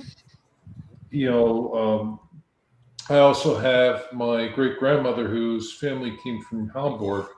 So, and of course, naturally, the other thing I did, which speaking of admiring the countryside, I took a train across Germany to Berlin. And Berlin, it was so cool seeing like the countryside and going to Germany and seeing Berlin, in a united Germany with the wall down. It was I so was gonna say, did you see it before the wall down or after? after, and it was so weird because I was at the Brandenburg Gate Uh huh. and I crossed the street there, Uh huh. and I just crossed the street for a moment, and I looked in the street. I saw the outline of the wall, and what really hit me after I crossed were the memorial crosses of the people who died escaping the freedom. Oh yeah. Yeah. And that was just something that was just so powerful for me to see. But Yeah. I loved. If I could go back to Germany, in a heartbeat. I loved it, and they were so. It was just such a unique experience, and I'm very grateful to have done that in my Yeah. life. We were stationed quite a long time over there actually. Um, but I do still love Austria way more than Germany. Well, that's where you're from, right? Yeah. You're Austrian, yeah. So, I well, it's like, I I just feel like the whole area, how it looks and stuff, was we're more, also in a different terrain. yeah, Mine's more more lowland. mountains. Yeah, Yeah. and you Mhm. guys have mountains. Mhm. More mountains, more like close to Italy and Yugoslavia, and like I'm actually close born to the Hungary border. Not I'm not very far also from Italy. Oh So wow. so and the terrain, like you said over there, it's just to me it's so different than Germany. Like I don't know, so much more. I grew up in the city, but in 15 minutes, I could not 20 minutes. I could go and it already starts being like more mountainy instead of city. Oh And Yeah. yeah. and an hour away you go skiing and stuff. Like Oh it's wow. Well, it's like it's really close. here's Oh, how and close to. oh, Go ahead, I have to sweetheart. say one more thing. Oh, and you know Arnold Schwarzenegger, don't you? Oh yeah. So I am actually born in the same town he's born. Oh wow. Hmm. So his mom, which I'm not sure right now if she's still alive because she is actually quite old, but they lived in Tal, which is literally just 20 minutes from Graz where I'm born. Is his parents' house where he grew up. Oh wow. Yeah. He was pretty close to me. And I actually seen him, and I think you seen him too, wasn't it, babe? When they opened Planet Hollywood, when we were in the city, we've seen them. I Do don't you- remember. I don't. You mean seeing Arnold or his Mhm. parents? No, Arnold, and then it was three people. They opened the Planet Hollywood over in Graz. I think it was Bruce Willis, um, Arnold Schwarzenegger, and I think it was Sylvester Stallone. It was three people that owned the Planet Hollywood there, and I, they, to be and honest, they, I don't. you don't remember that? Nope. We were I on don't. vacation at the time when they were there, and I don't. We were in the city at that time. I'm not totally sure if we like completely saw them, but they were definitely there at the same time we were there. You know. Yeah. Well, and what I was going to say is, John, here's how close Graz is to Italy. When during Operation Deny Flight, I didn't go TDY. They sent our birds down to Italy from Germany. Andrea and I went down to Austria and saw her mom and everything. And the hill that is in the center of town where the clock tower is and everything else, I watched our airplanes fly. Oh wow! That's how close we were to Italy. Oh wow! Nice. Yeah, it was funny because I'm looking at we were up there and I was looking around and I saw an F-16 and then I looked at it more and I was like, holy shit, that's a blue tail. Yeah, now I mean it's been already like I think 10 years or so, but they built a highway, I think you guys call it. They built an autobahn that goes directly from there to Italy, directly into it. They built like one road that goes there. Cool. Yeah, it doesn't even take that long anymore. Well, and I will tell you, sweetheart, Hmm. when we met and you were talking, it was funny because just reminding me of things. When you were talking about your mom going down to Hungary, which was the bad guys that was on the other side, I was like, ooh, because Yeah, that was I before know. the wall came down. Yeah, I know. You were sweating it, I know. Well, I was sweating it and I was like, who is this lady? Yeah, I know. Yep. Hey, do you mean to keep me big or? Oh, we were just talking. We're waiting for you to snore. No, we're not. So that's so cool though. That like it's interesting too because I know that Austrian and German they have a common language but a different dialect. Like Yep, even like where my family British, is from. like British and Americans. Yeah, like I have Plattdeutsch, which my grandfather spoke, Mhm. and you speak Hochdeutsch. But I learned Hochdeutsch in school, Hmm. and it's funny because in northern Germany, if you say Guten Morgen, they get mad at you. No, it's Moin. They'll correct you. And it was funny because when I got off the plane and went to Hamburg, I spoke in German to the customs guy. He kind of like freaked out for a second. Why do you know German? Why are you speaking to me in German? I'm like, I was a little nervous. Because I want to. I know. I thought I did something wrong. I was like, oh man, did I do something bad? I mean, Yes. I was afraid I was going to wind up in a cell or something. I'm like, hey, I just speak German. Howard, are you still there? Howard? Maybe Howard was the one who fell asleep. Okay, I know. Howard, did you go to sleep with us?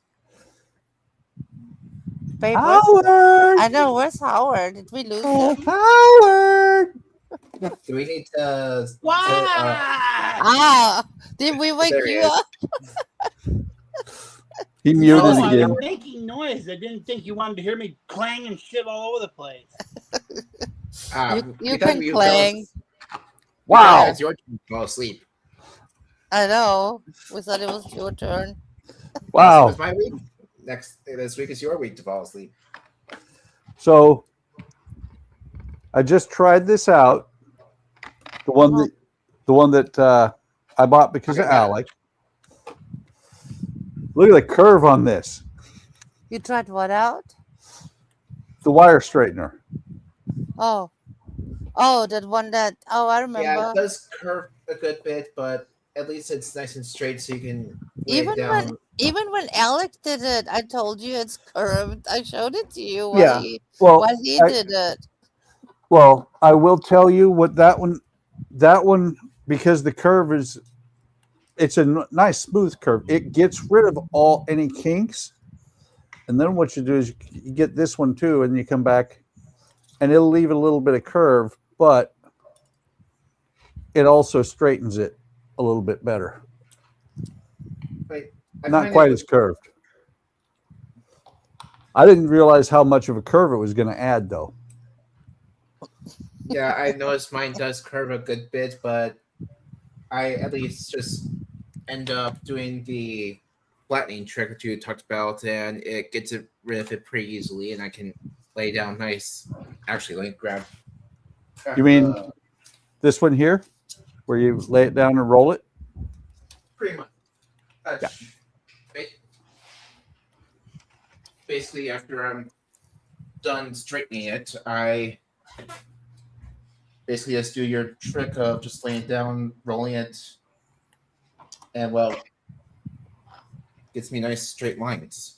I was shocked at how curved it really was. No, I see that when he used it, it was curved. Yeah. That's What's why funny? I was kind of wondering why you bought it, because, like I said, it. I mean, I guess it does straighten, but it also curves it. So. Yeah. As Buck was saying last week, or was it last week? Well, no, it was. It's a few weeks Andrea. ago. A huge part of it is it's a lot easier to grab a hold of this one. Oh, I see. Yeah, it close with a 3D print. Yeah, I see. Howard's making noise again. I know. He's It's hiding. ASU. Howard, are you still doing models, Howard? Like on stream? He does occasionally. Yeah, I haven't seen him at all, like on there. It's because he doesn't love us anymore. I see. He doesn't love us any less, but he doesn't love us anymore. I see. I've noticed that Don doesn't really stream anywhere anymore. No, Don's taking a break. Right. I was gonna say, I know for a while it was due to it being winter, and he has to do all the streaming and such down in the icebox known as basement. Yeah. Or no, it was the garage, not the basement, that he had to go into because he had to end one of the very first Split Wednesday streams early due to foliage malpractice. Foliage malpractice. The first Woody Wednesday that we had, Andrea, Don was on, and the tree fell on his house. Oh my gosh. Was it like a bad storm? I think it was just it was windy, might have been a little bit of storm. I don't think it was a really bad one. Wow. Well, looks like Don went to bed, so he can't confirm the weather. Yeah. Well, we were all just modeling along, and all of a sudden Don said this. Fuck was that?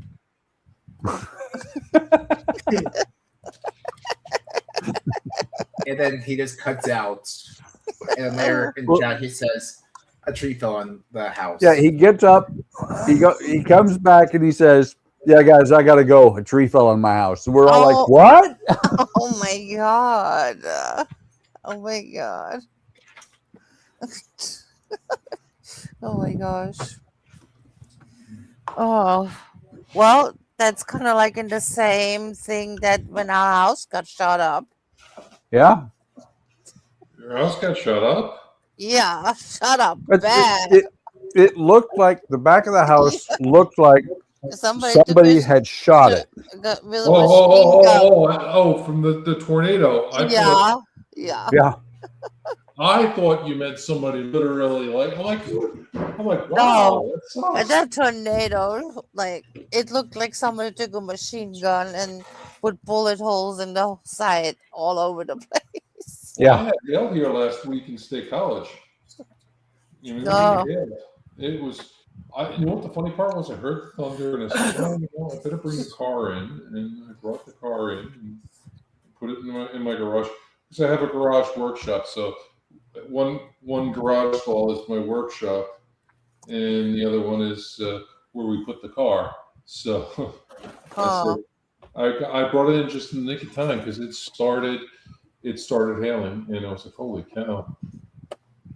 So luckily, our cars were in the shadow of the house. Yep.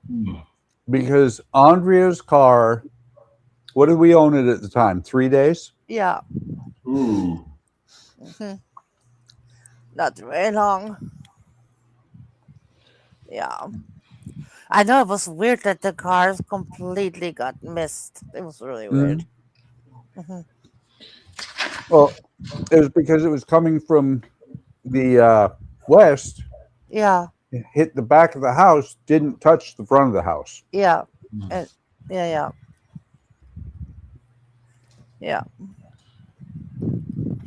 Well, hey, Andrea, I got to ask you a question. Have you ever heard of Russian Germans? Russian Germans? Yes. I did not. What are Russian Germans? Russian Germans, I'm descended from them. My great-grandmother, my father's maternal grandmother, her family, she and her family came from Russia. They were Germans living in Russia. What happened was Russia went to war with the Ottoman Empire, defeated the Ottoman Empire, and gained new territories. So Catherine the Great made a deal with Germans to get them to settle. They could have a life and own property there and land. So they basically built up this region and vineyards and everything. And they were there until things started to go with the Russian Revolution and all that, and of course Comrade Stalin doing his thing, and unfortunately, a lot of them, the males, the fathers were sent off to Siberia to work in the gulags, but a lot of the communities pretty much people were forced out, and there was a mass migration of Russian Germans to Germany. So it was kind of interesting to see, but it was actually a very perilous journey for them, for my family to come, because what had happened was my great-great-grandmother died over there. So we have no idea where she was buried because the Russians destroyed all the churches and all the records and cemeteries and everything, and desecrated everything. And so I don't know where she was buried, but my great-great-grandfather is buried in Union City, New Jersey, with my great-grandmother. And the headstone is all in German. It says, "Hier ruhet," and his name was Heinrich Schneider. Yeah, that's typical. That's a typical German name. Yeah, well, he was a tailor, and he was a tailor too. Yeah, that's what they wore back then. A lot of them. Yeah. They all had a newer craft of one way or another. Yeah, and like the name Bauer. Yeah. Is farmer. Yeah. That's like farmer. Yeah.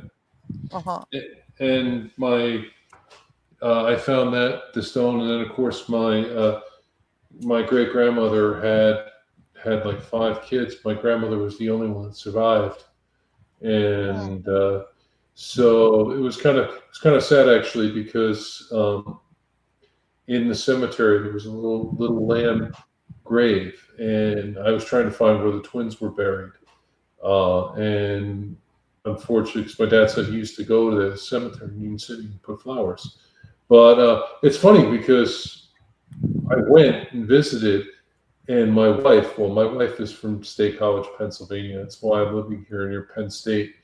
But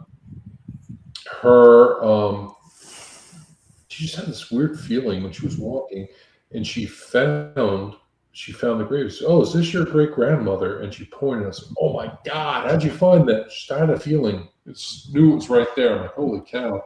Yeah. But it was kind of neat, just to see that stuff and to find out about my heritage there too. I mean, my grandfather was a pretty cool man. He was a German carpenter. So I have his tools and his workbench in my workshop in the garage. Mm. And it's when I moved here, I asked my father. I said, "Dad, can I have Grandpa's workbench?" It is a Hammacher Schlemmer workbench. So That's cool. yeah, and it's all wood. The vise is all wood and everything. It's really neat. So for me, I just thought that was the coolest thing to have. My grandfather, and so my father was all excited for me moving here, and so like I said, it's definitely been interesting an experience so far with moving. I did a lot of work on the house before we moved, and I sort of basically came here and did the work, and we moved, and so it's basically just me alone. So I was living in an empty house for like a few weeks. Yeah. Yeah. Did we leave? Did we lose everybody? I'm still here. Oh, you're still there? Yeah, I'm still here. Oh, gotcha. And Howard said something in chat about listening closely to that audio clip because you can hear Donnie saying "holy something." Yes, he did. Yes, he did.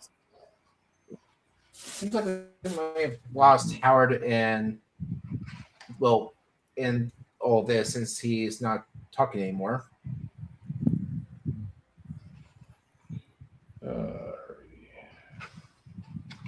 I know. I had like a 30-second thing with my microphone or something. My headphones too. I couldn't hear anything. Like, is Howard like Or did having? Howard go to bed? Yeah, I was gonna say, does he have problem with? Is he on the phone or is he like? Or he just can't talk? Let's see, why is this?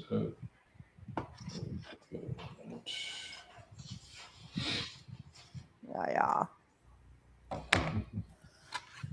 So, what are you working on, babe?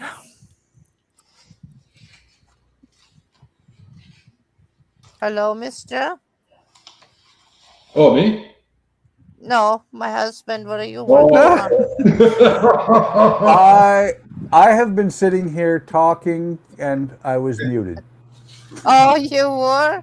Yeah, Yes. I was like, I couldn't hear you at all. No, Howard said that he's tired and he went to bed. Oh, did he say?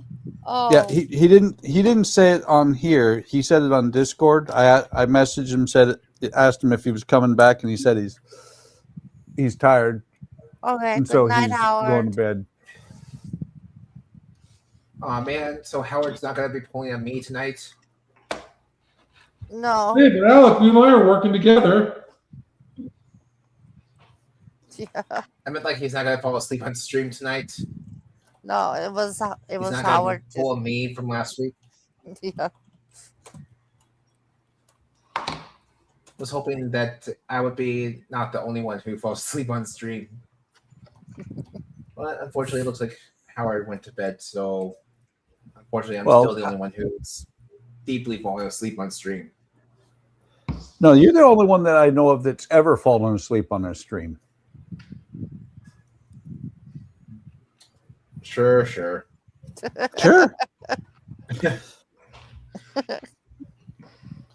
Well, see, that's because you're young. When you're old, you're like, I ain't sleeping in a freaking chair. I'm going upstairs. I got a bed. Yeah. Oh yeah. Well, Nice king size my bed. parents are gonna.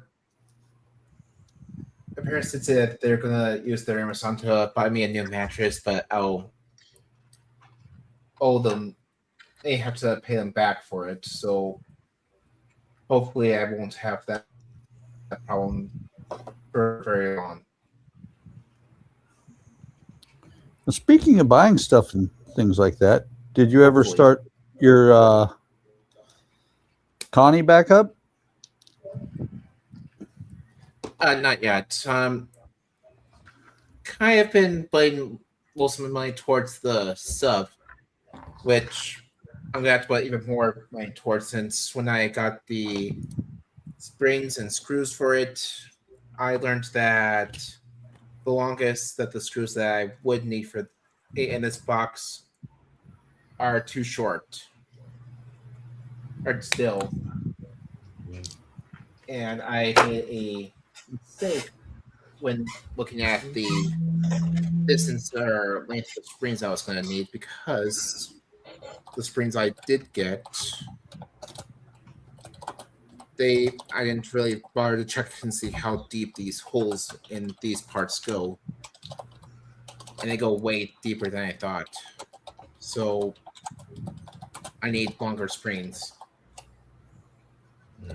Well, didn't the instructions tell you what you needed? No, it did not tell me really that much. It just told me really what type of screws I would be using, how, if I was to buy it pre-printed, how to prevent it from warping in the sun by putting a primer filler over it and then not keeping it in direct sunlight, how and what type of wire I would need for basically doing all those lines and so on and so forth. It didn't really, and the only plans I really did get, or instructions I did get, basically just show where the screws go and where the full edge goes. Oh,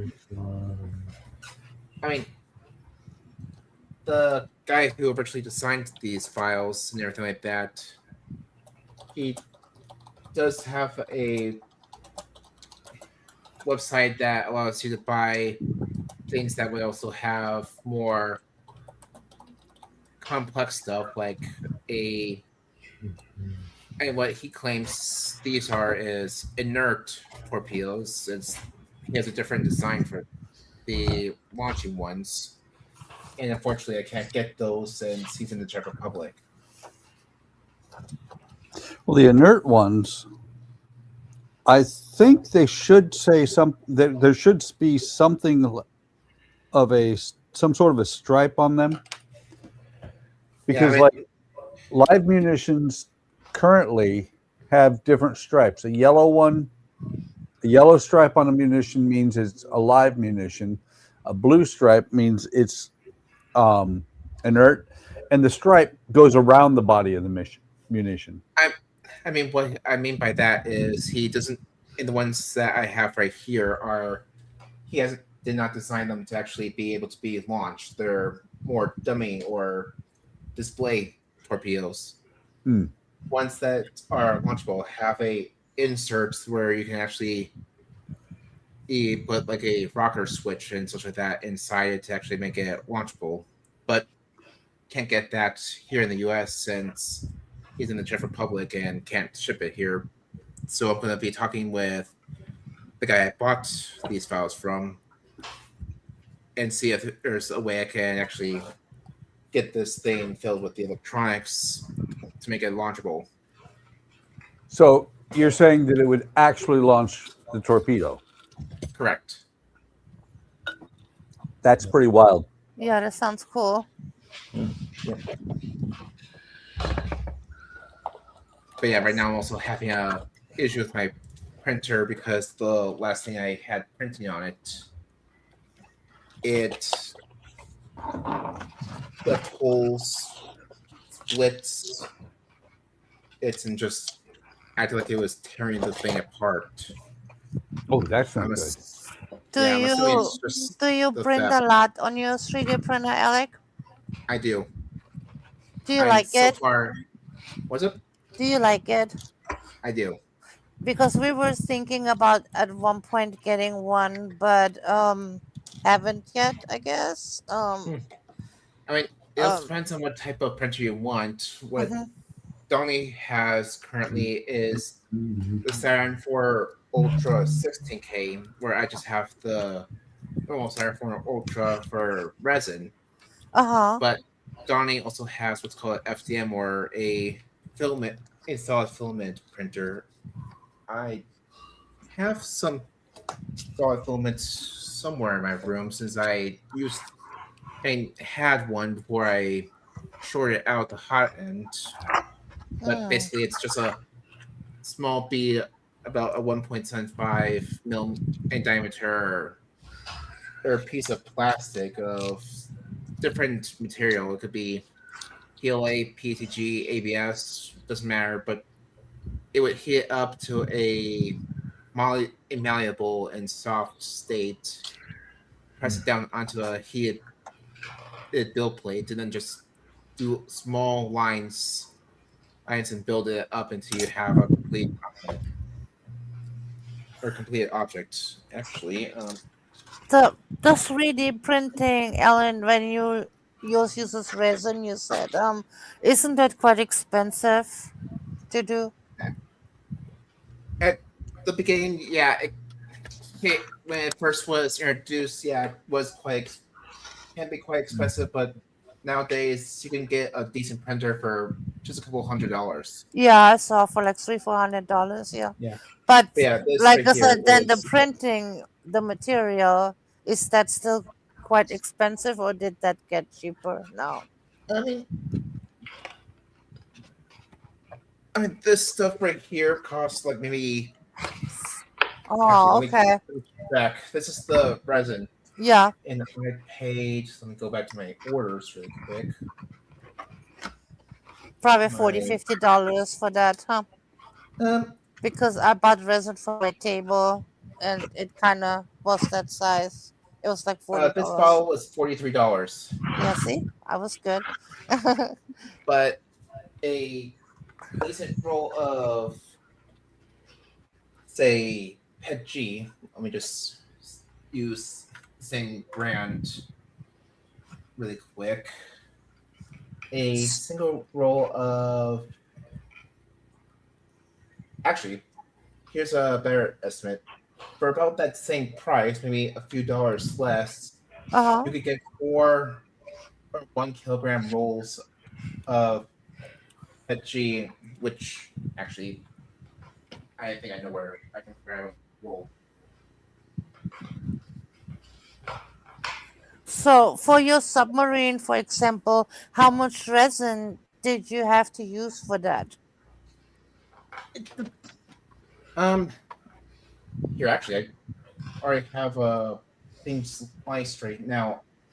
For that part that failed, Uh-huh. it looks like I only really used.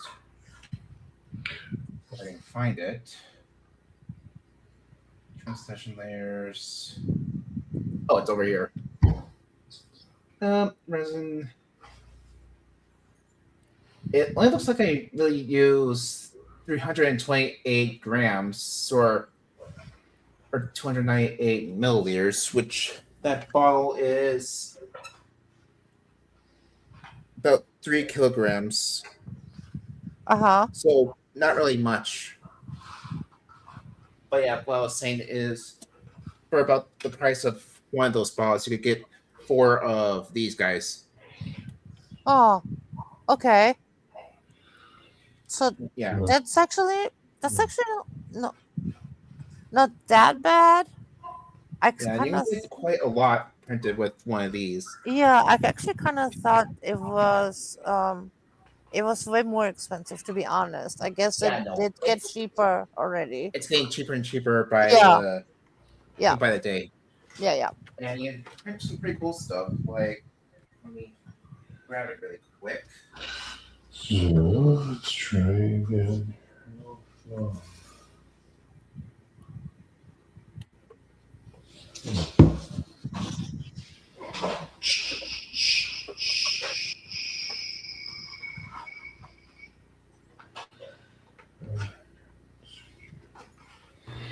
I was muted because I was drilling, but the other thing you got to remember is you also have to have the wash station and the IPA for resin.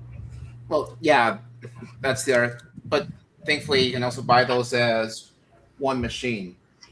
Yeah, You don't have to buy them as separate machines. I'm just saying, the initial setup is going to be a little bit more expensive for resin. Correct. What is the other alternative? If you don't use resin, then what do That's you what I'm use? showing right now. That it would be FDM or Oh, that I was showing you. oh, you That's made what- that? That's what Wow. this is. You made the Iron Man helmet? Actually, That was with FDM? Okay, gotcha. This was FDM. That's pretty cool.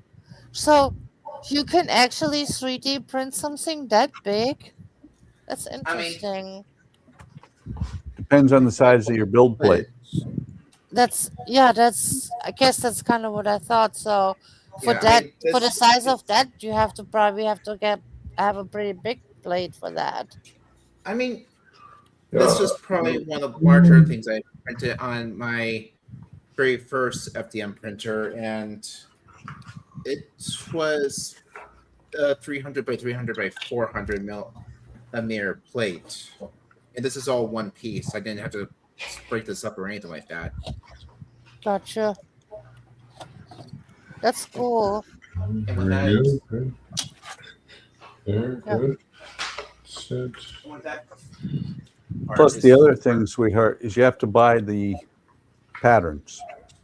Yeah. Not always. There's free ones that you can buy and just download right away, but there are people who will actually create files as a living and will ask for a compensation for their files. Yeah. I mean, don't get me wrong, sweetheart. There are things that I would use a 3D printer for, an FDM one, but not a whole lot yet. If I had one, I'd probably find other things I'd use it for. Yeah. I know. I think you're right. I don't think it's a necessity to have, like right now. Here's another thing I was printing with that FDM printer. Oh, wow. That's like a stormtrooper helmet. Mandalorian. That's really cool. You like that, Alan? That's really cool. Yep. Not bad. What do you mean? Sorry. Not bad. I know. I was like, really? Well, I'm half looking because I'm drilling. That looks really cool. Look at that That thing. is cool. Yeah. And it's I was actually like, scales to my head, so I can actually wear it. Oh, that's cool. No, it looks really cool. Let me just. That's really cool. Oh, I see. It does fit you. Yeah, that's cool. And I guess you can also paint it. Am I right? Yeah, I mean, one thing I'm doing currently is the process of trying to remove all the print lines. There's a part right here that I'm trying to clean up for it. That's gotcha. right in front, but right now I'm trying to get all the print lines out to get it nice and smooth. It looks really cool. Look like they're like this, where there's no Yeah. no lines visible. Where over Yeah. here, Alec, I have more to poke visible. fun at you. I have to poke fun at you. Too late. We saw your face. Okay, I know. I don't think we've ever seen your face on screen before. Well, now you did. Yep. Oh, I missed it. Yeah. Is it like Hell's Comet? I saw that he has a ponytail, just like my son does. Yep. Yeah, you have the same Hey, at least I have ponytail hair. as my son. Hey, Buck, at least I have hair. Huh? I said, at least I have hair. Yep. I know. I lost mine. I have hair too. Yeah. Everybody keeps Really trying to hair? tell me I'm bald, but I'm not. I'm far No. from it. He has hair, yeah. I a tell beard. everybody my hair's transplanted to my face. Front of my face. Well, like tonight's gonna be the thing is, Andrea, what they see is this. They see that a lot, and they think I'm bald. No, looks he's tonight's not gonna be bald. well, Buck, it looks like tonight's gonna be a night. Donnie, Howard, or not, yeah, Donnie, Howard, and Keith are gonna wish that they stuck around this late Why? because of the face reveal. Ah, yeah. There was the face reveal. Saw the face. Yeah. And the real face, not your alien mask joke that Howard tried to pull. Howard not sent that right. to you. It was funny. I know. Well, not apparently not. No, I liked it. I kept the mask. It's still in my position, in my possession, and I appreciate the ship and the gift. Yes, I'm just saying that you guys sent me a mask as a joke, and I played it on and actually laughed with you guys. Yeah, we had a lot of fun with it, Alec. You have to admit that. Yeah, no, I'm not denying that. I'm just saying that you guys got to see the actual face, not a mask. Howard or Alec has a face. Who knew?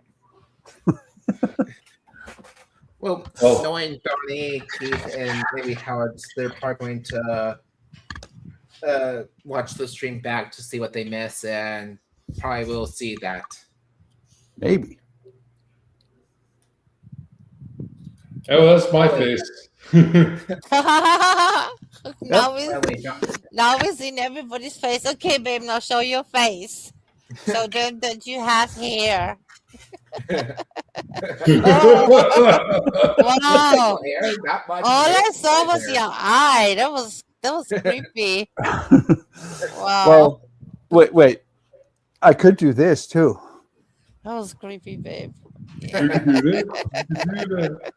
Now you look like you were bald because you show your forehead. No, sweetheart, I don't have a 4 head. I have a 5 head. Yeah, you do. Could be a 6 head. Yeah, I think I might just have to change that after the stream, and There. that's not a challenge. There we go. Now see, it kind of looks like you're bald, actually. But No, see, yeah, you have hair. It's just your singer's on top of it. And, Yeah. yes, yeah, you do have like a 5 head. Wow. Actually, it's close to a 7 head. Yeah, actually. You look good, Buck. Don't say so short. I don't. I am a handsome man. I'm glad you believe that. I do.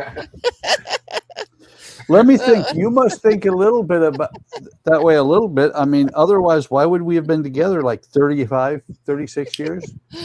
Yeah, I know. Let's see, 2026, 1988, 38. Yeah, I know. I gave you my best years. Yep. And now these days you're like, why? What was wrong with me? I know. Poor Andrea. I know. No, he's okay. I just have to put him in line sometimes. Beat me. Yeah. I'm abused. Sometimes he's abused when he steps out of line. That's why, Alec, you tell me if he steps out of line with you, he's going to get it from me. Don't hit me again. I know. And vice versa, if I repeat last week, Thursday, where I was heavily responding to the questions while at work. Oh, okay. Yeah, I was answering all those questions while washing dishes at work. Oh, where do you work? I'm at a independent assistant in memory care living facility. Yeah. Sorry. Yeah. Now I remember he told me your grandma is there too. He said, Correct. That's really amazing that you work there and at the same time you Yep. can be around your grandma. I really like that. That's awesome. Yep. Yeah, Every once in a I'm while, I I'm will. pretty sure like she's super happy about that. Yeah, I can definitely say every once in a while she is happy that I will go up the elevator and actually stop to sit and catch up with her every once in a while. That's awesome. Like I And like rarely have I ever done that with no reason. A few times I've done that because one of the servers has a grapefruit tree in her backyard, and after uh-huh. bringing grapefruits in at one point in time, she just started bringing bags of them to work to get to my grandmother and would ask me to bring up to her. Uh-huh. Yep, Yeah, I'm pretty sure she enjoys that. That's pretty cool. she does.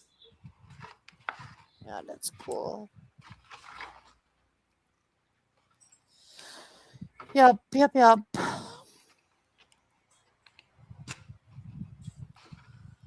Have you been working there a long time? Since I want to say mid January, Oh, okay, so not super long. about 5, almost 6 months, so almost half a year now. Gotcha. Yep, and one bonus about how working there is, well, I get to bring home the leftover. Oh, you do? Yep, Oh, that's cool. and today the dinner I chose orange chicken, right? A white rice, White rice and what? orange chicken, Oh, okay. and I also had a hand in the menu this cycle because and in twice now they have served a ramen dish from a Oh, Japanese cookbook that I brought in. oh, nice. Yep. I mean, my original recommendation was a rice bowl dish, Uh-huh. but talking with the manager, he said that there's really two issues that they would have to overcome before they can actually serve it. One is it's not a very well-known dish in the states. It's what's called oyakodon. It's a chicken and egg rice bowl. Uh-huh. Well, so just because of that, they don't really know if they would be able to drive up enough interest in actually trying to sell it. Mm. But the second one is the name itself, because what they did was they took the ramen that I have, Uh-huh. basically just calling it Alex Wild Mushroom Ramen or something like that, and gave it that kind of clever name. Uh-huh. Oyakodon, it'd be kind of hard to tie in, explain what it is while still using the actual name. Yeah, yeah, yeah. I like I like Japanese food. I like ramen. Yeah. Actually, let me see if I can pull up that cookbook right quick.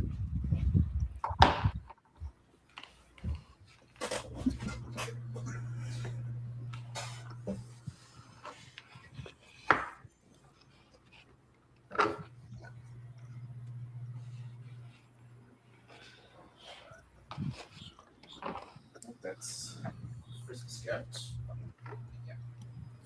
So, John, Yes. do you have children? Adult children, I assume if you Unfortunately, no, I don't have kids. Okay. Yeah, that's okay. But yeah, I'm kind of like my wife's kid. I'm the 51-year-old kid. Yep.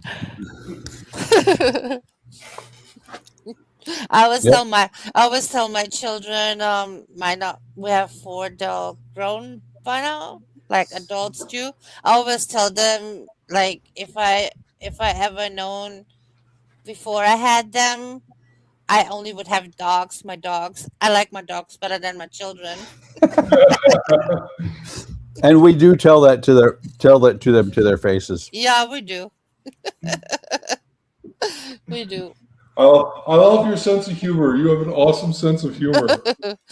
Yeah, they know. They know that's how I mean it. But I'm a dog person. Like I love my dogs so much. Oh, me too. I love dogs. Dogs Yeah. are like dogs Wait a are minute. so- Why do you love our dogs, John? You don't even know our dogs.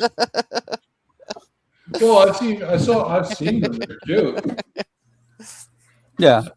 I love something that's cute. Maybe. I've seen like. Yeah, Well, our yeah, dogs are not exactly awesome. like- We have like a paranoid pug that needs to be in counseling. Yes. And then we have a Pomeranian, like a 6 to 7 pound angry Pomeranian. We have a regular sized Pomeranian. Yeah, we have like a love hate relationship with our Pomeranian. Like, Well, not so much anymore. yeah, he's still. I He's mean, still- if you try to get him out of bed when you make your bed, he does Yeah, not he's- like you. He's still an angry little man. Yeah, that's what I'm saying. We have a love relationship with him. But he loves to hate me. Yeah. Yeah. My two loved me. Oh my God, they were just the best. My two. I came home from college. and Oh.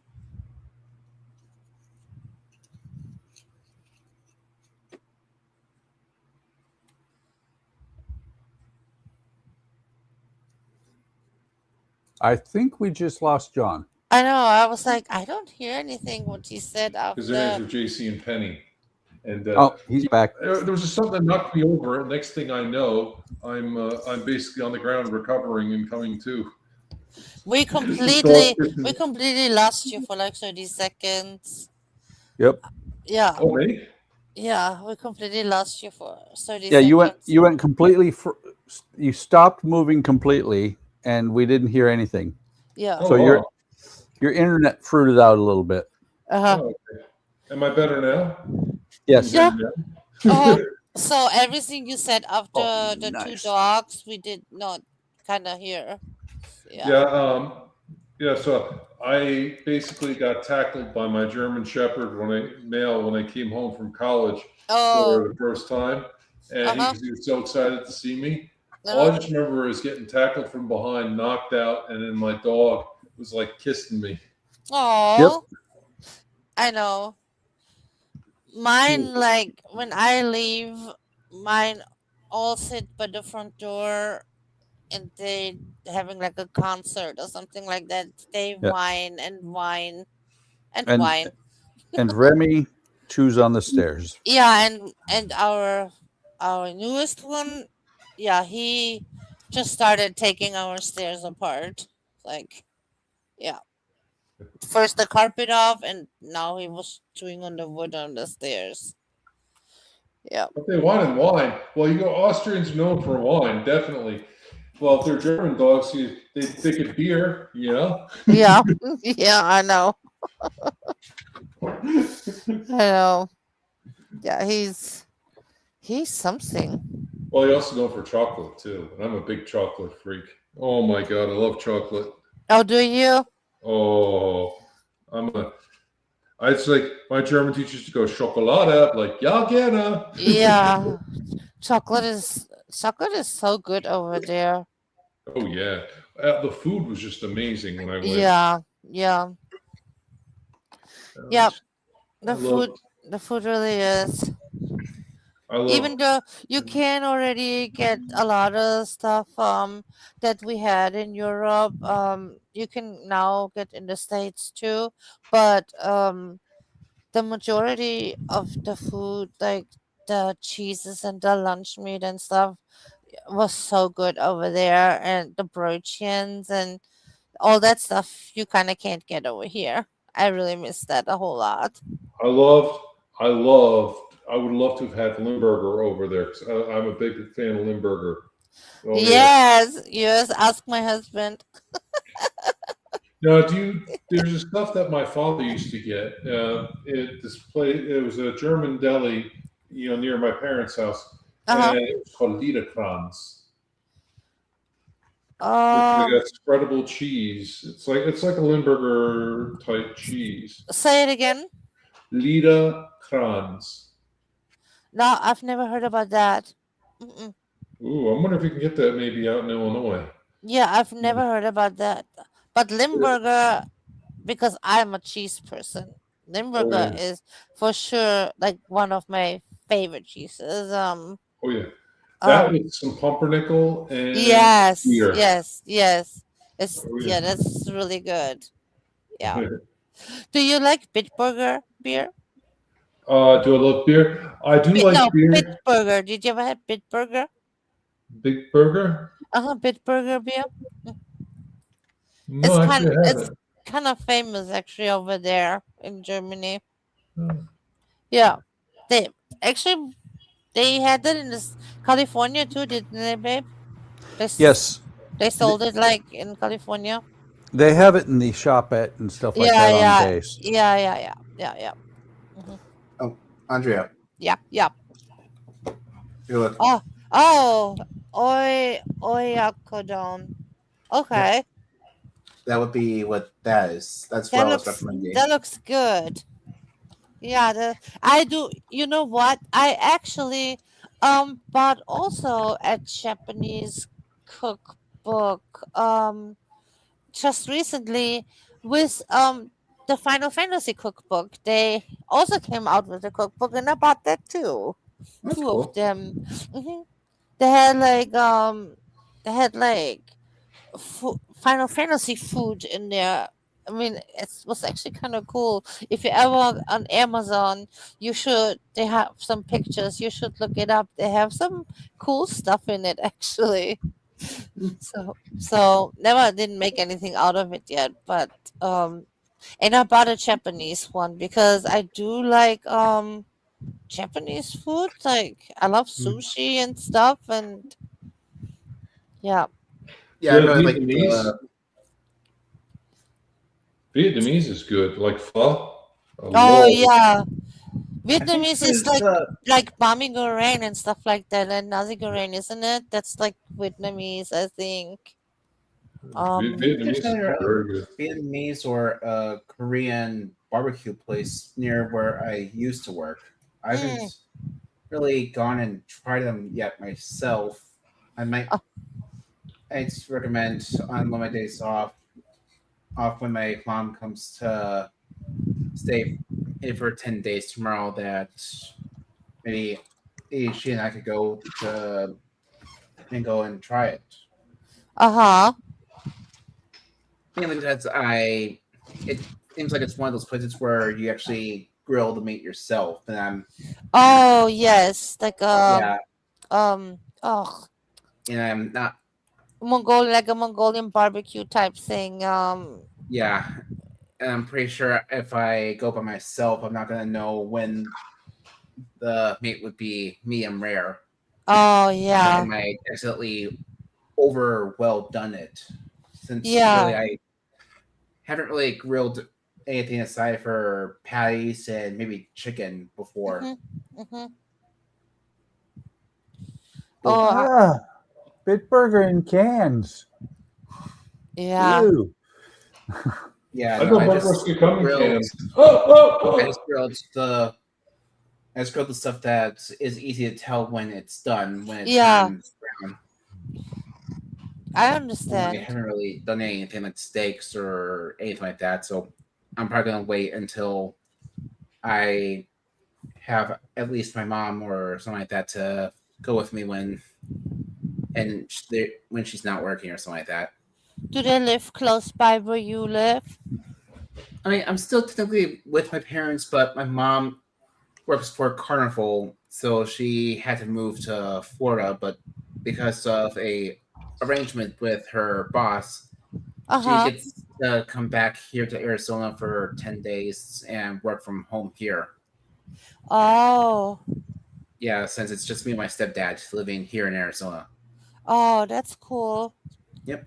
that you And can you're talking about see. cheese. I'm a Wisconsinite, and my favorite cheese has to be the cheese curds from Wisconsin. Oh, do you like those? He's a I I do. actually, cheesehead. I actually like those too, to be honest. And I'm not Yeah, talking about the deep fried stuff that you can get at Culver's. I'm talking about like the actual yeah, fresh yeah, from the factory, squeeze yeah, the moment you take a bite out of them cheese yeah. curds. I like Those those are, too. Hmm. yeah, I love those. Yeah, In they're fact, I used good. to just go to Metro Market, it down the road, and buy a giant bag and snack on it as I rode the bus in the full 1.5 hours to go to the church that I used to go to. Mm. Hmm.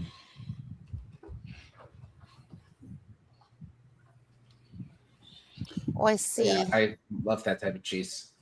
That You was the know, best. sweetheart, I'm going to have to go to Total Wine and More now sometime. Yep, you do.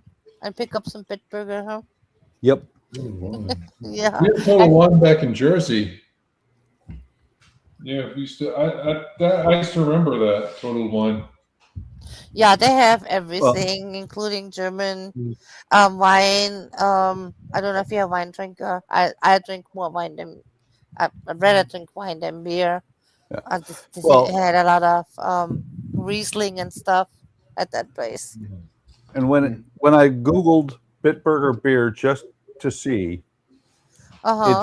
it does say it's brewed in Bitburg, Germany since 1817, Wow. and it's famously recognized as the most popular beer on tap in Germany. Yep, Mhm. it is. That's why I asked John if he ever had it, because it is literally, Everywhere. yeah, it's literally the most famous beer in Germany. Of course, there Really? was that one club right outside of right outside of Hahn that was run by those two Americans way back when. Uh huh. They had Schlitz on tap. I heard Schlitz is not going to be made anymore. I heard something about that on the news. It said it was the end of the line for Schlitz. Wait. John, I have to ask, what kind of an idiot goes to the original country for beer and imports Schlitz? I have no idea. I guess it's like somebody having Budweiser and Budweiser is actually one of the most popular beers in the world. hmm, Have you ever heard of Budvar? never heard of it. Well, what that is Czechoslovakian Bud. Okay, So that's right. it's Budweiser is Budvar. Czechoslovakian. Yeah. Yeah, I mean, it's Budweiser is worldwide. It's not a great beer, Hmm. but it's a beer that is pretty popular. Yeah. I also like. Bitburger, Yeah. good. I also liked Jever when I went to Germany because I had Jever and I had Steuermanns in Cuxhaven. Yeah, Jever. Have you ever had Jever? No, I don't think never. so. No. Mm-mm. Well, yeah, that's I guess it's northern Germany. Like it's popular in the north, but yeah, I'd like to try some of those. I had Dinkellager. I love Dinkellager, Never and heard about that either. and Franziskaner Hefeweizen. Hefeweizen? Oh yeah. Oh Oh yeah. yeah, Yeah. You drink Hefeweizen before too? Yep. oh yeah. Yeah. Just takes a long time for it to get poured when it's Yeah. poured correctly. And then you need a lemon in it. Oh yeah. You know what my other favorite kind of beer is? Free. Yeah. I thought you were going to say open. Oh, I open, like that. I like that. Yeah. open and free. Yeah, I like that. Oh Yeah. gosh, you guys are giving me a good laugh. Thank you. It's what we do. Yeah. That's the thing, John. That's what a huge part of why I stream is because it's fun. Yeah. Mhm. Yeah. And it's and I honestly like how we all get a good laugh. And like I said before, we talk. Sometimes we get serious when we talk, and then other times it's like we're sort of we can go back to being funny. It's Yeah. kind of cool. I like Yeah, that. we have a good time. Yeah, absolutely, we do. Yeah. By the way, I want to show you progress on what I'm doing here. Yes, I want to see. Wow. That is awesome. Yeah. Andrea, that started the night as just flat sheets of paper. Did you hold on? Did you paint the green and the red? Nope, it was all printed that way. Oh. It's a skin that I have to... Can you turn it so I can see the top? Sure. Oh wow. Can you link where Wow. you got those? That's really cool. Thank you. I know it's not perfect on the bottom, but it's it's paper. It's just That actually looks like quite stiff paper, like not Cardstock? Yeah, exactly. Yeah, it's actually basically a little bit thicker than a piece of bond paper. It's really cool. I like it. Thank you. You did great on it. Thank you. That would be probably fun to do, babe. You Yep. know. Yeah, I think I might have one or two paper models somewhere. Yeah, well, you probably. Can you link where you get those? Yeah, I got this one off of eBay. I had this one shipped to me from Germany. I could have bought one in Germany when I was there, but at the museum, but they double charge, like triple charge for stuff. So, but it's neat though. I enjoyed going aboard the ship. It's really cool, yeah. I got a picture of me, aboard. I'm in like the engine room, of course. Naturally, I had a pair of shorts on, and I went to step over something, and the shorts split. Oh. I was laughing. Well, I wasn't that far from the hotel, so I just went right back to the hotel, put on a pair of shorts, went right back out. Oh wow. But I loved, because I literally was right on what they call the Landungsbrücken, the landing bridges, and I loved it. It was so cool. And I took a harbor tour of Hamburg. It's just amazing city. I love Hamburg. And I mean, I love Cuxhaven too, because Cuxhaven was green. I mean, everything was green there. Yeah. Gorgeous city. Oh, why is it so hot here? Oh, sorry. It's so hot up here.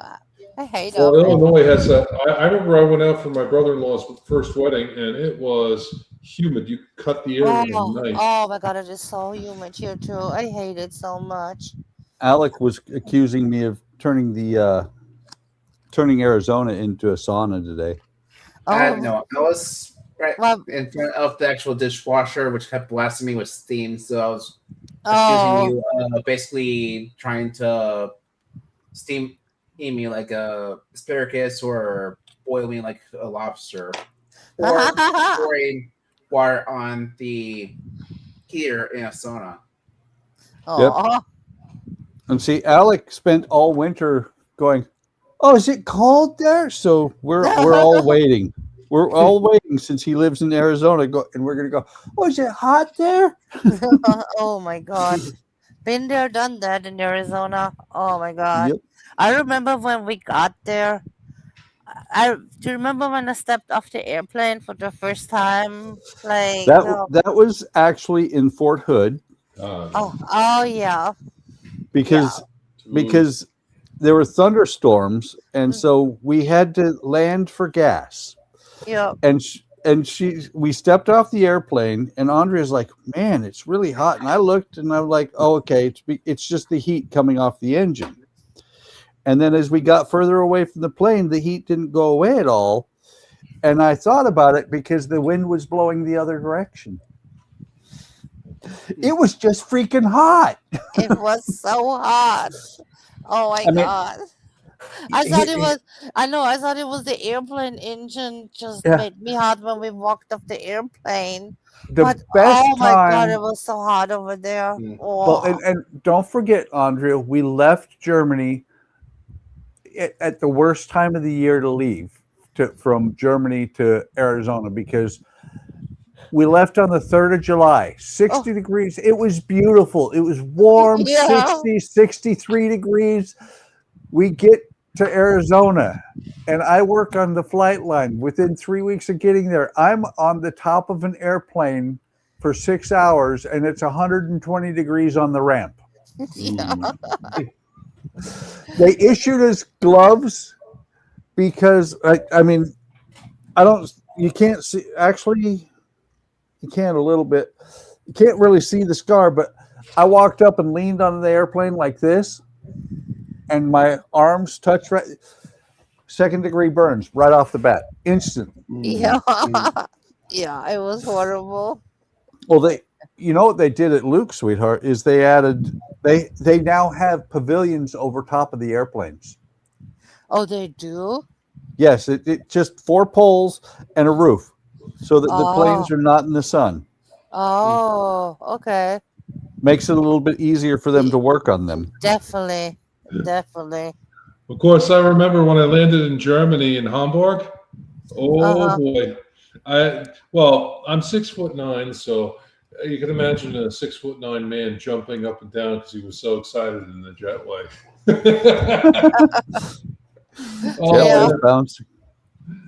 Yeah, I was just, I heard Karen laugh when I told her, but Karen's my wife, and so she basically she booked the whole trip and planned the trip for me, and I'm very grateful to her that she did that for me. So. Wait, I know Karen. She was my friend in Germany. Yep. My neighbor friend. Well, it's funny too because like with names in my family, if I ever had a son, I always told myself I would name the son after my grandfather, because my grandfather was such a great man to me, and I wanted to honor him by doing that. My grandfather's name is Hans. Oh, I see. Yeah. I see. And my name is interesting too because I found that I'm a junior because my father has the same name, but the etymology of my name is interesting. My middle name, my great grandfather's name is Johann, and so my middle name, that my father has, is what my great grandfather had, and it's what I had. So it's kind of how my name kind of originated. So I was always curious where and why and how, and the fact that my grandfather named my father after his father is kind of cool. It is. Yeah. So, my daughter's name is Francisca. Oh wow. Mm-hmm. No, that's interesting too. And then my other daughter's name is Elizabeth. Elizabeth. Oh. Mm-hmm.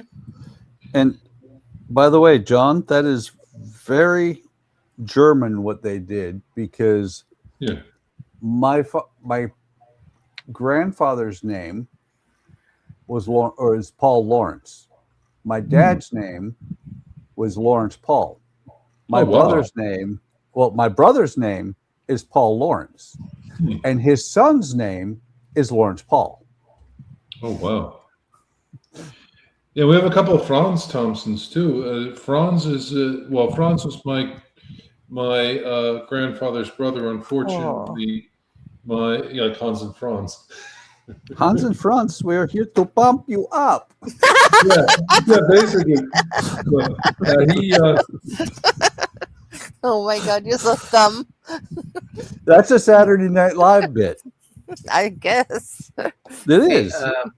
Buck? Yes? If I remember, the Constitution is really, aside from the Pearl, the Constitution is really your only large-scale, multi-masted ship build, correct? Constitution, the Pearl. That's the only ones I've got going right now. All right. I think this would definitely be a good book for you then, since they do cover a lot of the ship builds modeling that we're going to need to do on the Constitution. Well, for the Connie, hang on just a second. I don't know if you remember when Dawn got the book and it had an ink spot in it. Mm-hmm. So Don got it off eBay, and so he contacted them and said, "Hey, this is not, this is supposed to be new." And when they gave him a new one for free, he sent me the old one. Right. You know, so for the Constitution, I'm good. All right. I meant like, especially for the mask, they really get into detail on. Let me find it really quick. A good example of it. Let's just see. They really get into detail on how to do all of the joints and everything for when you're doing multi-leveled masks. Well, I think I've got an ebook from Don on that too. There, that right there, that page. Yeah, the stain here and all that. That's why Don got a free book, got a new one, and I got a free one.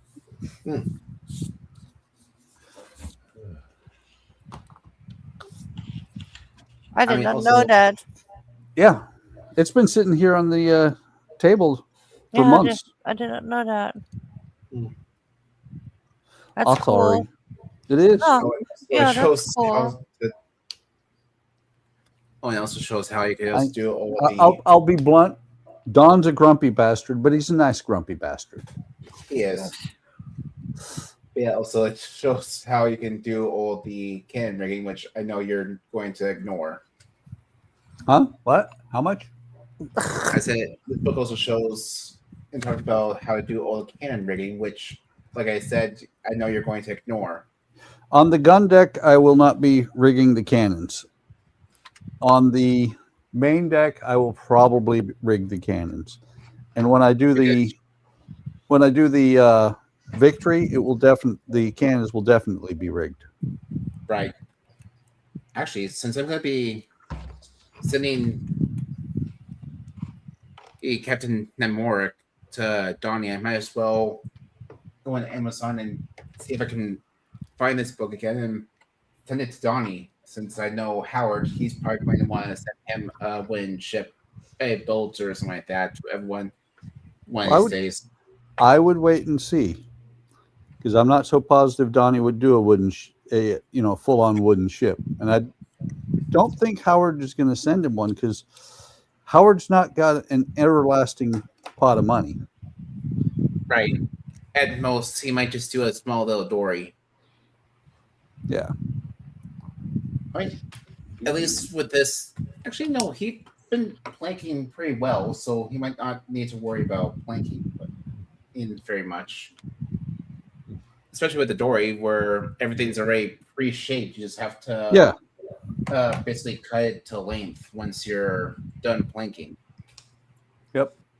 And that also, reminds me. Remember to grab it. I need to work on the Seabright dory this week. So it's not like this one where you have to make sure everything's nice and smooth. Yep. Well, that one, you did a fantastic job on that. I did.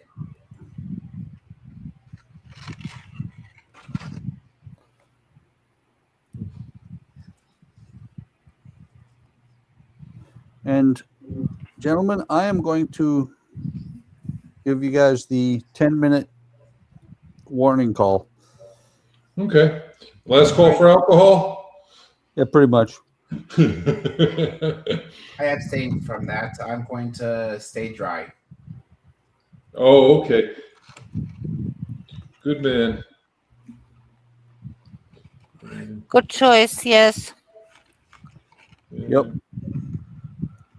Yeah, unfortunately, having diabetes is not having diabetes. I have to as well. Hmm. Okay. You little buggers. They cut it too short. That was a lot of work, but it looks so good. I have to show off a little bit.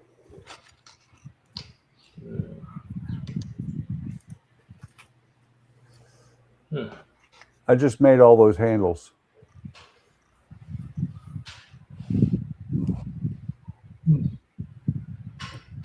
The little brass handles on there. Come on, focus, focus. There we go.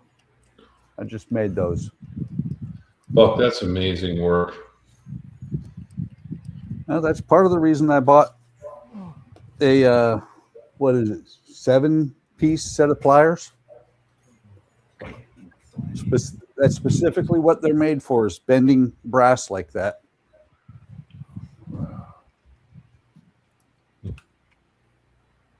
Nope, it's 8-piece. Or no, it's 8-piece. 8-piece set of pliers and a little wooden block.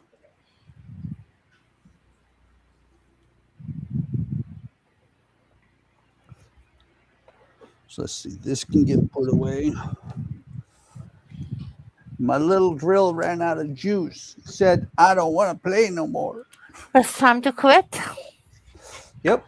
Well, it's been charging for the last half hour or so. Yeah. Well, it was nice talking to you guys. Yes, it was a pleasure meeting you, Andrea. Yeah, it was nice meeting you too. It was nice actually being able to talk with you. Yeah, nice talking to you, Alec. I love what you're doing. I love what you're Thank doing you. with your 3D printer. Thank you. It's really cool. You guys have a good night. You too.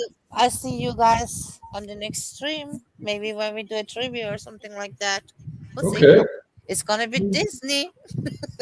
Well, you know when the next stream is, right, Mom? What is today? Wednesday. Tomorrow. Yep. Yeah. Yeah, I have a really bad migraine since today, so I don't know what's going on tomorrow. But Yeah. Well, if you're not here for the Disney trivia, then which you do yours. Yep. Yep. I put those cards back in the box. I'll just get them back out for tomorrow. Yeah.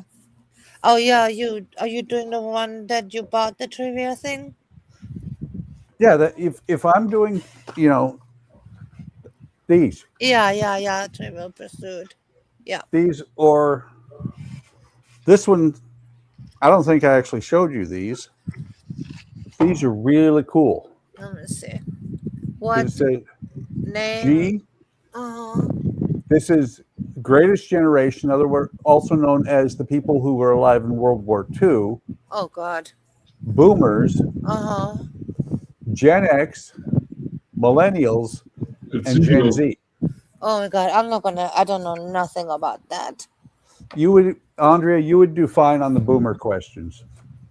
I'm a boomer. Yes. I see. Whatever it means. It means that you were born between 1950 something, if I remember right, and 1965. I am right on the edge of being a boomer, but I am more boomer than I am Gen X. Oh, I see. I'm not part of the Pepsi generation, Ma. Oh, so sad. By the way, sweetheart, Yeah. you got a kick out of it earlier. Oh yeah, I like that. I like that. That's Oh, it's cool. not the one that I was thinking. I thought you were going to do the middle finger one. I don't have a middle finger one. Wow. Oh, that's Alec that has the middle finger one.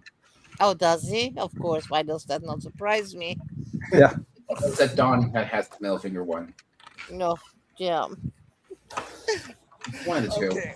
You got fire on your ship, John, huh? Thank you. Thank you, Yeah. Andrea. Yeah. Does look Okay. cool, huh? What do you think, babe? I Very like cool. it. Yeah. Alec, do you like that?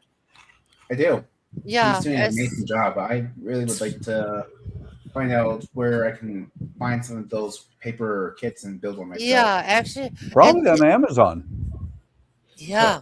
The eBay you can get. You can also download them for free, depending on where you go. There's also companies in Poland, JSC. You can also go to German companies.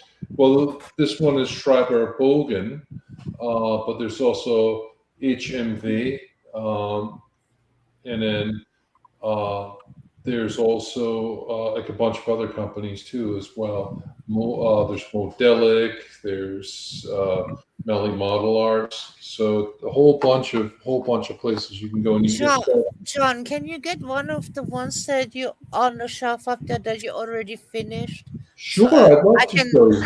yeah, I can see one of them that you finished. Sure, absolutely. I'll be right back. Yeah, I want to see one. Okay. I have the Kaiser Wilhelm der Große. Yeah, you don't probably need even no stool or anything. No, they're actually starting to grab. This one. Yeah, I want to This one see. took me 2 years to build. Oh, wow. Look at that one, babe. Very cool. Wow. Let's see, let me lift it up so at least you can see the ship more. That is really cool. Wow. And you know what? It doesn't even look like paper. Oh yeah. And so that was like all those parts and everything that took so long to build. Wow. And that was done between like 2 moves. That is really cool. Thank I you. like That is- that. And then, like I said, does it look like paper to you, babe? It doesn't. No. Only on the railing there, I could kind of see that it's paper. The white railing there on the Yeah. over the dock 7 there, you can kind of tell that it's maybe paper. But Yeah. other than that, it doesn't even really look like paper. Well, and the railing on the ship is Oh. not flat like that. It looks like it's an actual bar up on the top deck. Yeah, those pipes there. I see Yep. what you're saying. No, it looks really cool. I like you. it. I have another one if you want. If you'd like Yes, to. yes, I want to see another one. Okay. Yeah, that's really cool. There we go. I mean, that's something in between, babe, that you could do. That probably would be pretty cool, you know. Yep. I'm actually looking at them. They're surprisingly inexpensive. Yeah, my two beautiful. Oh, babies. wow, Bremen. And I have the Europa. Yeah. Wow. Yeah, I built them both, and they're my pride and joy. Wow. Almost looks like Titanic a little bit. Yeah. Wow. Nice. Very nice. Thank you. Yeah, very nice. You're doing a great job on them, really. Thank you. Yeah, they're really. No, seriously, babe. Like in between something. How long, John, does it take you to do one of those ships? You said. The Bremen and Europa took about 2 months each to do. Okay. I mean, if you go for something smaller, babe, and just in between for relaxing, you know. Well, here's Like- something, Andrea. Well, I just found the first one I'm going to do. Which is see, look at the little one there. Yeah, Oh, yeah. He was showing that earlier. Yeah, that is like a submarine or something. No, that's the RMS Olympic. Oh, It's a That's the system- Titanic sister ship. I've never heard about that. Yeah, the Titanic, interesting. Britannic. Was it colored like it is like that? Yeah, that was when it was a troop ship. Oh, And then when it was an ocean liner, it was the black hull with the buff funnels and the oh. and the white superstructure. If I remember correctly, the Olympic was credited for actually sinking in a German submarine by ramming. Yeah, it sank a U-boat. It rammed the U-boat full speed. Wow.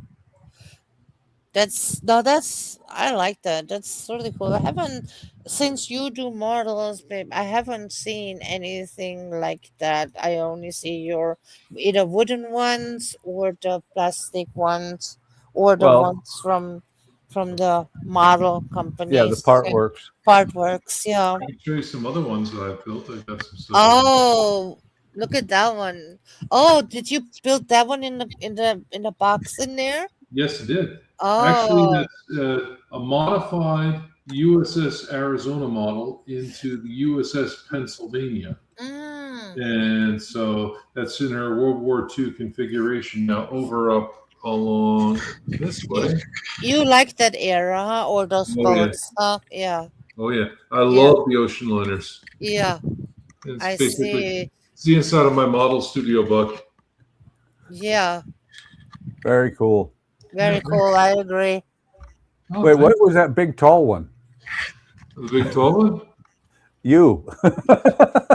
Oh my gosh, you're so dumb. I'm serious. I'm going away now because I can't handle you.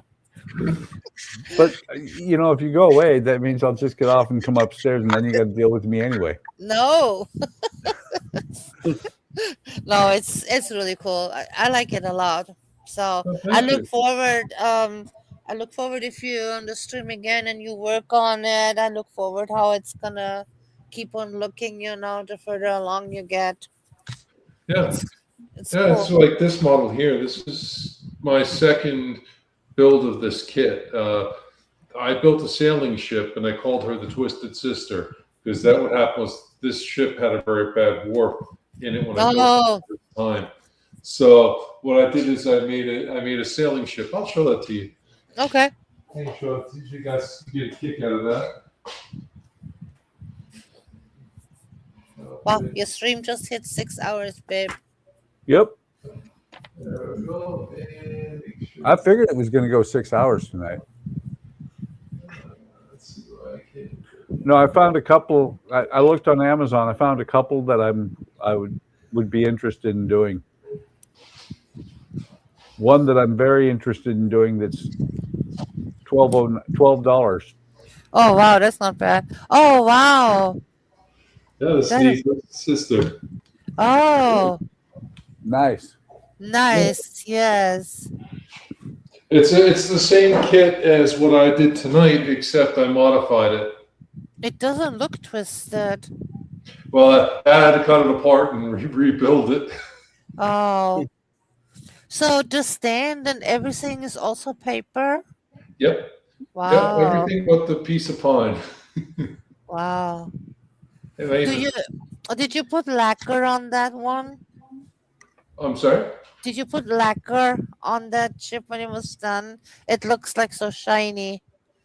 Actually, I just used a gloss green paint. That's all Oh, okay. for the underside. Then I went with I had a flat gray on the upper hull, and then that's just basically what I did. But this was fun to build. I enjoyed. Yeah, this looks really cool. I like it a lot. Does it come with the? Of course, it comes with the sails. Does it come with the string and stuff like that too? I had to provide my own. So Okay. yeah, So yeah, and make the rat lines and all that. Yeah, I did all that myself.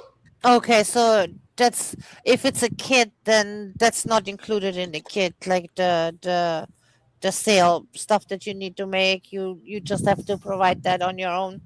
Right. Basically, all I had to provide on my own really was the rigging, but this actually is different than the Rikmos because I scratch built a lot of stuff on this. I made all the, I made the rat lines. I redid some of the fittings, and basically that was it. So I kind of cleaned up the model a little bit. Gotcha. It looks really good. You did a great job. Thank you. So yeah, I can't wait to see how the one looks like that when it's done. The one you're building now.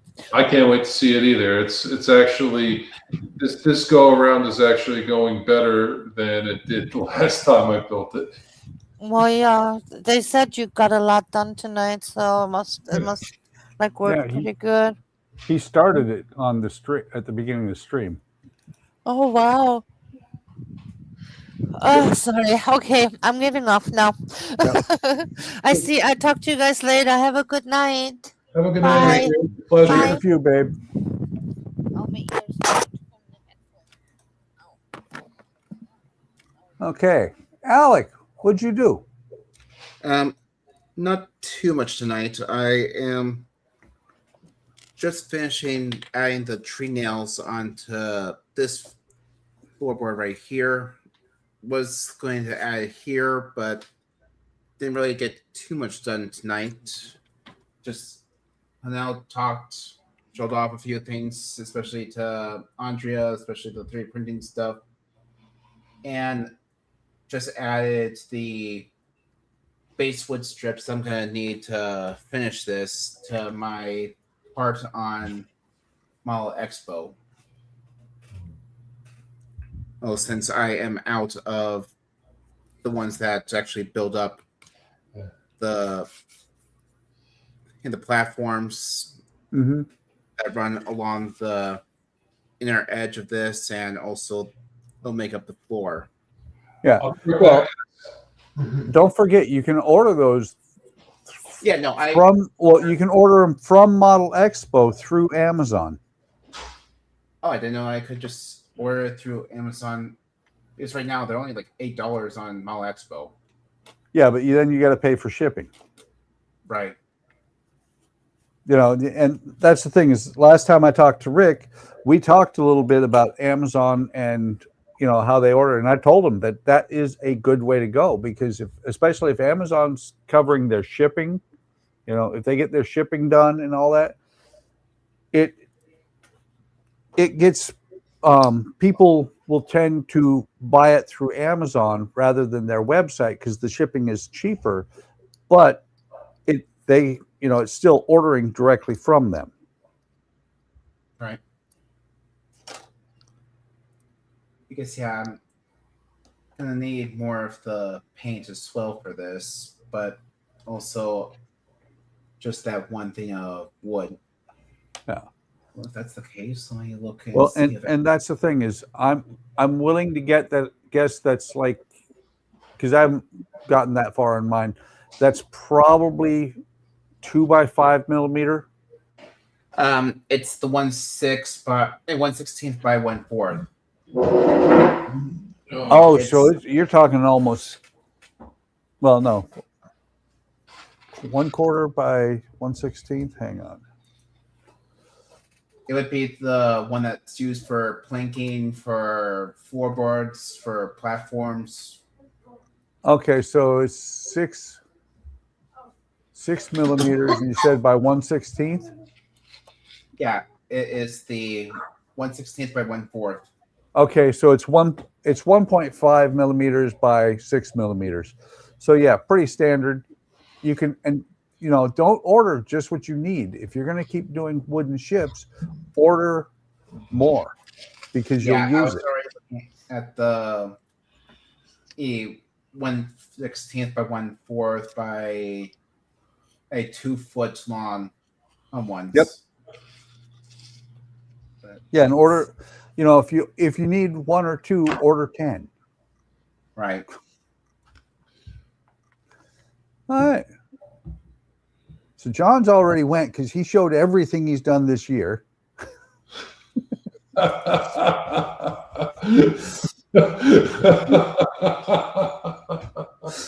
So I finished the roofing here, and then I put these supports on here. This was supposed to be planked in. Not going to plank it. What I did instead was I put a slat across to the windows.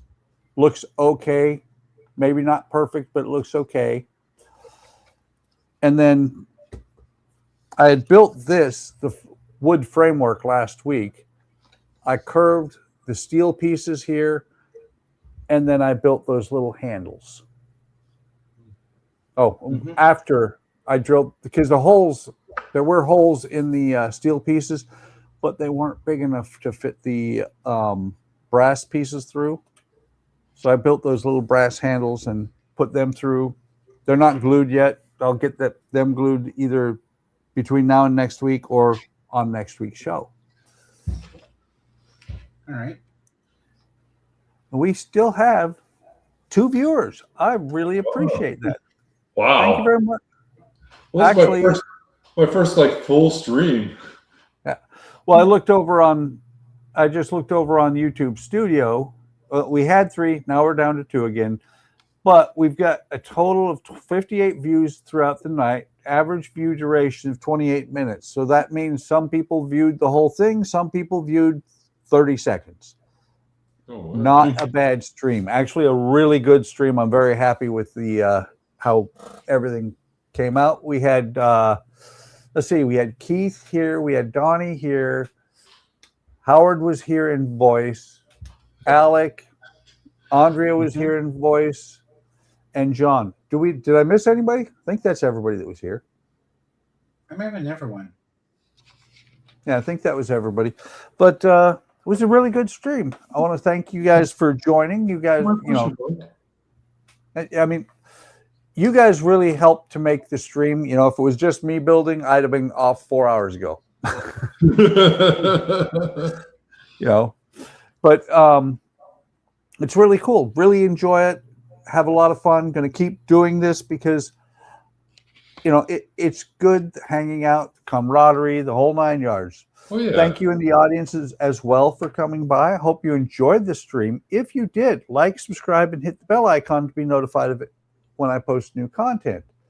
Alec, you're already in. Your channel's already in the description. John, are you going to start a YouTube channel?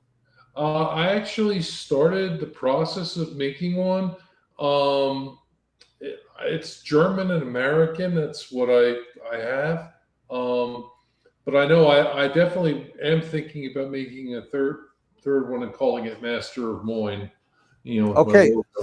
If you do, send me all the information. I will put it into the description. That way, you'll pick up views off of the videos as well, or off the streams as well. All right, great. Wow, up to 4, down to 3.